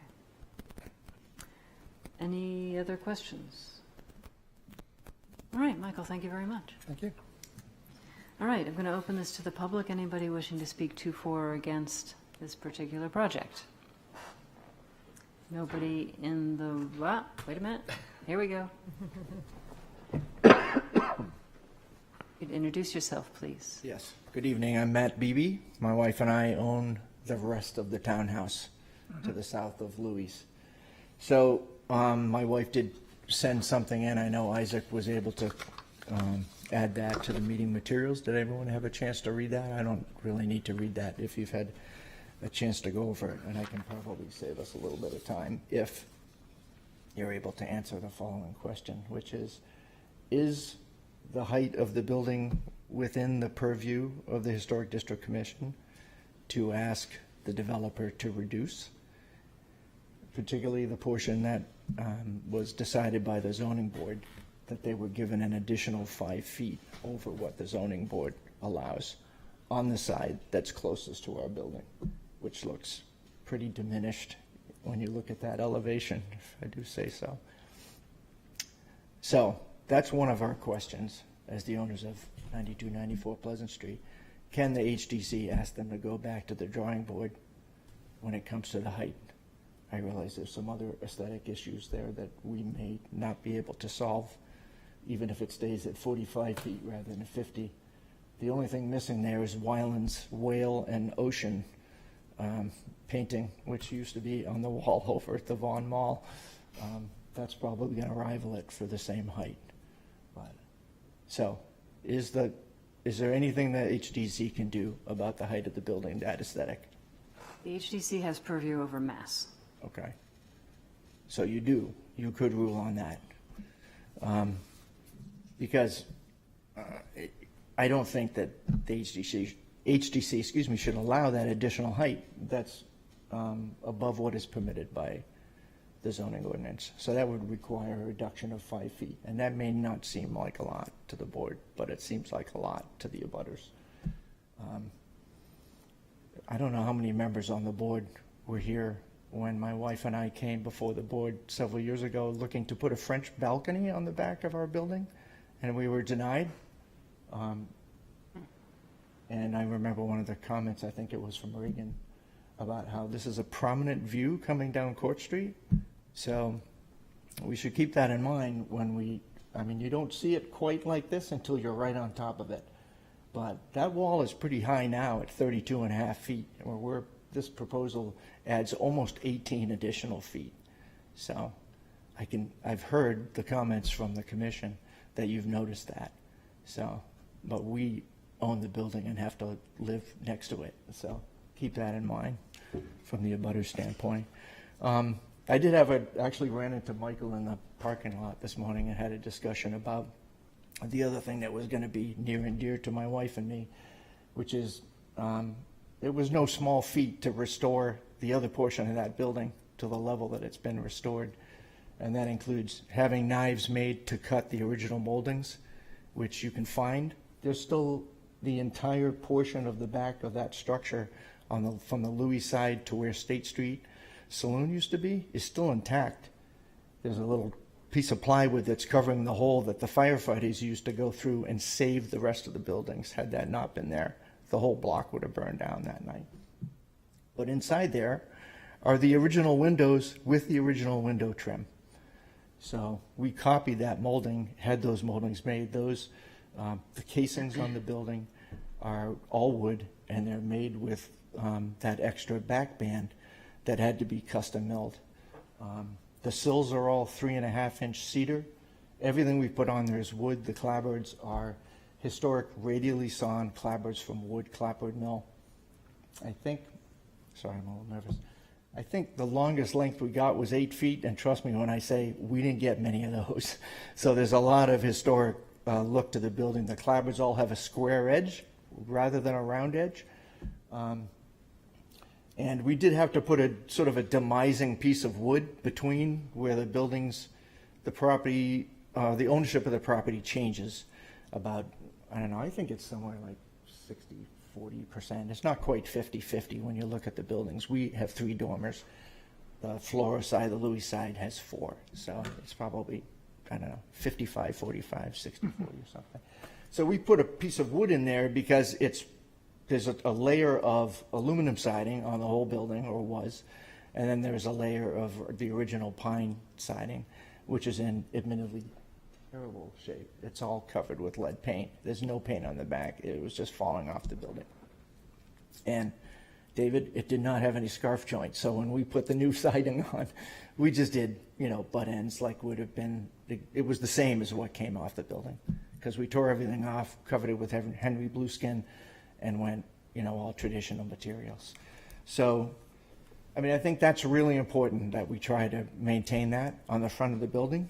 And so obviously I would like it to match. That's one of the things in my notes. But the other thing I wanted to stress was that the HDCs should not approve the plans until those plans are drawn on the Louis side of the building to represent what the developer intends to do.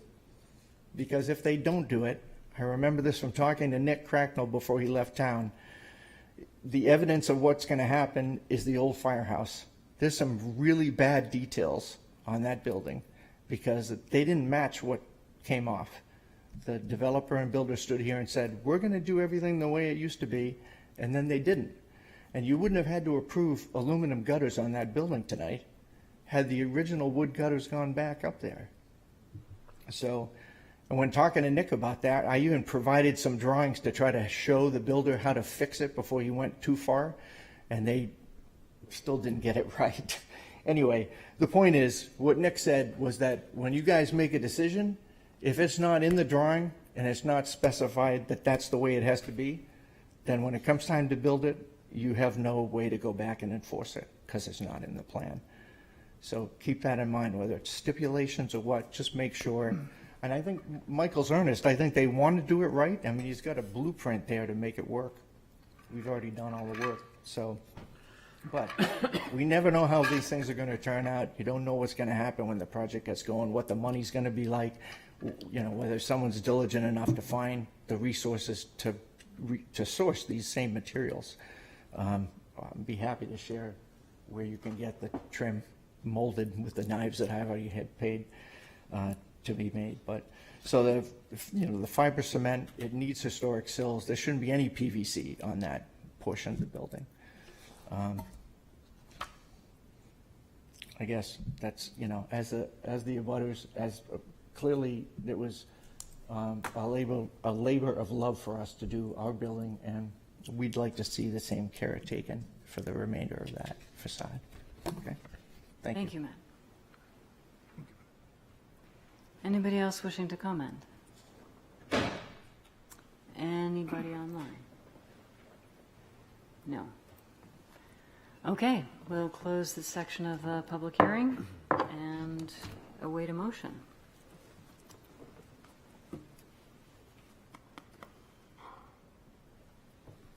A motion so that we can discuss. For the purpose of discussion, Madam Chairman, I'd like to move that we approve this application. And a second? I'll second it. Thank you, Martin. All right. Discussion. May I begin and say that I wasn't on the first round of this, and I believe from what I've observed of the process that the applicant has been direct, on the point, and listening, and trying to be part of the team. And so with that, I think there's been a stumble on that back wall, and I think that the last comments point directly to that if something's happened making a big bad thing worse. As far as the rest of the project, I think from my gut reaction of how these pieces go together, it's going to work pretty well. I agree with the applicant that some of our natural materials have been failing us lately, and things that I see downtown that were earnestly done with woods, mahoganies, and whatnot are not in the greatest of condition. People have a problem with maintenance, I think, today, and some of these materials that they've suggested, I think, stand a chance of lasting longer. The problems that have been thrown at these people for this project have all been difficult, and they have responded, I think, admirably in every circumstance. But we still have this back wall, which was an eyesore long before any of us got here. But what has not been improved. Now, some of that is because of codes, and as you commented, the silliness of inserting windows that can't go very deep because it is just a brick veneer. It's not like that you can do very much with that. It's a very shallow opportunity. And I don't think that a handful of small shadows, which is all you're going to get, are going to solve the problem we have there any more than a whale is going to. I think something more significant than a whale or some shadow lines needs to be applied to that backside. I would be happy to support this application if that were done. Short of that, I'm not certain where we are. I'm not certain how we can proceed, and I would honestly like to give them the thing that they're due right now, which is having jumped through all of these hoops to get their permit. So I'm a little torn. Thank you. I'd like to ask a couple questions. Okay. What is on the other side of that wall? I'm just trying to look at the plans. Going up, Michael. Yeah. I'm trying to find in the plans where it matches. I think I found it, but I just wanted to hear from you so I can confirm that I'm understanding. On the upper portions closest to Church Street, Yeah. It's part of the residential units. Okay. On the first floor, it's either parking or the transformer. Yeah. And then on the back side of that, where it meets the townhouse, there's a egress stair. Okay. The reason we can't have a window there is because we're right on the property line. So if we own both sides of the property, we could put windows there, but because we don't own both sides of the property, the building code will not allow us to put any windows in there. My other question is regarding the height comments that I was curious about. Would you elaborate on the variance for the additional 5 feet that we heard about? The 50-foot variance applies to the mass of the unit itself. If we can go to the floor plan, Isaac? I should go the other way. Next one.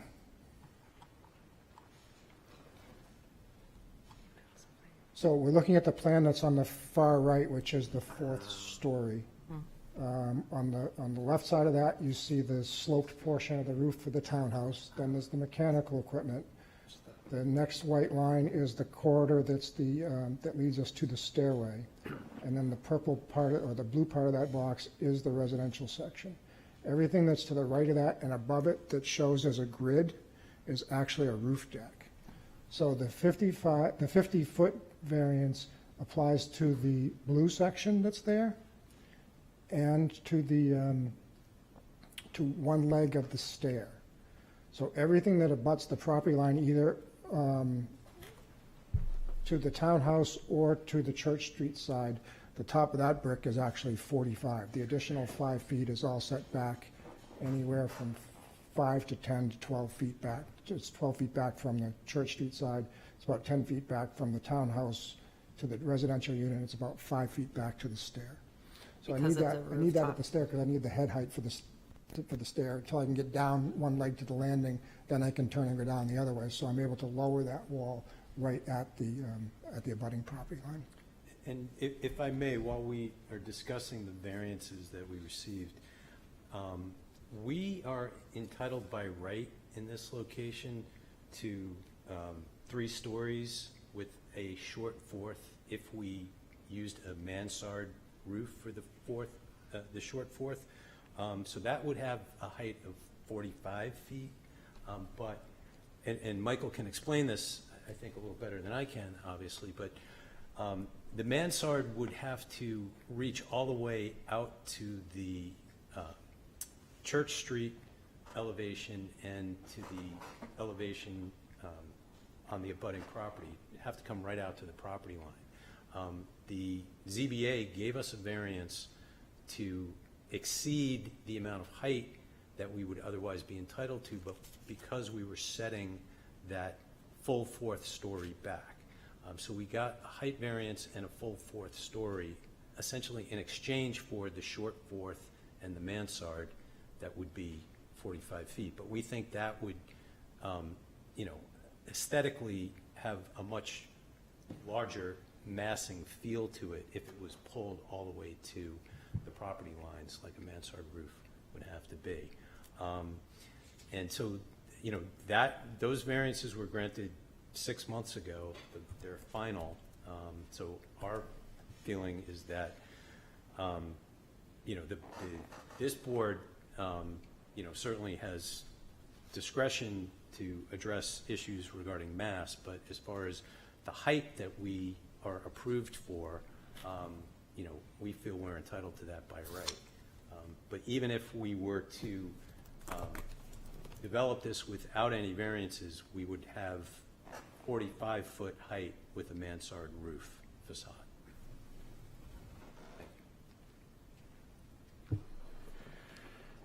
Any further questions, or we can go back to our discussion?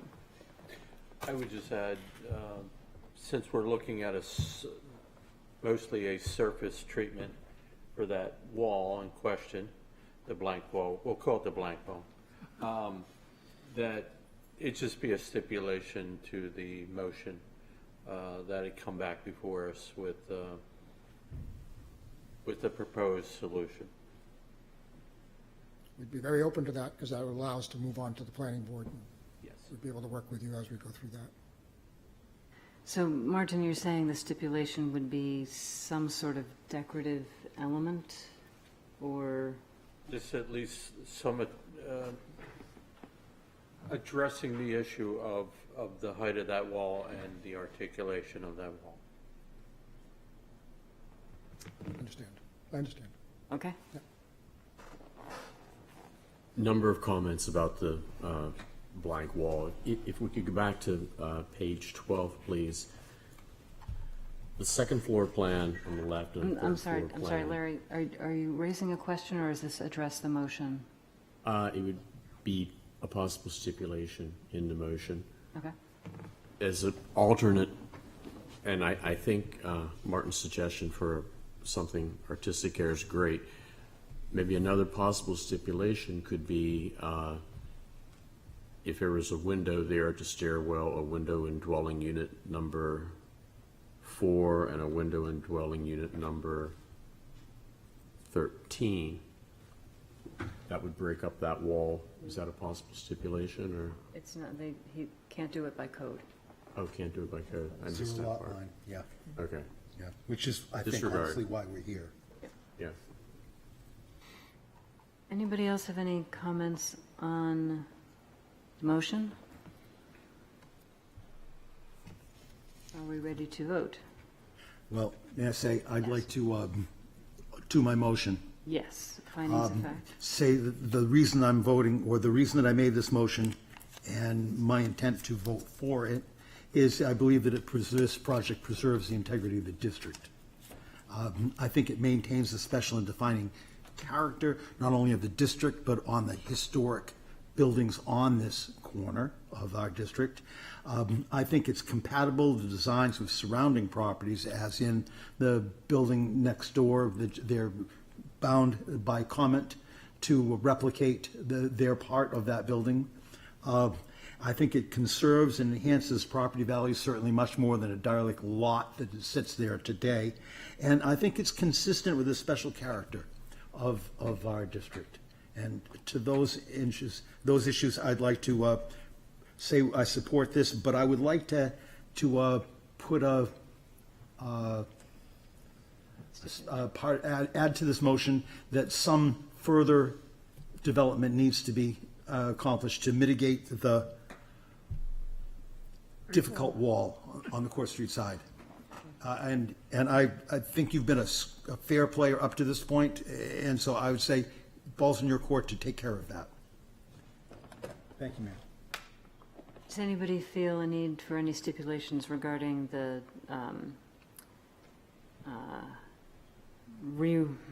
renovation of the Louise building? Do we have enough clarity around what that's going to look like, what the trim is going to look like? We're all comfortable with that? Yeah? Okay. All right, so we have a motion to approve with stipulations regarding the wall, the famous wall. All those in favor? Aye. Any opposed? Chair votes aye. Okay. On to, Just want to say thank you all for your working, 8 years, I guess. We have our doctorate degree in this project now, so. thank Make you us all for your proud. comments. Yep. Thank you. congratulations, Michael. Good work. All right. Petition of Zachary Dombrowski and Megan Black, owners for a property located at 111 Gate Street, wherein permission is requested to allow new construction to an existing structure, remove the rear porch, add a new rear two-story addition with walkout basement, and reconfigure the existing side addition as per plans on file in the Planning Department. Said property is shown on Assessor Map 103 as Lot 96 and lies within the General Residence B and Historic Districts. Before you introduce yourselves and you start, for the new members of the commission and maybe for the existing ones, this was approved 53 weeks ago. So, unfortunately, the applicants missed the exact 365-day window for asking for an extension. So what I'm going to ask them to do after they introduce themselves is to tell us if there have been any changes from the previous approval, and then just run very quickly through as a refresher, and for our new members, so that if they have any questions, they can ask them. Okay. Okay, great. My name is Amy Dutton. I am here representing Zach Dombrowski, and his wife Megan is home with 3 little kiddos. So just very briefly, the project scope is basically on the top left rendering. You'll see there's a little bump out right now that has a ceiling height of about 6 feet on the left side. So we're going to raise that up. That has not changed. On the second rendering on the left, you'll see there is an existing bump out that is not changing at all. We are renovating that from the interior. And then in the back is mostly where the bulk of the work is being done. That we are proposing a dormer on the back right, and then skylights on the left, and then the addition is a 15 by 15, basically square, going up the 3 stories. We are replacing said windows on the plans. That also hasn't changed. I think that should cover it. Do our new members have any questions about the project? Do our older members have any questions about the project? No? Okay. Thank you very much, Amy. I'm going to open this up to the public. Anybody from the public wishing to speak to, for, or against? Anybody online? I have no one. Nobody online. Okay, we'll close the public hearing, and I wait a motion. Motion to approve as presented? Anybody second? Second. I will take Dan's second on that. Sorry, Dave. It preserves the integrity of the district and is consistent with the special and defining character of the surrounding properties. Any further discussion? Okay. All in favor? Aye. Any opposed? Chair votes aye. Okay. You're welcome. Good luck this time. All right, the next 2 items, we have already approved the postponement of those, and that brings us to the first of the 2 work sessions that we have on the schedule. Work session requested by Brian O'Neill, owner for the property located at 6 Dearborn Street, which includes number 10 Dearborn Street, which will be the subject of discussion, wherein permission is requested to allow exterior renovations to an existing structure at number 10 Dearborn. As per plans on file in the planning department, said property is shown on Assessor Map 123 as Lot 4 and lies within the General Residence A and Historic Districts. If you'd like to come forward, take a seat at the table, and we will join you.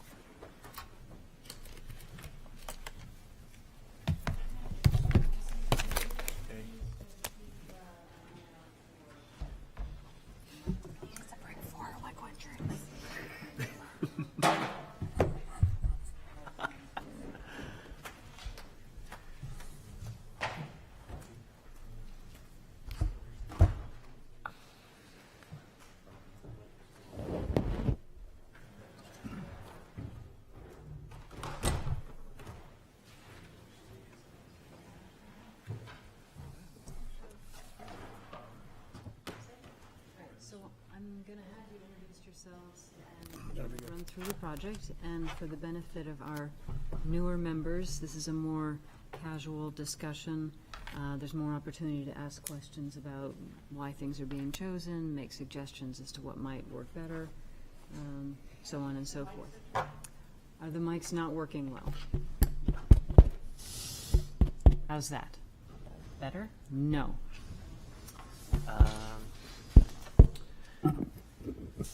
I don't know if the producer can help us out. The mics on the table are not quite strong enough. Speak louder.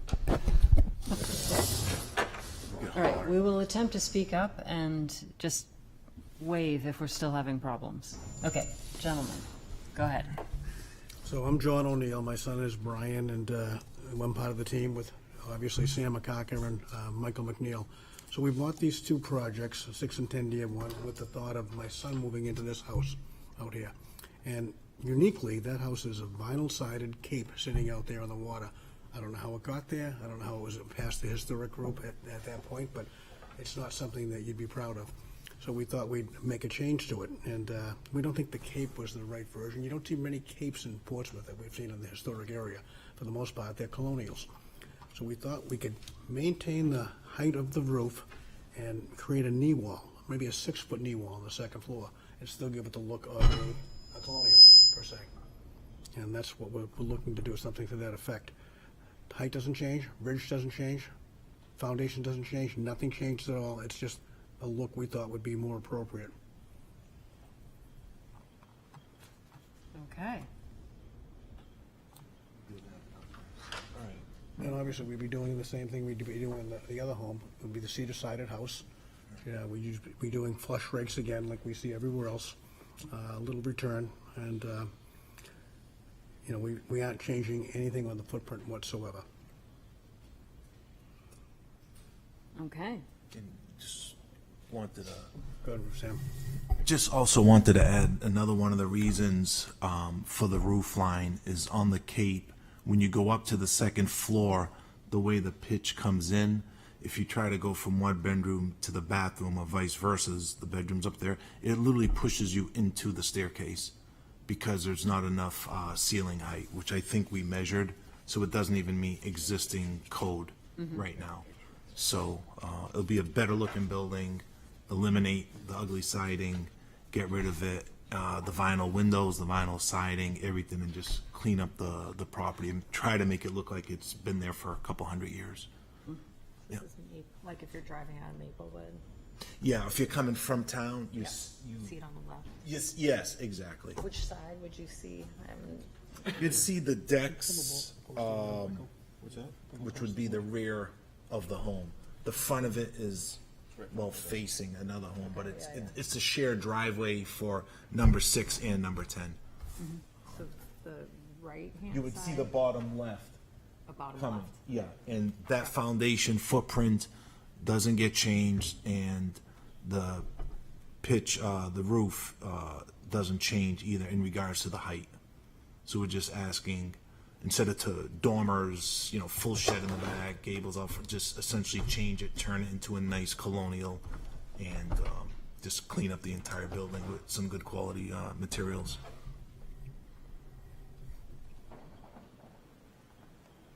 All right. Questions, comments, thoughts?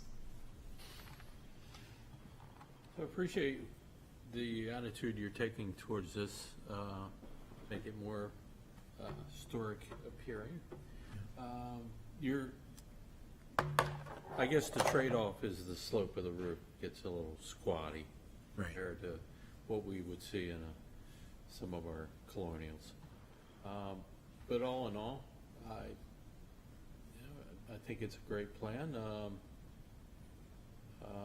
You didn't want to maybe kick the ridge up just a little bit more. Is that? We'd like to do it, but yeah, that's what our concern was. Okay. Try not to exceed the original height of the roof as it is right now, so. Oh, you're at your limit? So you get, it's not we try not to exceed what's there existingly, we're trying not to Okay. exceed, that's why we have a little bit shallower pitch. Gotcha. What pitch does this achieve? Right about, right there, it's approximately a 6 pitch. I say approximately only because it was as much as I could get out of it without exceeding the original ridge height. Is there any? There's no question that those pitches of roofs were steeper in our historic buildings frequently, and but during the federal period, they started easing down. Yes. And this is not an uncharacteristic pitch for that kind of a building. So I don't think you're heading into a problem at all. I guess I will have the opportunity coming up to walk the site, and I look forward to doing that. But the only thing that comes to mind, looking at this, is the addition on the back, the thing that butts in and covers over the roof. It has got very large windows on the second floor. They seem, in terms of design, they seem a little bit heavy. So the reason for that is that we had added some additional bedrooms upstairs to make it more of a livable house, and in doing so, we still have to meet egress as far as windows go. Got it. So that's the unfortunate part. Mm-hmm. You do a casement? we could get away with casement, just use a thicker mullion bar to mimic a double hung. There are someone, and I don't know the name right off, but there's someone that makes it, Green Mountain, I Green think. Mountain, I have it installed in my house. Makes an excellent mimicking a double hung, which means that you could put the two in that you need for the bedrooms and not have to fill a whole second Go to a floor much with them. smaller window and still get the egress size that we need. Something to think about. I mean, everybody says, I don't have one, but everybody says they're lovely. Yes, they do a lot of different, most manufacturers nowadays do offer a nice heavy mullion bar right in the center to mimic a double hung. So unless you get up real close, you really can't even tell the difference. The deck that's there, is that deck It's existing. there at the moment? Yes. We would like to do, especially on the bottom side, the columns, like do more of a wrap to kind of give it more style, look, especially in that bay area when you're overlooking the house, give it, so it's not just a plain post. We would like to dress that up. Sounds like you've got all the good thoughts. In keeping with your approach, the sliders kind of are, more contemporary. They are contemporary. So would you consider maybe something more of a Pairs of French doors? Yes. First doors with With the obviously, grills. with the grills. Yeah, let them match the windows. Yep. Yeah. You definitely. I think that would work towards your goal. Along the water, you'll get better life expectancy out of a French door than you will a slider. Yeah. Having driven past this house every day and admired it for years, I really appreciate what you're doing here. It looks great. And I just would echo what Martin had said there about the slider and what Dave had said about the French doors. And to that end, I don't know. I mean, I don't have a strong feeling one way or the other, but, instead of 6/6, you could even do maybe 2/2, and then that would maybe smooth out the continuity there between what will probably be a French door versus a slider, but that maybe 2/2 might, I don't know. Maybe that might smooth it out a little bit. I don't know. But I like the 6/6 too, so I think if you put the French doors on, it'll look nice. It'll mimic the window. Because I have some French doors on our house that are 6/6, and they're nice. It would be, yeah. All right. Any other thoughts? Isaac, you're not part of this? This later. I'm not a voting member. I don't have Okay. any sway. I don't have any opinion. So I just bring the materials Perfect. here. So This house was built in apparently 1983, so there is no historic anything to this, and the materials chosen and the quality of them and everything is probably was not even part of the district at the time, Yeah, possibly. and it wasn't quality. So I think it's wonderful that you're planning to do it as if it had been built in an earlier time.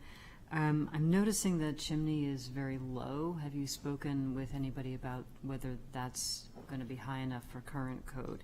And if it does have to go up, did you have any plans for it?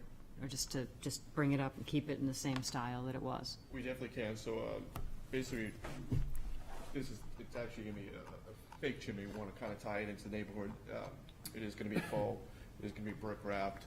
So we can definitely raise it up. It's not for a functioning fireplace on the inside. It's just if all the houses in the neighborhood all have a centralized fireplace, we wanted to kind of tie that and bring that. So the one that's on it right now is faux, is that what you're saying? No, the one that's in there right now is existing, but we're no longer going to utilize that one. So our thought is we still want to keep a chimney coming through the roof system because that is very typical in that area. So we wanted to still maintain that look. So right now, the chimney goes all the way to the basement? Yes. Okay. Just warning, we are experiencing in the district a high rate of failure in faux chimneys. So you Spend a might couple of extra dollars on it. want to keep what you've got. Okay. But, you might install your faux chimney better than all these other people, but we have had numerous failures at this time. No, we'll definitely make sure it's all reinforced and stabilized and I would echo the same comments about the plainness of the porch, particularly since it is so prominent. It's pretty much the main view that people get of this building, unless you're looking from the west across the mill pond. So anything you can do to perhaps that make a little more refined to go with a colonial would be great. And I think that was all I had. Are you planning to keep shutters of some kind? yes, it's still the same thing we're doing on at 6. We want to do the wood ones here. Basically, we want to tie the two buildings together so they look like they've always been there, and they actually play well with each other. So they just So the shutters on the end facade with the porch are, the windows are together. The shutters, when closed, would not, it's kind of fake, right? They wouldn't that really particular work. one, yes, because it is a double wide window. Otherwise, we'd have a 3-foot wide shutter on there. But if we play into doing like the casement, get into a much smaller window, then we can actually get shutters that would actually function and cover the entire window like they should.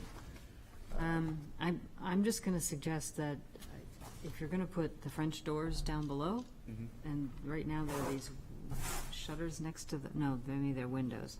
Yeah. I'm just wondering if it's even a good idea to have the shutters on just those two windows up top. What is it adding? Honestly, it's just for look, to be honest, to tie into below, but is there any need for them? Not really. We could just keep it directly on the front of the house. It was just when you pull into that driveway, that end, you see, that's the first thing you see when you pull into the driveway. Yeah. So that's why I was tying it into the front, so you kind of, so you still have that same look on both sides, but not necessarily on the water side as you're coming over the bridge. Because you don't see both ends at the same time. No, not really. Yeah. No. Okay. What's the picture in the existing house on 6? The existing one is a 12 pitch. Wow. Would you have a problem if we exceeded the height and made a steeper pitch on this roof? Sorry, say again? Would you have a problem if we exceeded the existing height and went taller? Personally, no. That's good. Then we'll make it look like the other house. We'll get a steeper pitch on it. That'd be perfect. I would expect, Yeah. I mean, I wasn't gonna push them into a direction they didn't want to go. It would make much of the other features seem more in scale. We would, just because we're used to seeing it. Yes, Yep. no, absolutely. And we were trying to come in with the least impact and requests to just get the space and the exterior cleaned up. But, I mean, obviously, it would make it a lot more functional and nicer if we could. Yeah. It'll clean the whole place up. It'll clean it up, yeah, It all really right. will. I think that having turning the Cape into a colonial, which normally I'm not for, but this is 1983.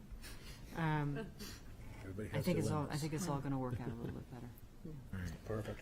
That's great. And I don't even want to pull out my chart after seeing everybody else with their nice designs up there and everything. But we have a finish. If you want to just see it, I mean, we did do it, so. Maybe next time. Right. Okay. Are there any other questions for the applicant at this point? But just one, I like what you just said about the roof and everything. I think it's a fantastic idea. And I just want to clarify my own mind here. So the chimney that's in there now is a working chimney in the first floor and second floor, or just the first floor, or? First floor, and then down in the basement. It's tied into it, yeah. It's tied into it as well. So there's two Yeah, chimneys, okay. basement and first floor. Yeah, the only way, I look at the floor plan, the only way you could keep that would be if you did like a captain's staircase where it comes around and folds back in itself. We but- didn't change the staircase, Yeah, no, again, that would trying be to a keep nightmare. it. That would be a right. nightmare, yeah. I I would like like what to you're, I even totally change like the what you're doing. position of the front door, but we can't, so we're just keeping it, like I said, with the least amount of impact on the structure and trying to make it work. But if we could exceed that height and tie it in nicer and give it a better look, yeah, that'd be great. And then, I think that you'd really appreciate that when you approach the house, when you drive up in your car to the building, you'll really appreciate that extra mass on the roof. yeah, yeah, all right. I mean, I know you don't care about the inside, but on 6th Dearborn, we added 2 more feet in the basement. So we opened it up and we added 2 more feet. We removed all the floor joists, they were all gone, and we replaced them all, and we exposed the rafters. The rafters up on, It's in really the dramatic attic, and then inside. also the first floor, when you go in, you see the original boards, and the beams, up in there. And so we had to just do a lot of repointing and re-supporting, and cleaning it up, and also drying it out. Sure. Yeah. Yeah, I noticed the structural work that you, with the gusset plates and things. Yeah. Yeah. Very important. Just a side question. What kind of software do you use to get that? That's Robert Paul. I don't know. Somebody else we work with, they did all these Okay. pre-renderings for us. Just curious. I'm not Never really seen sure. it. I think he said it's a real simple one, too. Never seen it. That's why. I mean, I probably have, but yeah, interesting. All right. Open this up to the public. Anybody in the public wishing to speak to, for, or against? Anybody online? Nope. Okay, what would you like to do next? We can continue the work session if you'd like to. One more work session, I think. One more work session. Yep, Okay, I think so so. Come back with. Yep. with the Everything, revisions that all you the- want. you know. There is a work session public hearing option also, if you wanted, if you thought it was just a few things. I think it's gonna be a lot more than a few, I hate to say that, but I think it's, All right. yeah. All right, so I'll take a motion to continue the work session So to moved. next month. Yes? Seconded. All right, all in favor? Aye. Any opposed? Chair votes aye. Thank you. Thank you very Thank much, you very gentlemen. We'll much. see you next month. Yeah, just let us know, we'll be there. All right, thank you. It's a beautiful plan. Thank you. Yeah, it is. It is, and, yeah. We almost never We have a do. project in, an Exeter, and the top of the foundation of this old. Okay. Last item on the session, work session requested by Double MC LLC owner for property located at 134 Pleasant Street, wherein permission is requested to allow new construction to an existing structure, construct additions, and exterior modifications as per plans on file in the planning department. Said property is shown on Assessor Map 116 as Lot 30 and lies within the Character District 4 and Historic Districts. Hi, Tracy. Good evening. Tracy Kozak, Architects here, the applicant. Thank you very much for holding on for this application at the end of a long night. We appreciate your time and the opportunity to present this first look at what we're thinking of doing here. So please jump in at any time. The applicant is in the audience if there are any additional questions. And again, just jump in anytime if you want more information, but I'm happy to lead you through our presentation.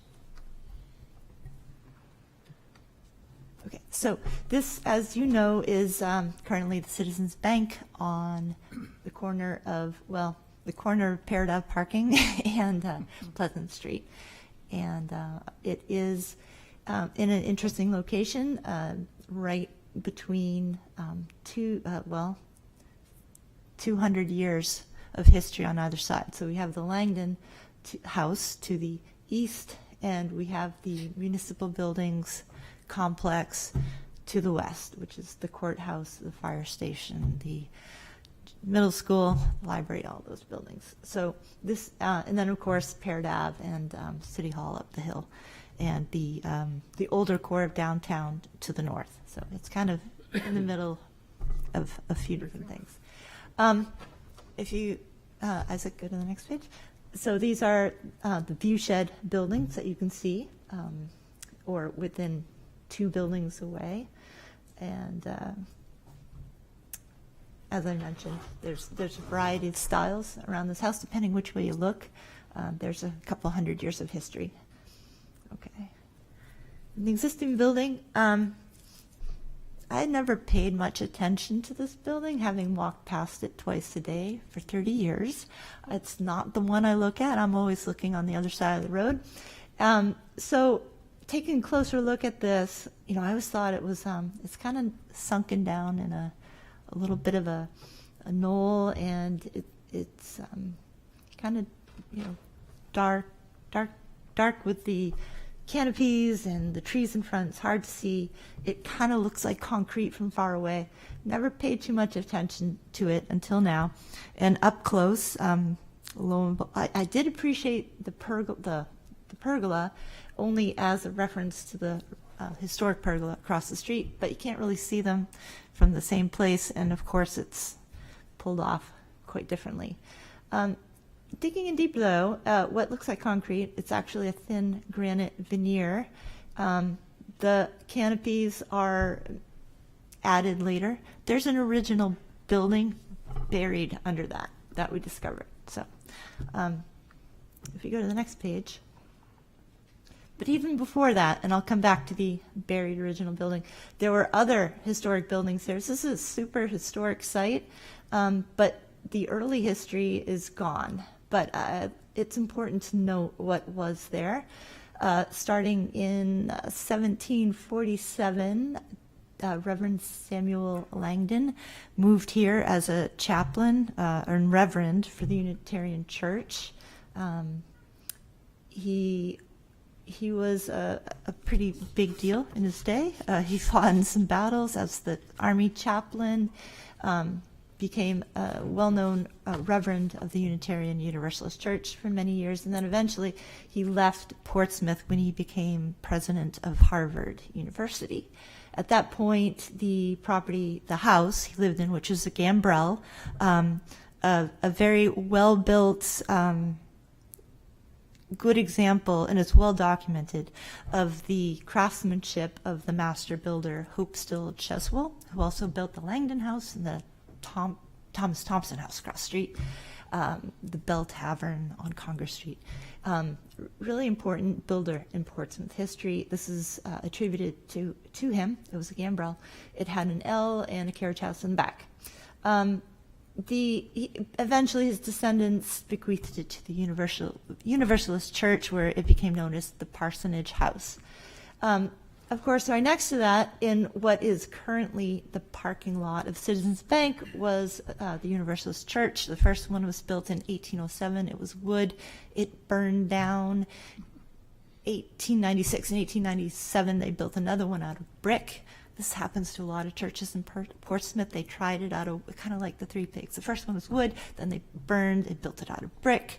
However, the brick one also burned down in 1947.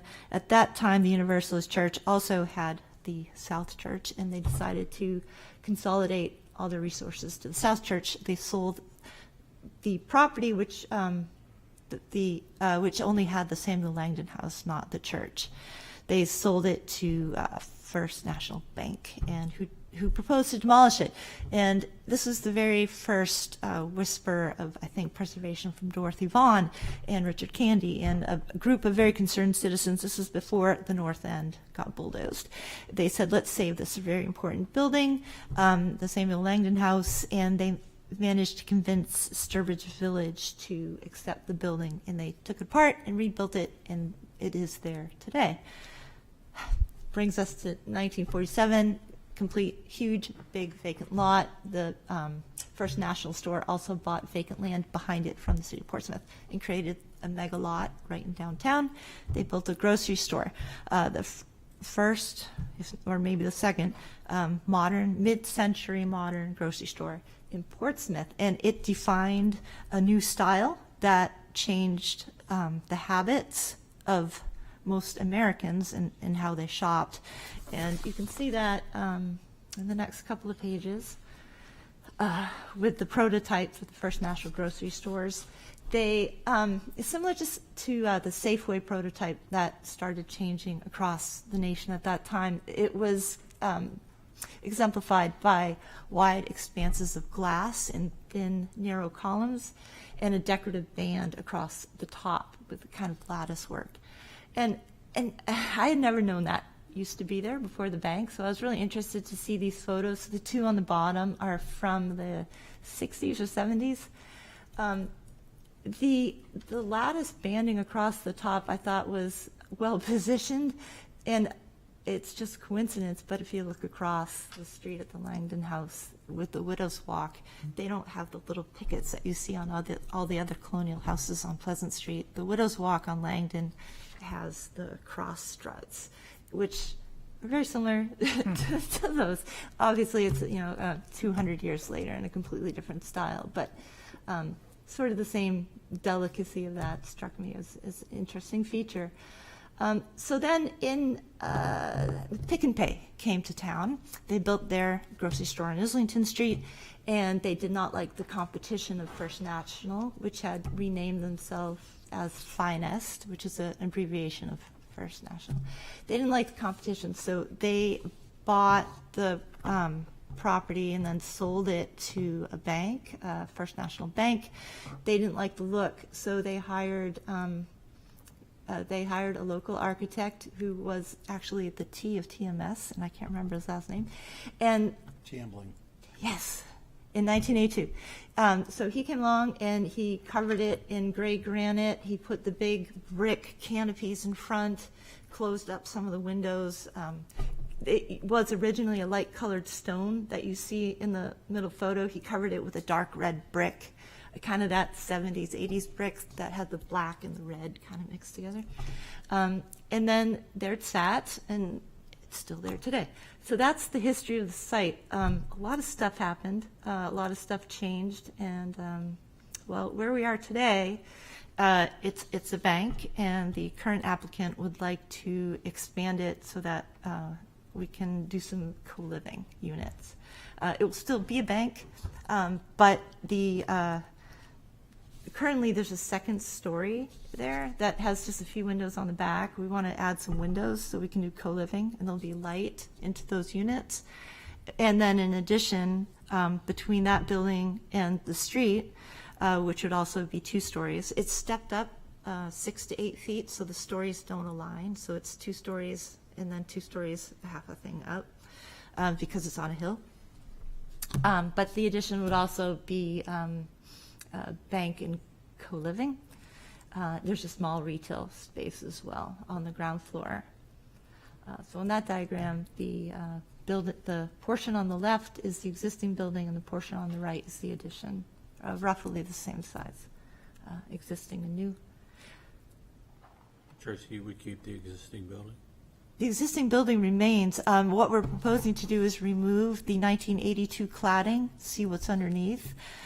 We believe from the original photos it's a light-colored stone with a lot of glass. And there are 2 different philosophical ways to approach an addition to a building. Do you match what it is now? Do you match what it was originally? Or do you match something across the street that doesn't relate to what the building is?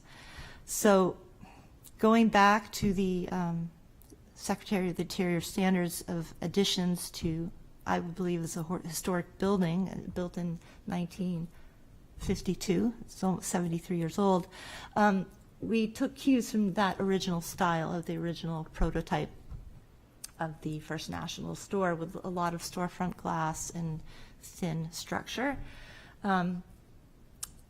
And just try to respect that, not mimic it exactly, but to use the same proportions and similar materials with glass and a light-colored stone. We'd like it to be, well, let me get into the building. We'd like it to be a light-colored white because the context around it are a lot of white painted brick and stone, brick and wood buildings. So, and the next page. Actually, that's the existing site plan. And we just looked at that, the roof plan. So these are street sections. The buildings around it are from the 3D city model on the website. The top is a section through Pleasant Street, and you can see the buildings in the background. On the left is the middle school and the courthouse, and on the right, the big one in the back, of course, is Feaster, which is a couple of buildings back, but to the immediate right are a couple of wood-framed 2.5-story houses, and then, of course, to the further right, you get down to the building you just looked at, the Louis building. We were cognizant of the massing across the street, and of course, we're not replicating the style of the Langdon House, but we do want to respect the massing of it and stay lower than that building. And so the middle drawing shows an overlay of the Langdon House in front of what we're proposing, and you can see it obscures it because it's still much bigger. The other important organization of massing of Langdon House is you have the main mansion house, and then you have the two little counting houses off to the side and right up on the street, and they're smaller. So if you look at the very top drawing again, we've tried to respect that massing arrangement by having the rectangular solid stone mass in the middle, surrounded by a frame of glass, although it could be a solid that's a dark color. And then the two smaller stone wings that are lower and off to the side to represent that three-part massing that's happening across the street. And then, of course, the decorative hat with the lacy trellis, which is actually a clear story, speaks to the lacy trellis of the Widow's Walk that caps the Langdon House beyond. A little bit smaller, but still the same idea of the three-part solid with space in between and something fancy on top. That's the basic design partie. Again, trying to respect the building it's attached to and not trying to create a false history of a colonial style that was not the original one attached to a mid-century modern building. Some challenges. The bottom drawing is the one facing the Parrot Ave parking lot. So the structure on the left is the existing building. And again, we're adding the windows to the upper floor. That kind of darker colored horizontal band, that's there now. And it's actually covered with a dark gray metal. We'd like to keep that same form, but replace the metal, perhaps a perforated metal, so it's more of a sunscreen and not quite as dark and heavy. And the next page, please, Isaac. This is the back of the building. The upper drawing is the side facing the courthouse. As you, there's that little drive pass-through between the Portsmouth Housing Authority and Fire Station, and then Junkins Ave. That's what, right now there's some dumpsters and a couple of trees and just a few windows, mostly just a brick wall. We're proposing a stairwell addition there, which is an elevator and a fire exit stair, but otherwise the building you see in gray is the existing building. The bottom drawing is the north elevation. It's hard to see from anywhere unless you're trespassing, because this is it's buried into a hill, and the first floor of the existing building is about 6 feet below grade. As you're coming off of Pleasant Street, the grade drops down about 6 feet to where you first meet the existing building, and then it continues to dive down to where you get to the courthouse. So you will see the front corner right on Pleasant Street, but as it goes back, it's obscured by the retaining walls and houses of the neighbors. And these are just some more close-up views of what I just described. The top one is the view facing Parrot Ave parking lot, the existing buildings on the left, the additions on the right, and then the bottom drawing is the side facing Pleasant Street with the three-part massing and the decorative cap. On the next page, as I just described, the top view is the one along the north, along the retaining wall. That is hard to see from a public way. And the bottom one is the west side facing the courthouse. Tracy? Yes. Could we back up a little bit? Yeah, thank you. The white square in the middle between the two buildings? Yes. That's new, right? That is new. Basically, the darker gray is the existing building, and the white is the addition. The rectangle in the middle is kind of where they connect, and that's the elevator and fire stair. Okay. It goes up to that height because we're required to provide a stair to the roof of the addition. And that's what dictates that height. Wow. Okay. Yeah. Thank you. Next. And these are very conceptual street views. Again, we're really looking at kind of massing and arrangement, trying to get a sense of how it fits the scale of the neighborhood. And I think we're below the roof lines of the other buildings on Pleasant Street. Let's see, the top. So the top is coming from the intersection of Junkins Ave and Pleasant, looking to the north. The one on the bottom is from City Hall, looking across the causeway, across the pond at the city skyline. And you can, if you can see the steeple of the North Church, our proposed building is in front of that. It's the low white building in front of that, so it does not change the skyline from that vantage point. And this is a view from in front of the Treadwell House. What we're trying to do here is talk to the counting house across the street by breaking the mass into these blocks that are set back. You can see the roof height steps down as you get to the street, and that the massing also steps into smaller blocks at the corners to respect the counting house across the street and the size and scale of that. The view from across the street, and then the one on the bottom, is, of course, is from Peard Ave, the courthouse on the left.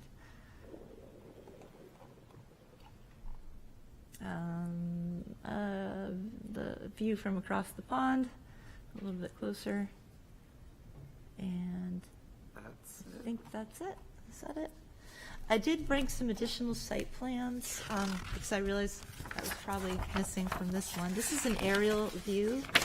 I can pass these out for everybody.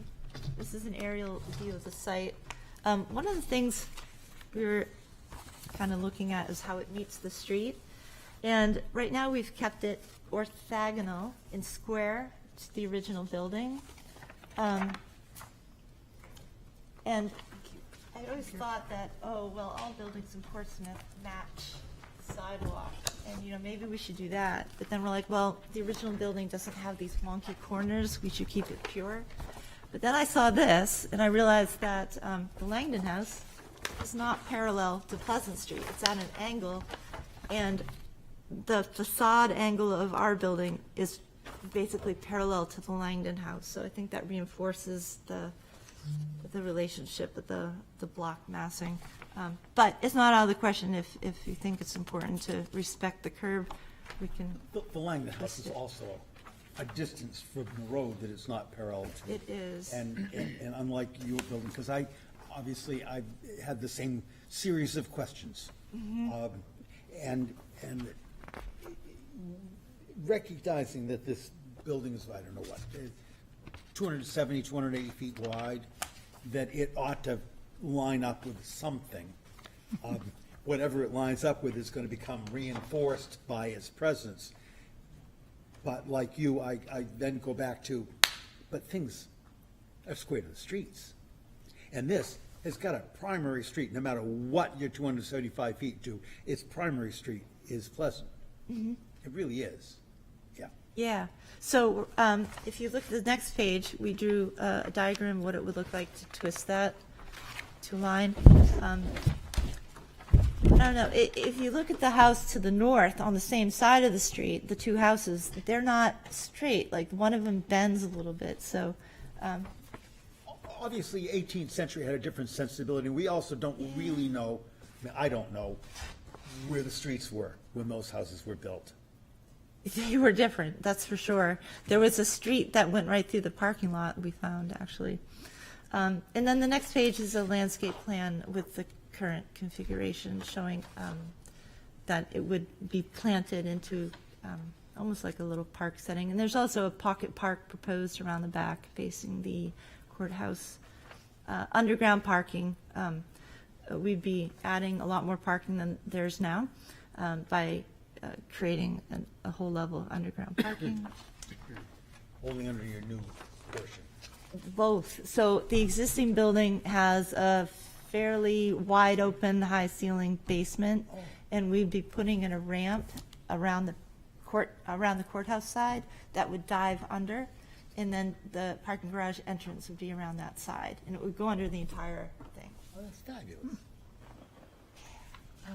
Stock shelf. That was the grocery store storage was in the basement, and yeah, there's some interesting details of these like vaulted plaster ceilings that are supported by bar joists in the basement, and evidence that it was used for all the storage of the stock. Yep. Tracy, two questions. Is the parking going to be open to the public or for the building itself and the customers of the building? I don't really know. And to me, your view H3.02 is your most challenging situation. I'm not as worried about across the pond. I'm actually not even worried much when you come from the east and head west on Pleasant Street. It's this one. How you reconcile the pumpkin house and the one next to it, and then bam, you've got this modern building with its lines and its scale and its modernity. How do you make that transition? That, to me, this is the big question. Agreed. Yeah, so we do need to take a closer look at that. We started looking at it here. What if we, twist that corner so it doesn't jut out so much? And maybe we treat that corner and that facade a little bit differently than the rest, or the roof eave. I mean, there's some things we can do to soften it. We want to try to align the eaves with the eave we have in the gray house next to it, and such.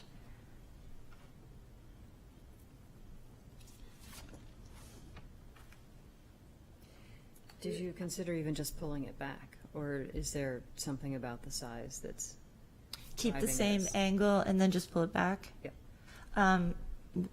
We can certainly look at all suggestions. Yeah. Really appreciate the amount of effort you've put into providing comparisons and massing and so forth.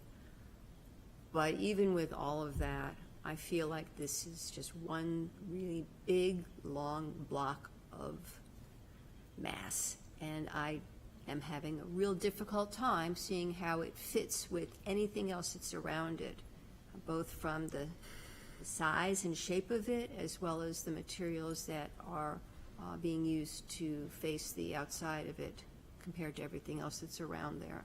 I'm not feeling it yet. I'm going to agree with both of you wholeheartedly. It looks a little like an airport terminal, and with those roof lines and stuff. And if you're going to have, and I agree, it's super massive. Like when you look at the profile view of that, with the surrounding buildings, it just dwarfs the surrounding buildings. Even though it's lower in stature, it's the square footage.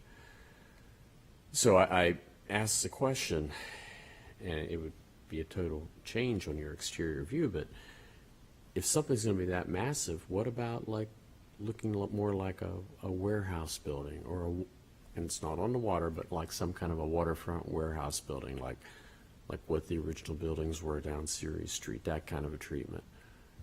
I mean, I'm just, then you get away from, because I totally agree with the chair here that it's a huge jump from those two buildings to suddenly like, wow, okay, it's a huge jump there. Just throwing that out as a. So in looking at the two buildings, I don't know, I'm trying to find something of historic reference to the site. I wouldn't want to pull a Prescott Park warehouse up to Pleasant Street, but there were the two churches there, which were big. They were really big buildings, and they had towers. They had some ornamentation. The second brick church had these really cool big louvers, and there's a picture early on. that was one of the things we looked at originally, was the form of the gabled brick church with the giant stone tower. It was really massive, and it was asymmetric. So the scale, I think, maybe not so much a warehouse, but perhaps a church, a basilica in scale would be, it's not, the church certainly was much larger than the houses around it. I wouldn't want it to look like a church, but in terms of the footprint and the length of the building, it's getting closer. You aren't troubled by the metaphor? No. I'll just speak. I'm going to echo what Susan said. I just don't see the resemblance to the surrounding buildings on any side. I'm going to phrase it more as a question of how come and I appreciate the history. Like, I love to see that, and thank you for putting that together. But just curious as to how come the Weenan was on the building built as the supermarket versus the original, what potentially could have been the inspiration, like the church, and having more resemble. And for me, when I look at a building like this, I would, especially since there's an opportunity to restore some of the history that was lost in these fires, I would hope there would be, you could look at this building and go, this building is from Portsmouth, and I don't feel that when I look at that, and nor from any of the houses that surround it. And I would hope that you could look and see some semblance. I just wanted to hear what your thinking is on that comment. I think that was certainly my first reaction when I looked at this site. I thought, oh, we should have another colonial building here. And if this wasn't an addition, I would totally, I wouldn't want to create a fake history, but it could be, if it weren't attached, I think it would be a totally different project. Do they need to be attached? That's what I'm struggling with. Well, That's a good comment, Dave. I mean, yeah, so. I know that some, and I mean this, some landlords hate the idea of having too large a client who controls too much of their footprint, because that puts the reins of the future in their hands. So because of that, we see a lot of things like this are broken into pieces, if not physically, then, there are ways. I think we can certainly look at trying to You understand separate it. the point that reduces some of your challenge here. Assumptions, right? One of the things we still have on the drawing board, and it's not ready for prime time, is kind of exactly that, but it still needs to be connected at the second floor for egress and sharing utilities, because it's co-living. There needs to be an efficiency of the building where you're not replicating. If you don't have them connected, you'll end up with 4 stair towers instead of 2, and you'll be duplicating all the systems. So to try to make this affordable and to keep, the whole goal is to keep the cost of living down for the co-living. If we can connect them at the upper floor, and maybe we scale down as much as we can that connector instead of making it a big connector, like you notice what's the big rectangle. If that becomes the subservient element, then it can maybe appear as more like separate buildings than it does now. But I hear your point. It is a big footprint, and we're definitely going to continue to look at ways to break that down. Ed, I mean this truly mean this nicely, but to get that, we don't want to build another colonial building, another phony colonial building. And I do know what you're saying, but honestly, I'm tired of hearing that. Not so much from you, but in general. You understand, I'm sure. But one of the things that another colonial building does is it comes with a footprint, which we all understand and can fit into, not that every building has to be able to fit anywhere on any street, but as a continuation, you have a module of repeated lot sizes in developments. It's not that you want every one of the McMansions to look the same, but somebody did this modulation thing, and we kind of respond to that. Anybody that's sitting on this commission, think of it. It spends their time looking at this building and then that building. We don't stand back as professionals like yourself and look at whole streetscapes. It's not how we view things. We look at buildings and we think of the name of the person that lived there and how it, much like the building next door it is. Things fit, because I like it that way, because I'm basically simple. But it makes things fit. It makes things fit. I'm not saying everything you've got to have is going to be a square block or a thing with 6 Lego dots on the top, but it makes things fit. This, I really see, looking at these drawings, you put some genuine effort into. This stuff doesn't flow from you as easily as you like to make it sound. And I'm not trying to, it's just, I don't understand it. I don't understand how it's supposed to work. Martin has a chance. He's expressed things in the past that make it sound like he does understand some of this, but I don't. And so I'm trying to make it fit. And I'm having a hard time. Martin, you wanna jump in then? Well, I'm following your story and how you started off, and you started off with the context, and we have that, except for the feature house, maybe. We don't want to consider that. And then I see a lot that you took a lot of language from this building to get where you are here. The problem is, I don't think that building, the First National Store, is a great example to take from.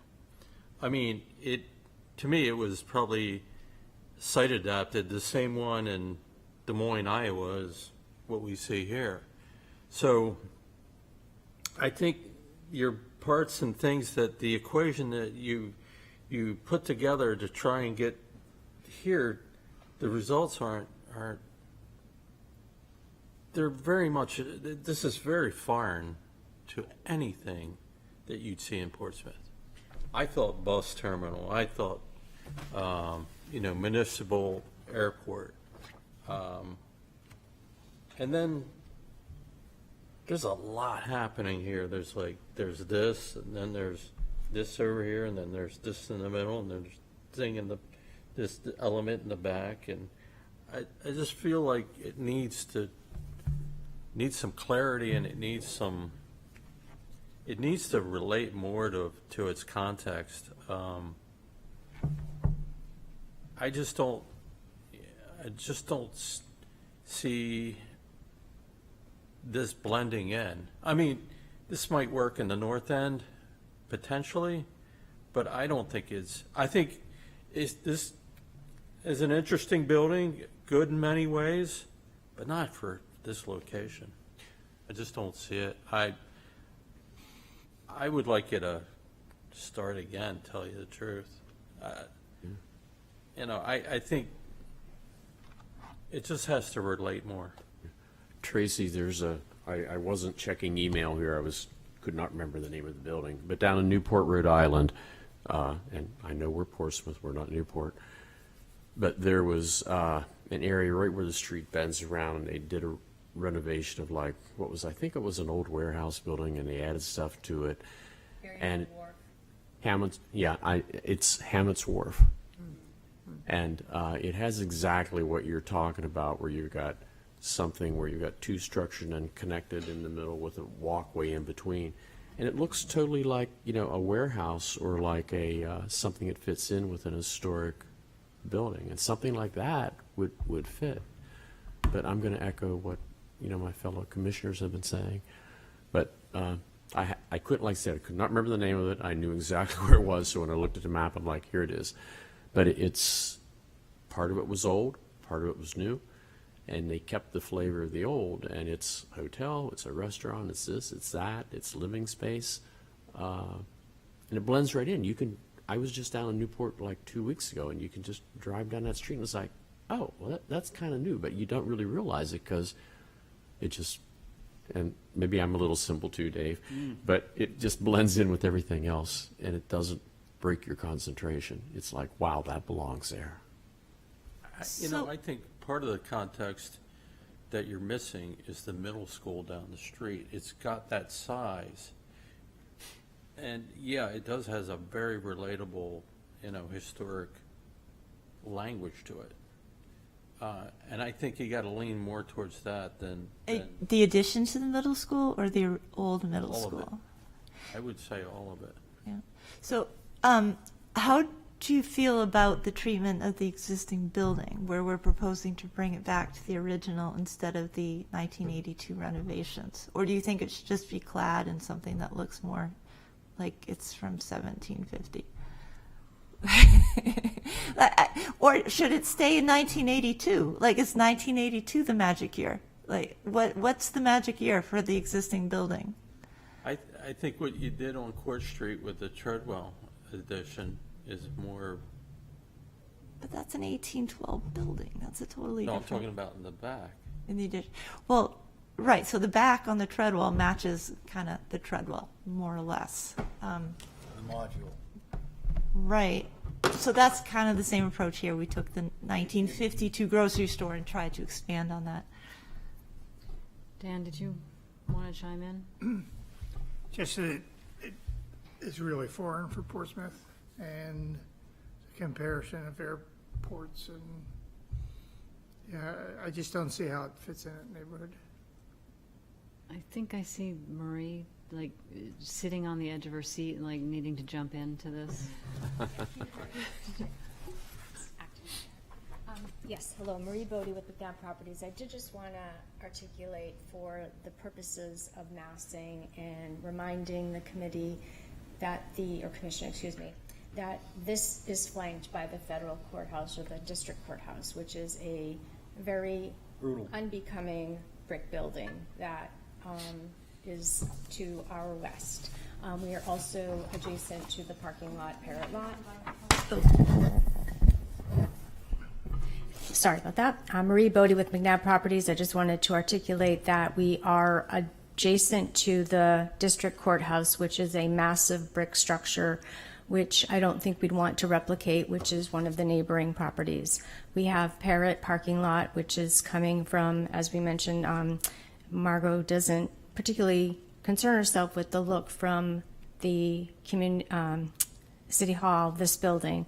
But it is important to look at all of the surrounding properties, remind ourselves that this is in the CD4 district, it is not in the residential district, that the property with regard to zoning could have massing 4 times what is being proposed. So we are understanding that this is more of the appearance of the structure.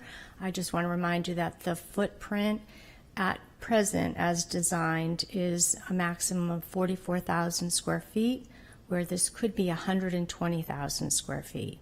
It is proposed with a 10-foot setback from the abutters to our north, where only a 10-foot a zero line, it's a zero lot line setback. So there's been a lot of thought process. Of course, this is just our first work session, so we are very anxious to hear your feedback and comments. I don't think it's likely that we're going to replicate what we did at the Treadwell. I do think that we are trying to be mindful of the abutters and the conversations that we've had with them thus far in our very early preliminary abutters meetings.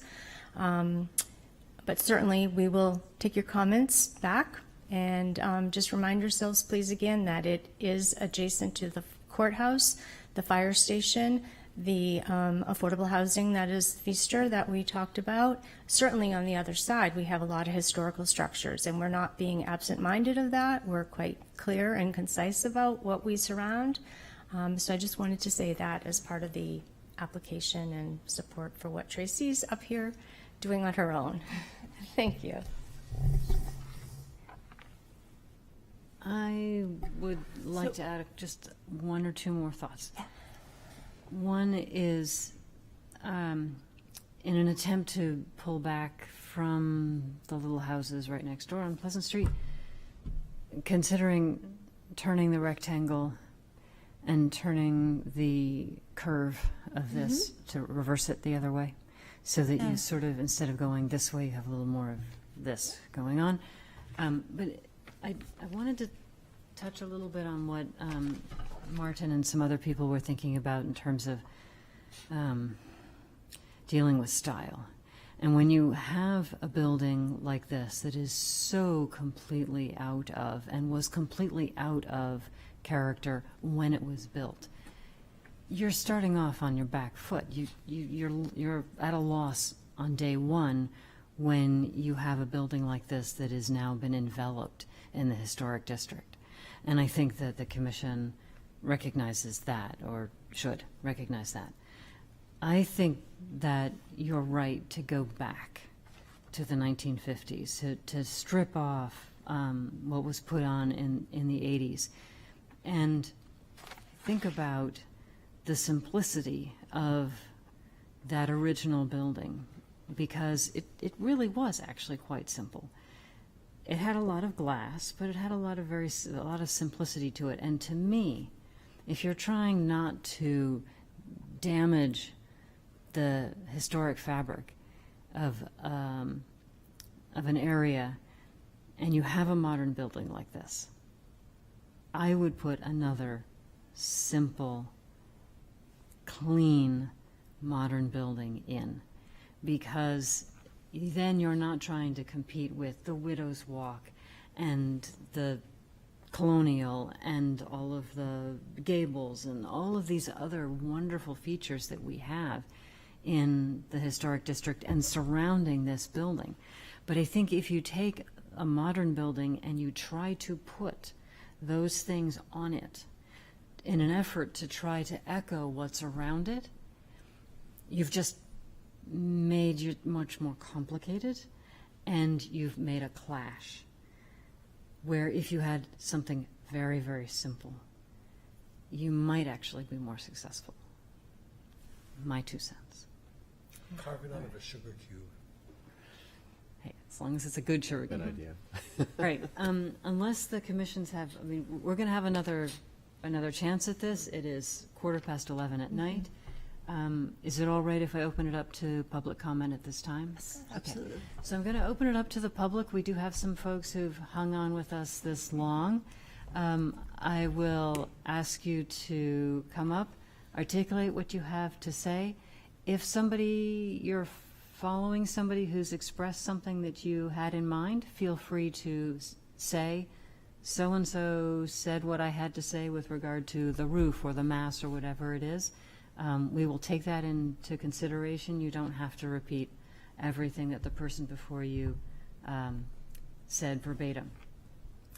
Keep in mind that there will be another work session. You'll have an opportunity to speak more and to speak to whatever Tracy comes up to next. So high level, the things that are really, really important to you. Please come up and introduce yourselves.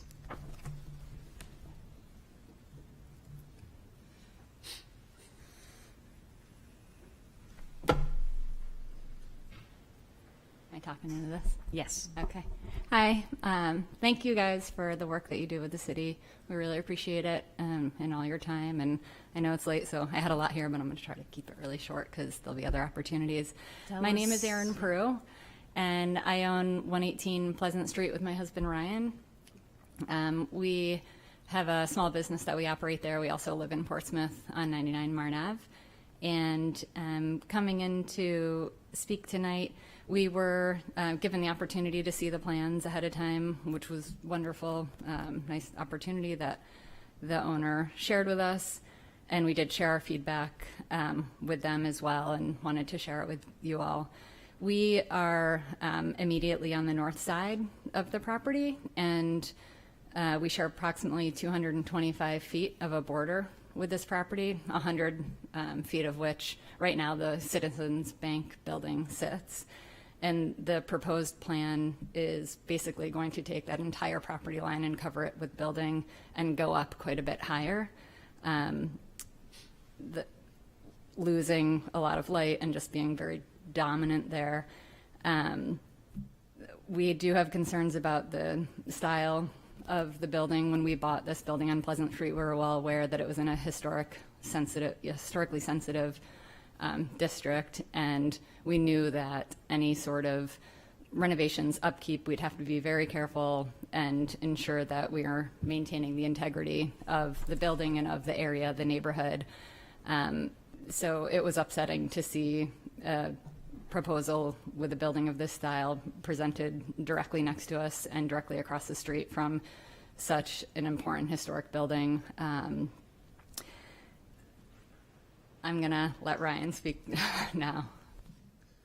Yeah, I guess the other couple concerns we had is just the integrity of our property too, because part of the plan does include a roof deck, which is part of the co-living. I think there's 34 to 43. I've seen two different numbers of units that will be housed in this building. With that, I would assume if you have a bedroom and a bathroom, you're going to want to get outside of that living space every now and then. And I assume it's going to go to the deck, this roof deck, which is literally overlooking our backyard and our parking area. I just fear that things can fall over. If someone has a can of soda or anything could go over. If someone's smoking a cigarette, it might get flicked into our yard, which we try to keep the yard up, try to keep it clean. We're hoping to renovate the barn at some point in the near future, and we just painted our building. So we do take pride in making sure we keep it looking historic and looking nice. My other concern is the parking situation. We do run a business from 8 to 5, so that parking lot is open at night, which most people don't know because when they drive down Pleasant Street, it's a very narrow drive to get in there. We didn't actually know until we went to see the building for the first time that there was that much parking behind our building. From what I was told when we met with Marie and Mark last week was that for every 4 units, there will be 1 parking spot that will be deeded to that particular living situation. So that's assuming that 75% of the residents there will not have a car. Portsmouth does not have the infrastructure. There's no downtown grocery store. There's no downtown pharmacy. So without having that infrastructure, and we don't have the public transportation to get people out to Islington, I can't imagine 75% of these people not having a car. My fear is that they're going to be on a deck overlooking our parking spots, seeing that we have all this open parking at night, and they're going to take to parking there because they see it's open. My fear is that it could get vandalized. Someone could hit the building. It's a narrow spot to get in there at night. I would hate for someone to get hurt on our land and us to be liable. So just a lot of concern with making sure that we can keep everything in the lot historic and keep the integrity of our property. And I do love that Mark has bought this property, and I do want to see something great happen with it. I'm incredibly excited what's going on across the street at Trowell. I have a front row view from my office to watch, and the renovations are awesome. So we had high hopes for this, and I still have very high hopes for what they could do here. So thank you.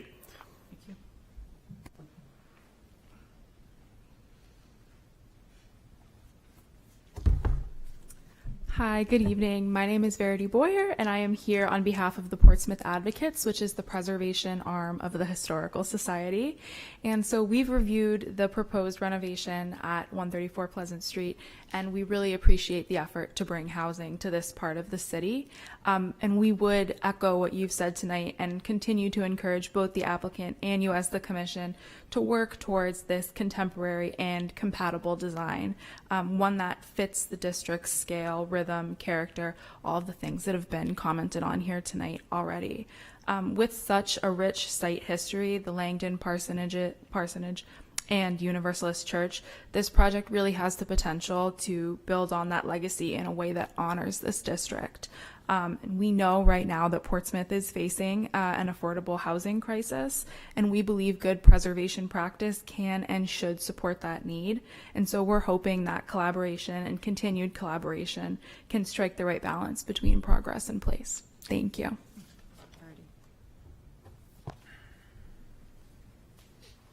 Hi, Barbara Ward, again, 16 Nixon Park in Portsmouth, and I work at the Black Heritage Trail, which is one of the abutting properties on Court Street.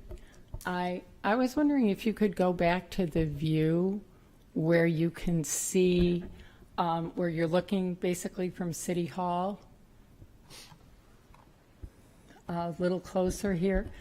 I'm struck by the fact that the building that's being discussed is the one you're trying to right, no, that's good, the one at the top, I think, well, both of them are good, that the building that you're talking about is the First National store, and now the bank is the second one that you see, right, in the far left in the top picture. And that I'm not seeing the reason for, I mean, I can respect that you might want to do something there that matches the style of the First National store, but I'm not seeing that the reason for taking that into the entire second part of that structure coming right up to Pleasant Street. And as I look down here, I know that most of us and a lot of, I don't know where people live, but I live in the south end of Portsmouth and the Elwyn Park neighborhood. And this is the way I come into work every morning. I drive right down here. And to me, this is Portsmouth. This is the view of Portsmouth. And this is where you can still see the North Church. And to me, that I think this is going to really disturb a lot of people to see that so changed from the character that's here now. At the Samuel Langdon House, you mentioned that it is one of the other ones that you mentioned that were probably Hopestill Cheswell was probably involved with, have not been documented to him. The Samuel Langdon House, though, is now at Sturbridge Village, and Richard Candy just commented this afternoon, wow, it'd be great to turn, that's an administrative building there, wouldn't it be wonderful to bring it back and put it back where it was? But if you look at old pictures of Pleasant Street pre the sale of this property and when the church was still standing, it was one of the most beautiful streets in America. It's absolutely gorgeous. And you look at those old views and you just think, gee, can't we do something that honors that, which was such a wonderful view of Portsmouth? And I just suggest for everybody, just Google the Samuel Langdon House. There's a really nice thing online which goes into, you know, what happened on Pleasant Street. And in fact, when the First National store built that store, the neighbors complained about it. They didn't want it there. The people in the residential area were concerned. I happen to have spent a long time thinking about and worrying about grocery stores in Portsmouth when I was the project director for the Little Corner store restoration at Strawberry Bank Museum. And so I know that this was quite a shock to people.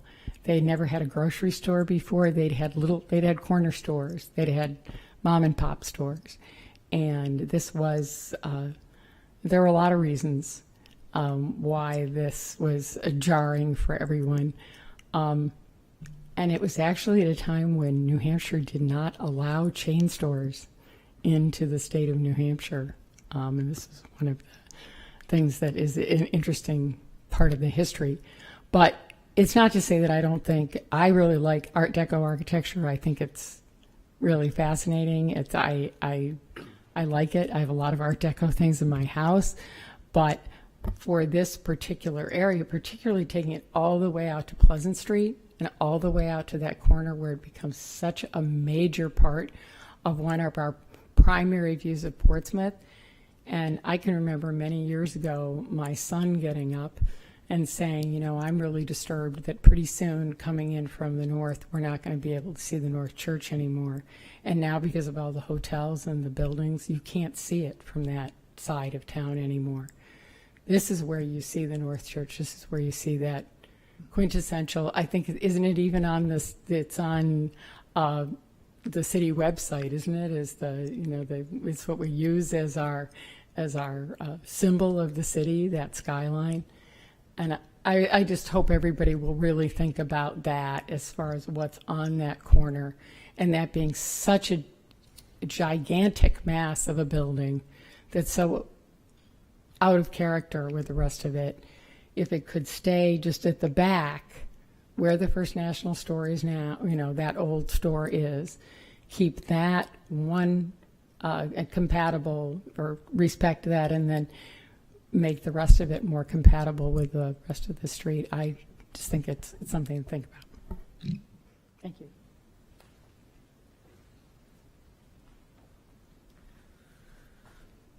Good evening. I'm going to be super fast. David Calkins here on behalf of 179 Pleasant Street.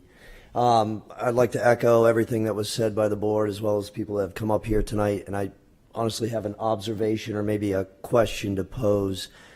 Tracy did a really wonderful job sort of stringing together the history of this property, and I know that when we were going through this process, and I heard it mentioned tonight, that there's the notion of historical fabric. So the historical fabric of that site, and as we know in Portsmouth, through fires and renovations and maybe even botched development attempts, that turns into historical threads perhaps that leave a story behind on this property. And I can't help but just observe that maybe the historical fabric or historical thread of this particular piece of property is that it's never actually been settled into anything that would last 200 years or 250 years like we all fawn over in the rest of the city. So I would just implore the team, and it's a very tough job, but yeah, if you could find something that would mend those historical fibers back into a mesh that would last 250 years and fit into the neighborhood. And it's a wonderful opportunity for the city to have something that they would be happy with, would endure time, and would anchor that entry point into the city. That as you drove by, one of the commissioners said that it wouldn't stop you in your tracks. It would look like it fit, and it would look like it always belonged. So good luck with that, and thank you.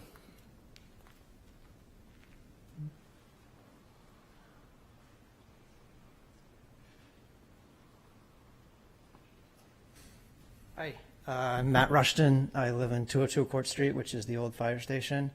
And so I'm an abutter. I also was in an abutters meeting last week, and I appreciate that. I'll just really quickly highlight two concerns. One is just the size of the structure in the back of the building. It's very large compared to the existing structure, and it blocks or eliminates some of our views we have of the pond. So that's one concern I have.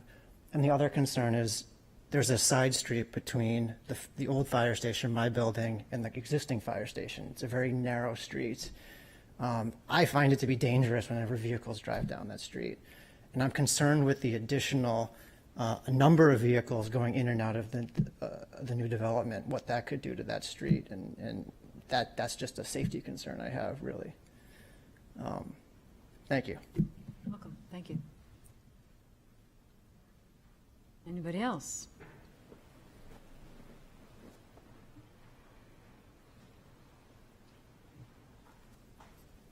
Hi, I'm Peter Smith. I'm at 206 Court Street. So let's see. I'd like to ask if you guys would continue this to after there's a broader review by the planning department. Here's why. This is all predicated on a specific use, a use that hasn't been established. The fact of the matter is, this is going to be affordable housing. Now, if you put a pin in the middle of the Feaster building and draw a quarter-mile line to create a radius, a big circle, what does it touch? Well, turns out I can tell you that right now. It, of course, touches the Feaster building. That's 100 units.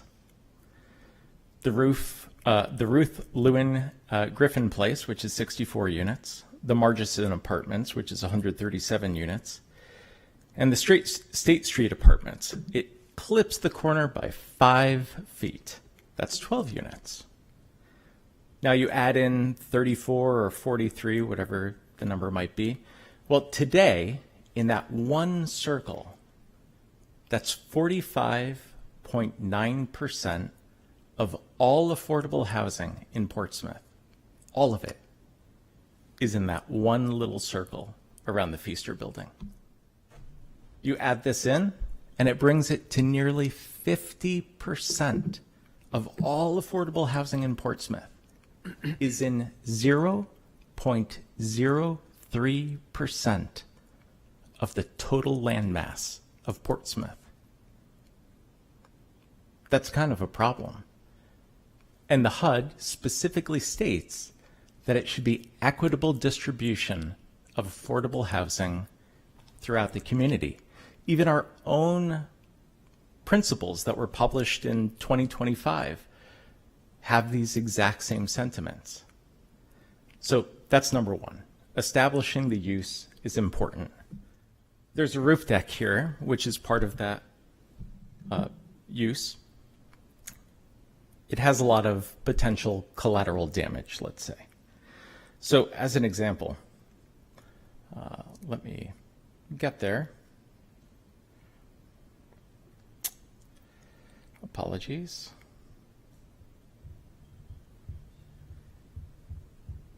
So for 34 people in co-living space, the only outdoor space is the roof. Now, if you do, my background is an engineer, studied audio engineering, it would take only 5 people on that roof deck to exceed the daytime ordinance by 5 decibels. If you know acoustics, you know that it's logarithmic. That means 3 decibels is a doubling of power. I'm saying 5 people would make it 5 decibels louder than the ordinance. That's right at the level of all of our houses that surround that backyard. Smoking. It would take 4 people 1 hour to exceed EPA limits on particulate matter in that courtyard for a 24-hour period. What do you think the likelihood is of that happening? Light. It would take 1 3-watt LED strip across the railing of that roof deck. It would be 75% greater than the ordinance allows for light pollution in that courtyard. So what's the real point here? The point is, me with a calculator, I can figure out these answers pretty quickly. I'm not saying that I understand the full breadth or depth of the problem, but it's enough to know that a material problem exists, one that will affect the use of this space. And so the planning organization should have first pass to understand what is acceptable in this property. Not to mention, I believe the architect here mentioned the Interior Secretary's Standards 9 and 10, which mean that there's federal oversight over the view shed around a National Historic Landmark, which of course the Langdon House is. So that has material impact on the massing of the building that exists within that view shed. And I would take it one step further and say that the materials chosen for this structure, specifically white granite, should absolutely not be used in this location. Why? Because of the Custom House. The Custom House is the only historic building in Portsmouth constructed of white granite, the only one. So by allowing this building to use that material, you're effectively making a caricature that diminishes the historic value of a truly unique and singular representation of that material and style. That's a problem that you all should be concerned with. So that's why I would ask you that it's important for us to understand what the actual use is of this property before spending additional time evaluating plans that may or may not ever come to fruition based on that use. Thanks.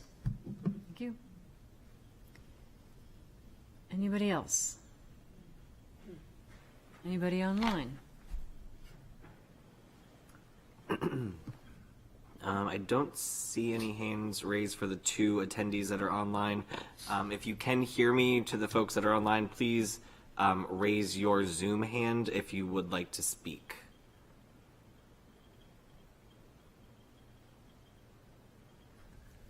I'm not seeing anyone and I'm not getting feedback, so I would assume that we've got no takers on that. Okay.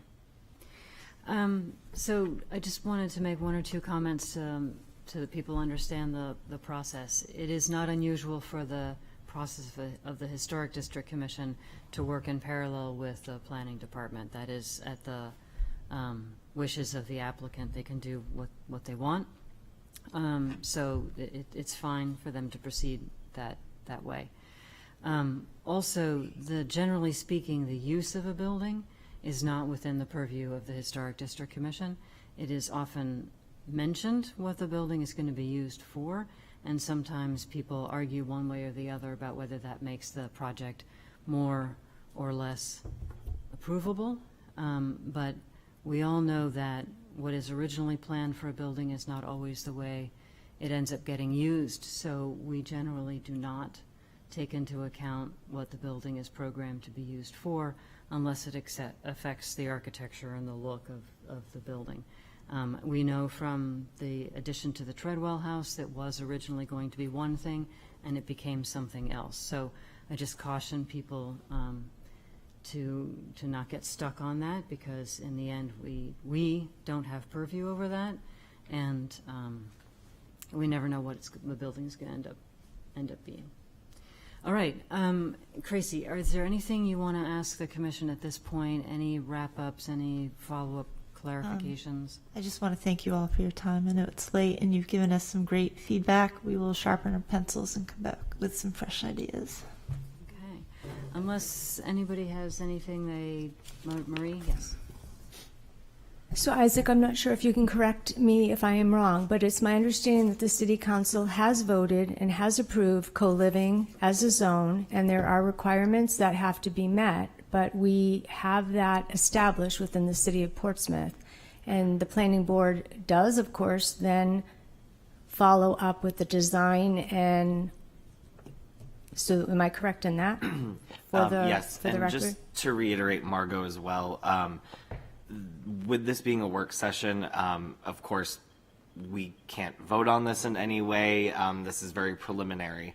As we've got a lot of feedback, we might have multiple more work sessions. And again, that process happens because typically when we are dealing with HDC and materials, design, massing, it's really good to get an idea of those specific items in the work session before we even go to the Planning Board, the Zoning Board of Adjustment, which would be for uses, which would be for co-living situations. All of that would be looked at under those lenses when the time comes. As this is still preliminary, we haven't even had a TAC work session or site plan review. All of that would happen with a project this large. This is really to feel out the commission and to see if the commission would even approve this once every additional approval has been secured. So that's really what we're doing here, is we're just trying to get a toe in the water, basically. I think I failed to close the public portion of the work session, so I'm going to close that now. All right, I assume you would like to continue the work session? Yes, please. To next month or the month after? We'll go for next month. As I said, we have something in mind already. So. Okay, very good. I will accept the motion then. And second, somebody? Second. Thank you, Martin. Thank you so much. Thank you. Okay. Unless anybody has anything they would like to raise. David? No? Okay. Larry, thank you for coming in for the latter half. It's like the quarterback who comes My in. wife and I didn't even stop for dinner, so. Oh, my God. Talk about dedication. There we go. Yeah. All right. I'll accept a motion to adjourn. Thank you, Dan. Second. Thank you, Susan. Everybody in favor? Aye. All right. Have a good night, everybody. Thank you very much.